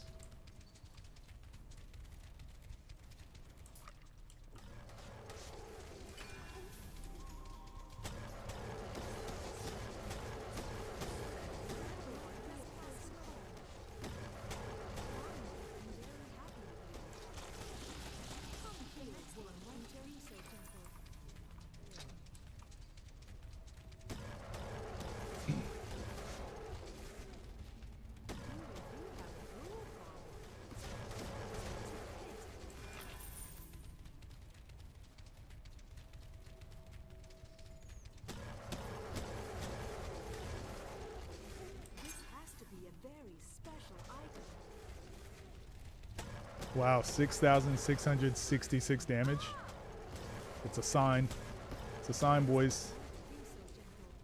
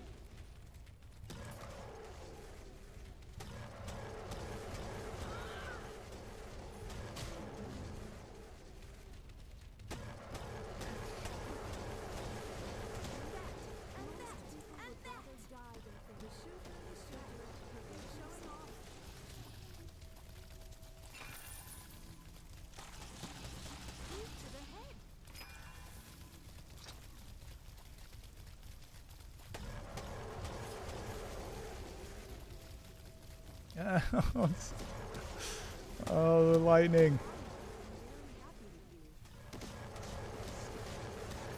Returns.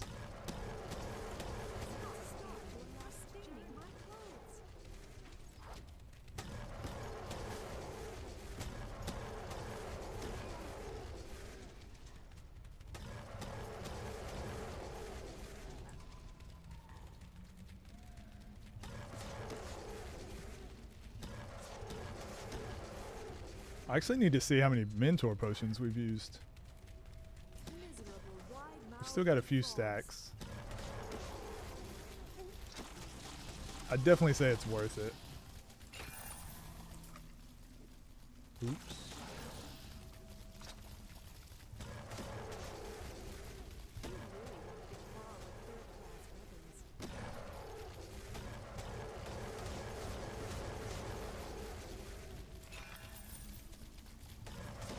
So I probably won't use them all next stream because I'll be just uncovering the map, exploring the map. So hopefully that kind of stocks us up on more. So on the last, pretty much the last stream, we can just have one big push, leveling as much as possible, using up all our mentor potions.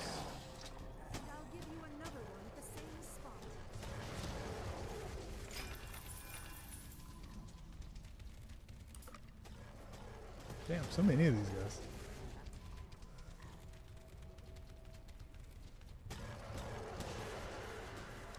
Level.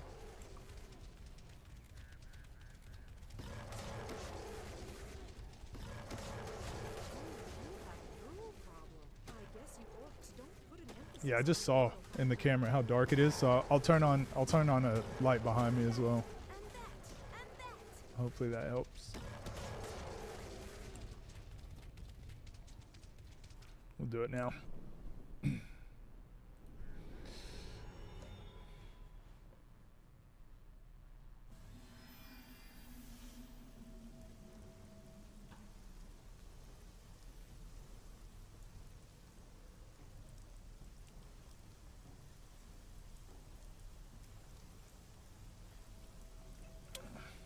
Hopefully that helps a little bit. I don't know. My eyes.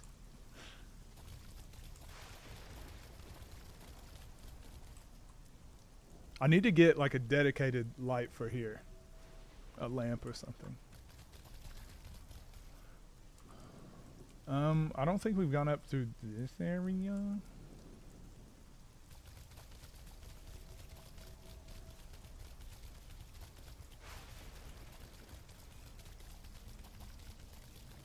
I'm not even hungry though. I don't even think I'll have that second, that next steak. Oh, look at those 8 dexterity points we're gonna use. Look at those 20 skill points. What's that? Few there. The rest in the bargaining.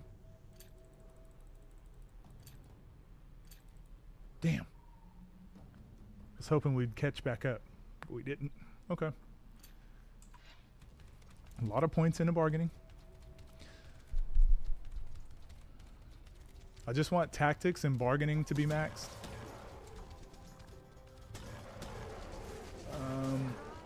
And then we'll probably do Sinister Predator after that. Send it my way. I got you. Might not get there for a few weeks, but I got you.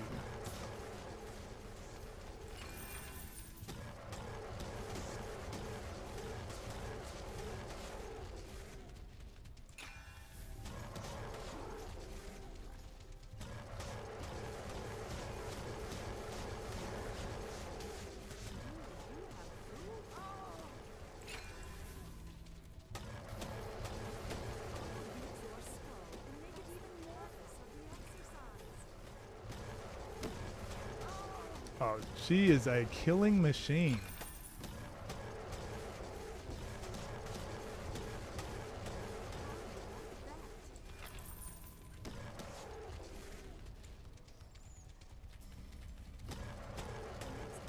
So honestly, I'm probably just going to play this tonight. I'll do some more levels. Keep you guys updated in Discord. And honestly, just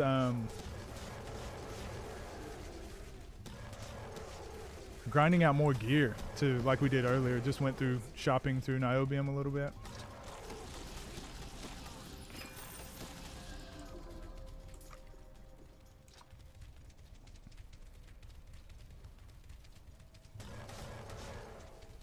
Next stream will not be tomorrow. I'm heading back to hang out with the family, so I won't be here for a couple days. But then when I'm back, we'll finish off this game for goodsies, for good this time.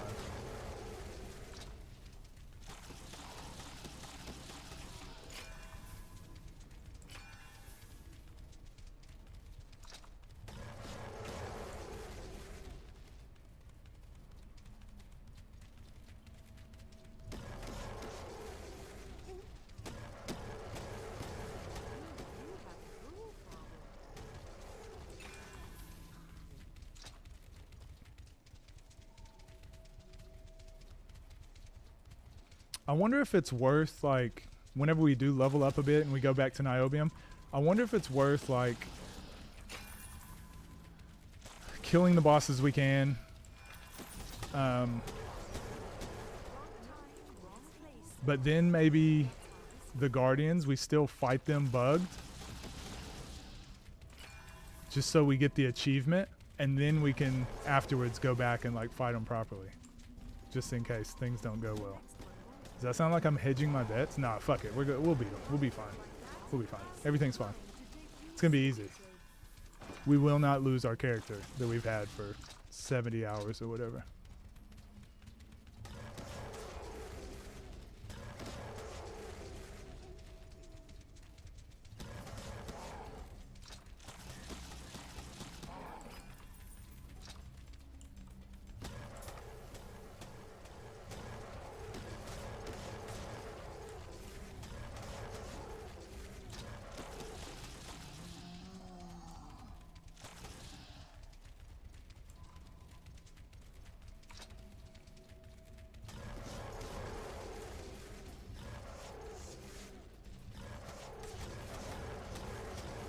It definitely feels weird playing this at nighttime, like streaming at nighttime without having like a proper key light. I'm just now realizing how much my eyes have always been, my retinas have just been singed off anytime I stream with a key light. Because right now I'm like, oh, this is peaceful. This is nice. You guys can't see me, but I'm like, this is good. This is good.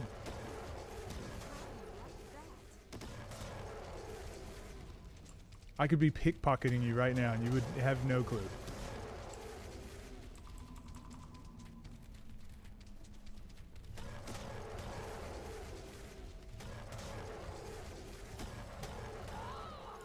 Stream upgrade? That wasn't so bad after all. I didn't send all my streaming gear with me whenever I moved from Australia, so I've had to start from the bottom. And now we're here.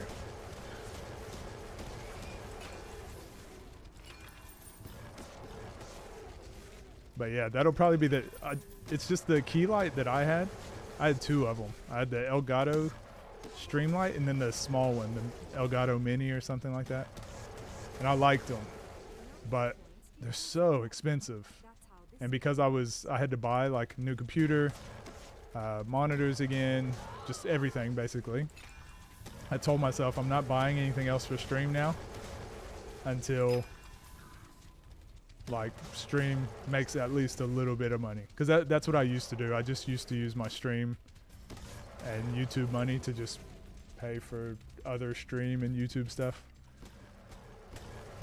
So I need to slow my roll.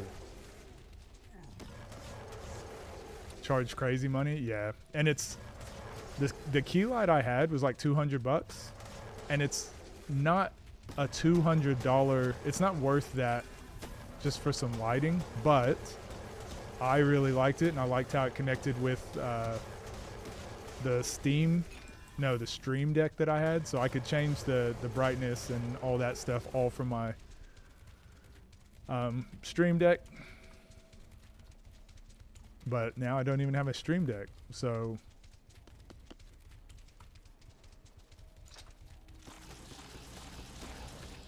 now I'm kind of like, do I need the Elgato? Should I just get a cheap lamp? Which I probably will. Mr. Roboto.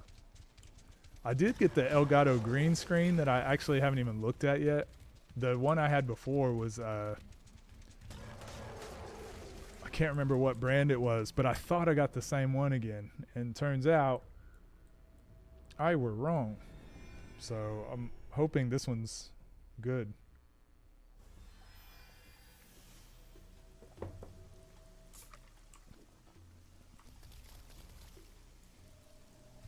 Damn it.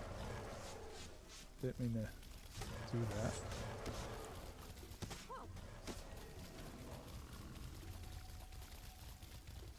Green screen overrated? I think they're good. I think they're good. Well, I think depends what you want it for. If you just want it for streaming, probably not worth it. But I make like YouTube videos also, and they're really convenient for that.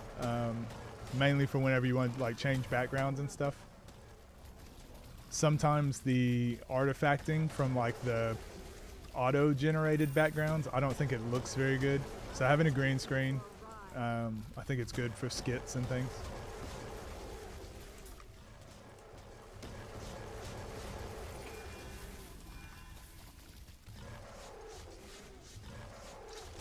Definitely not necessary, but I like them.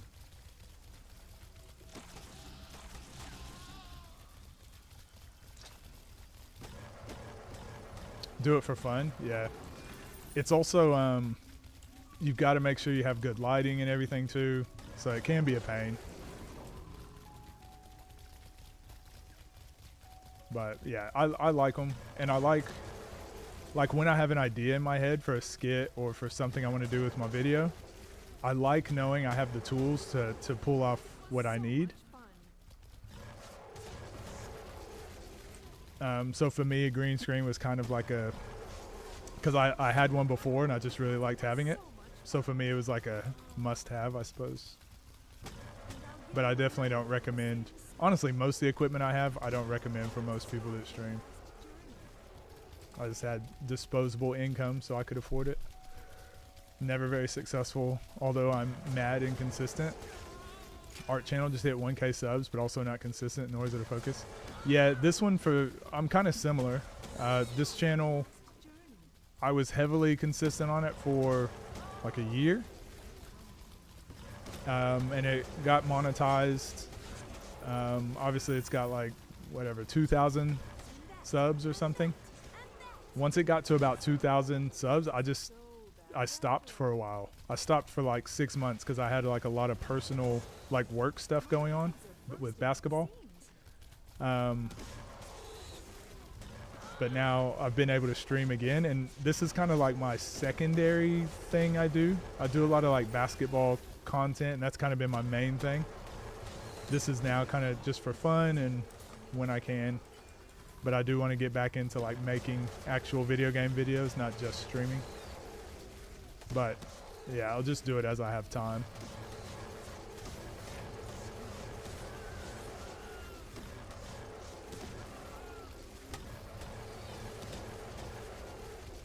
A lot of cheaper options that are just as good. Yeah, the only problem is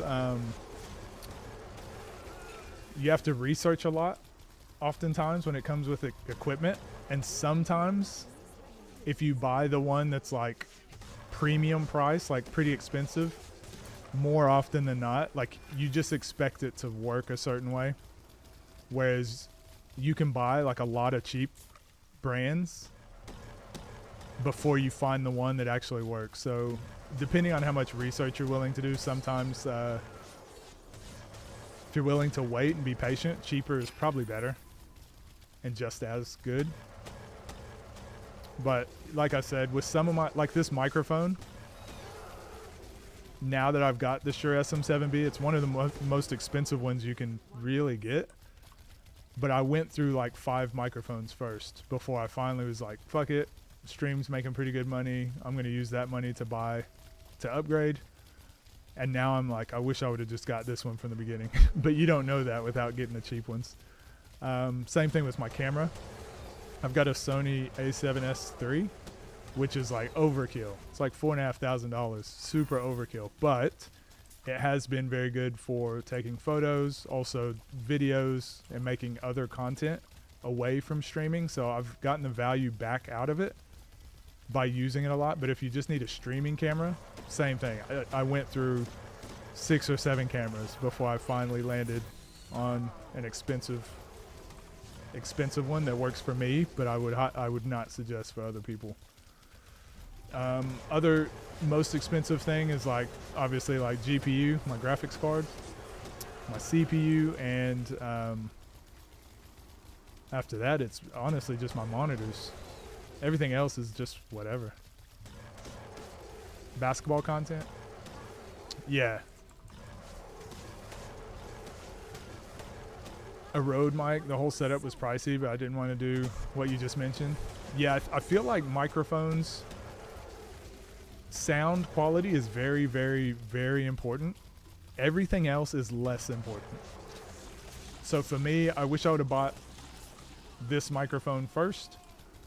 Everything else, I was happy to upgrade slowly. Especially like the camera. Cameras are very, like, there's so many options, and all just really depends on your individual needs.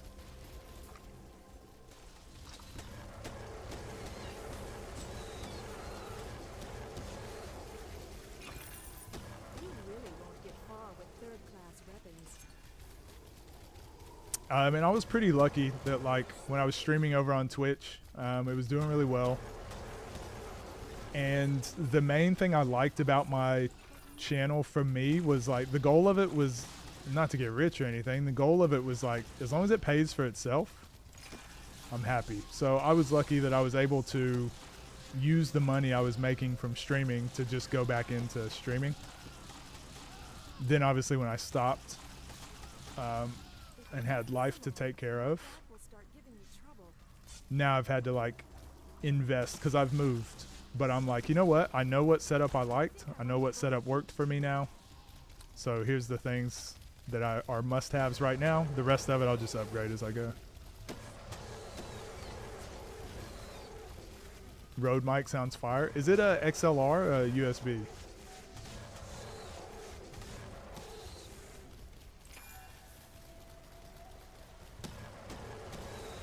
Just USB mic, so it picked up so much extra set. Yeah. I had a Blue Yeti was the microphone I had just before this, and it USB mic, and it was very metallic-y sounding. And then I got this microphone, and everyone was like, "Man, your voice is so deep," and I'm like, "Yeah, it's always been," but the other microphone just never picked it up. Yeah, XLR, yeah. Yep, I highly recommend XLR mics if you're going to be streaming for any extended period of time or making content. When you upgraded, you did it right. Oh.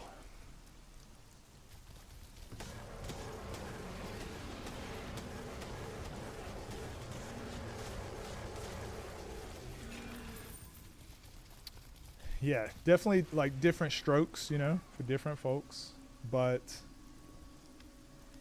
just by streaming and just by practicing, you start finding like which things you need to upgrade with and all that. I actually think this will be our next upgrade, even though this has freaking 4 slots.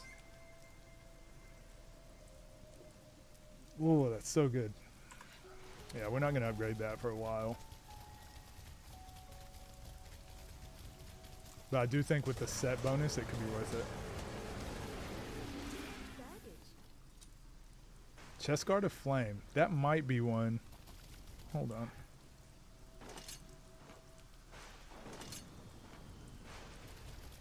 This has to be a very special item. Might be one that's good. We're getting a lot of set items, which is good. Trial and error. 100%. Do the thing. Do the thing. It's also Everyone thinks like whenever they start streaming, they're like, I want it to be perfect. It's so much better when you just realize like it's going to be shit no matter what. When you go in thinking that, it's like no pressure. It's going to be bad. But like the more you do it, the better you get. Me and James were just having this conversation today. He's like, man, I want to go back and change a bunch of my stuff from my first older videos because the editing was bad or this thing was it. And I'm like, dude, I get it. I feel the exact same way, but just put that energy into new content. Cause that like sometimes you like going back and seeing the growth. It's the exact same for streaming.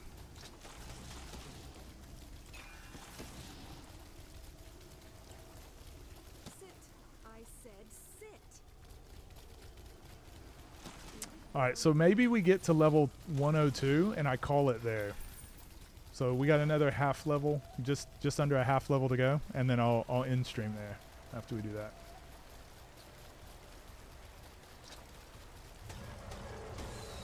Mainly because I just need to get away from the computer for a bit. What have we been going? 4.5? That's a pretty good stream.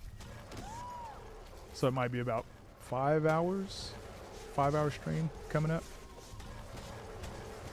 So yeah, about 30 minutes I'll probably call it.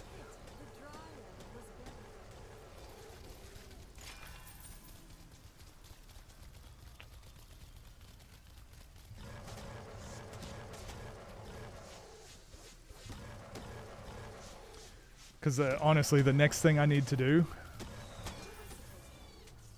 is do some more like shopping, clean out inventories, buy more runes, combat runes and stuff. So just going through that whole thing again, and that's a whole process. It's boring, basically.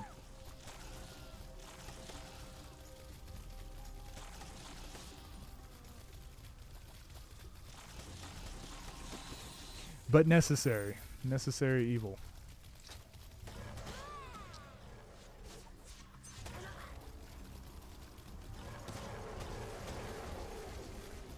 You still thinking about streaming Arcana?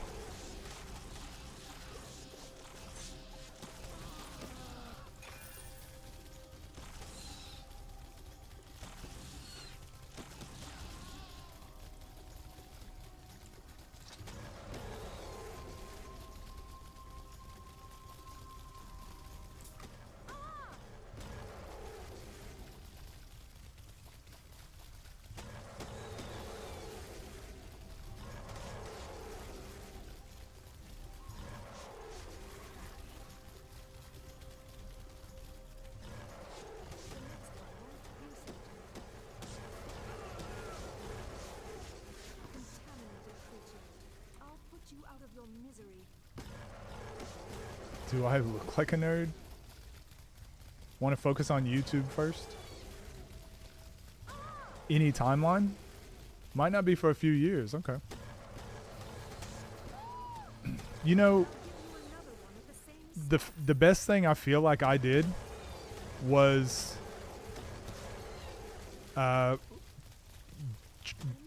jumping in before I was ready, I think. Like, but the step ahead. So all I wanted to do, like during COVID, was to be able to play online. Because again, I hadn't played video games in 10 years. But then I was like, I bet I could make content. And so I started streaming just basically like a week later because I was bored. And even though I wasn't ready to stream, that by just jumping in, I realized then, like, okay, hold on. Here's all the things I need. Here's what I need to practice, get better at. Here, I thought it would work like this, but it actually works like this. And then I did the same thing for YouTube. You know, a lot of streamers were like only making their streaming content, but then I started doing YouTube videos before I was ready, and same thing. Then I was able to start putting together a pretty good plan of what I wanted, just basically by just jumping in and trying it. So I feel like, have you ever done a stream, even if it was like a private, like no one else jumping in? I feel like it would benefit you a lot. Because some of the grand ideas I had about like YouTube videos or streams, once I saw what it required, and once I actually did the thing, or I actually put out the video I wanted, I got so much better within a short amount of time that I was really unhappy with the video, because I'm like, ew, the video I put out that I was happy with at the time, like my editing was shit, this thing was bad, the sound was bad, and now I've put out like this video that I've been wanting to put out for years, and it's shit. Whereas I think practicing and just doing it to practice, then you'll have an idea for a video and you're like, oh, I can execute this because I've already been practicing. Because people expecting it to be soon when it's not even close. Yeah, definitely do it in your time. Started with some basic art videos, had a few pop off, then did some shorts. But yeah, that's how it usually goes, huh? Some of my good videos or content was stuff that was kind of unplanned too. Get better at before I get into it, like comedy, improv classes, and I already have a list of sound effects, redeems, emotes. Okay. Tired of figuring out algorithm BS crap? Yeah, same. But that's why I don't really do algorithm stuff anymore. I just, because this is for fun. This is just for me. I just do. So if I feel like doing a video or posting or whatever now, I just do it. Fuck it. Prep into it, even though it's not happening anytime soon. Video editing at all. Get what you get with me. Yeah, and I have seen channels like that don't do a lot of editing. I'm the opposite. Not that I like editing. I'm good at it, and I have a pretty good. What? It was weird. It didn't have silver mode. I have a pretty good. Like, I'm decent at editing, so I know that that's something that my channel needs to do because it's a skill I have. So it's like I need to utilize the skills I have. Should have private test stream. Yeah, 100%. Because what you're going to do, Arcana, is like you'll start stream. Even think about the test stream I did when I first came back. I was like, oh shit, like I don't even know if my audio levels are working, or just stuff that you just didn't think of. You don't know until you do it. Your internet might be too slow, or you might need just so many things you don't know until you do it. And like I said, even if it's a test stream, it doesn't have to be public to other people. Way too many other projects. Yeah, editing also takes forever. To 1K subs, then YouTube dropped it to 500. Just make it and post it. Want to do a podcast, to be honest. Yeah, I've definitely wanted to do one too. I don't want to do one by myself. I'm much better bouncing off of other people, especially when it comes to like, I want to do a basketball one. Definitely better bouncing off other people, but I don't have anyone that's as like bought in or kind of at the point that I'm at. I don't want to have to like carry it, if that makes sense.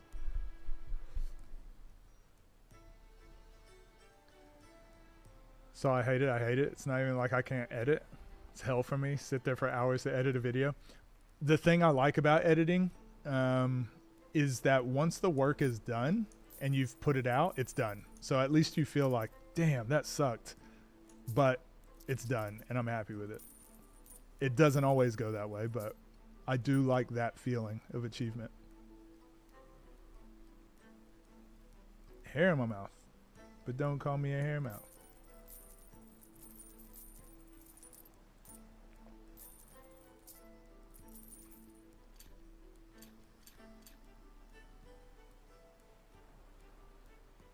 All skills plus foe.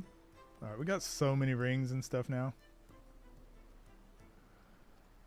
So much bling.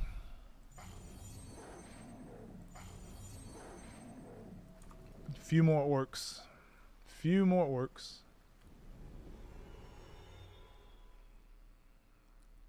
Throw in a few transitions and I'm done. I don't know what to do.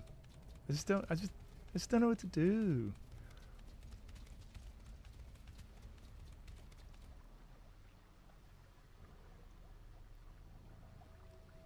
Better bouncing. Nah, more so like.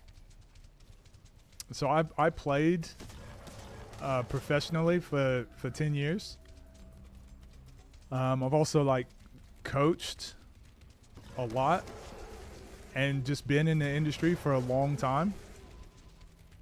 And it's like, that's my expertise. So I love talking basketball, but most people are very like entertainment based, not like, there's not really a lot of substance with a lot of things nowadays. So some people will be like, I want to do a podcast, a basketball podcast, but really they just want to talk about basketball drama, or did you hear that this player did this, or this player is averaging this many points, he needs to fix his jump shot. And it's like, hold on, this is just some random guy that's never played at any decent level. Like, he doesn't actually know what he's talking about, he's just talking.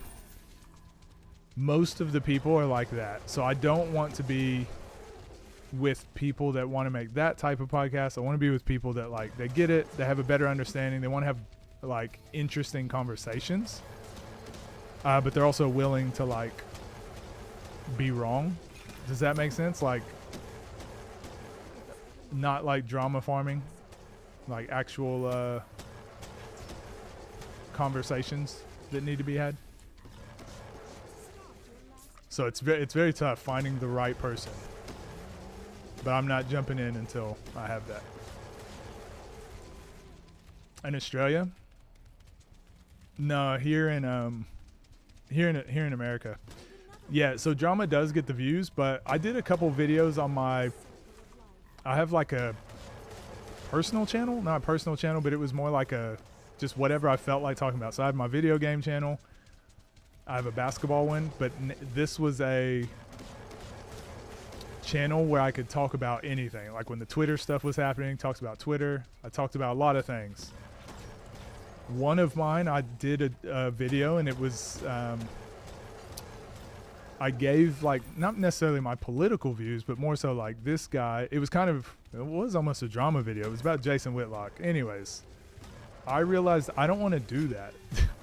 That's not the energy I'm trying to bring, because no one listens for, a lot of people don't listen to that to be like, oh, good points here, I don't like this, I don't like that. You're not getting good information. It's a lot of people that are like, you're wrong, and you this.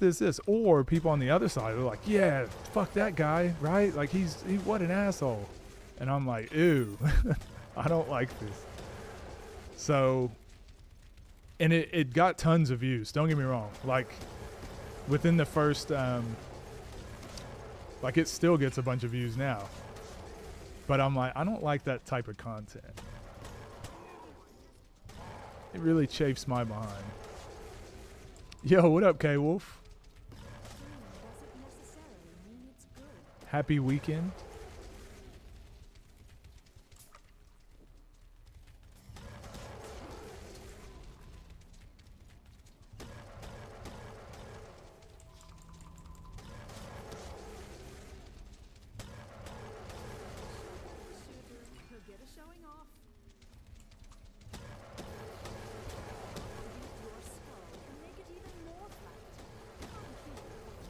Ooh, the best feeling. Look at all those enemies.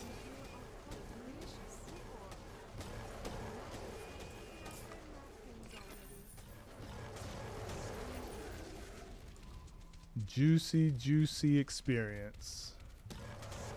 Really grinds my gears. We are good, K-Wolf. We're not streaming much longer because the goal today was to get to level 100, and we're actually about to be level 102, so I'm kind of an overachiever. But it's also just really boring content, I feel like. Because I'm literally just grinding levels.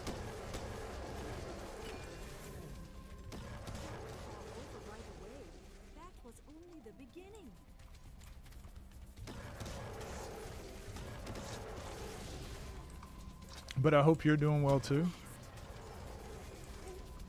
I hope you've made it to level 100 today. Because you're level 100 in our eyes, K-Wolf.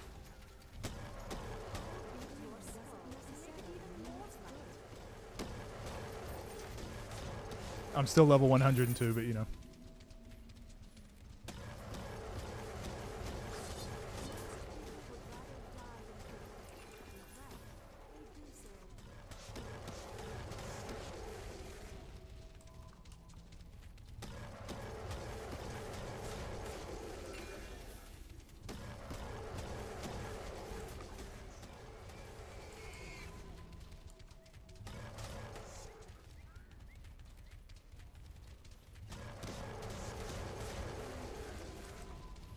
Head to bed soon anyways. You're old like me. It's getting close to my bedtime too.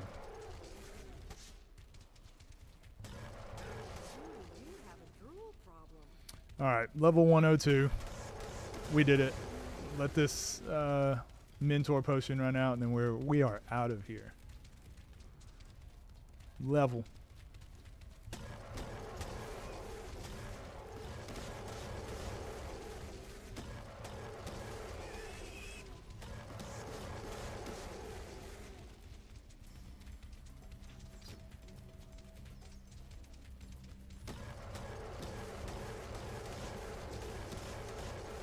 Oh, you're in the UK? I played ball there for a year. You from there? Had a long weekend. The best kind of weekend.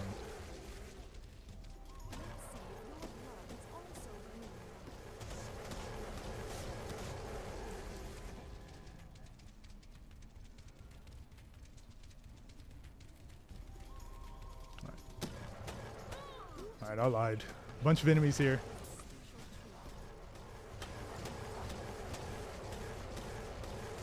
Let's feast. Feast on the orcs.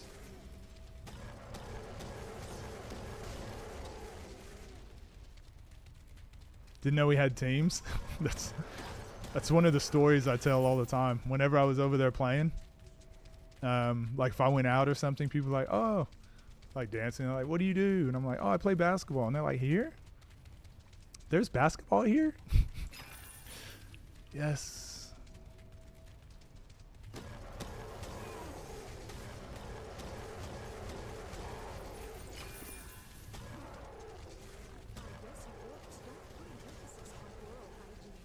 That was my English accent too.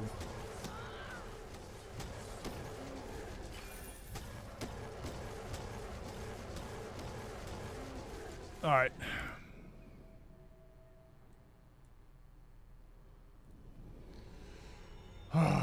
Okay, we did it. What's that? 4 hours and 40 minutes. Pretty happy with that. Pretty happy with that. So there's basketball and baseball and such. And by football, you mean soccer? Yeah. Yeah. Everyone, whenever I'd go out, they'd be like, are you Thierry Henry? I'm like, who's that? So I did get that all the time. Okay, chat, gamers, thank you guys a ton. My goal today was just to get to level 100. We got to level 102. What can I say? We're awesome. But yeah, thanks guys for popping in. Today it was just a random stream. I didn't even post in Discord, or I didn't plan ahead. I just randomly felt like going live. So you guys showing up, I really appreciate it. Really appreciate it. So I won't be streaming tomorrow or like the next few days. So I probably won't be back until the 5th. Yeah, so it's actually going to be a few days off. Well, I probably won't be back till the 5th. But when I am back, we've only got 3 streams left of this game. And we're done. We're moving on, going on to something else. But hopefully we can beat hardcore mode and also make it to level 115 and uncover 90% of the map. Those are my goals, to just say we've officially completed hardcore mode. So that's hopefully the game plan, and I'll let you guys know in the Discord what game we're going to play next. Dark Souls Marathon or Darkest Dungeon or Dead Cells. It's going to be one of those. Enjoy the fireworks. That's exactly why I won't be here. Happy 4th of July. So thanks for that, Cobra. I appreciate it. Happy 4th of July to everyone else, even people not from America. Just because you should all celebrate American holidays because America's awesome. Love you guys. Take care of yourselves. I'm going to, I don't know, eat some food, do something, and then probably just come back and just grind levels in this game and do what we've been doing for the last 4.5 hours. Anyways, take care of yourselves. Love you guys.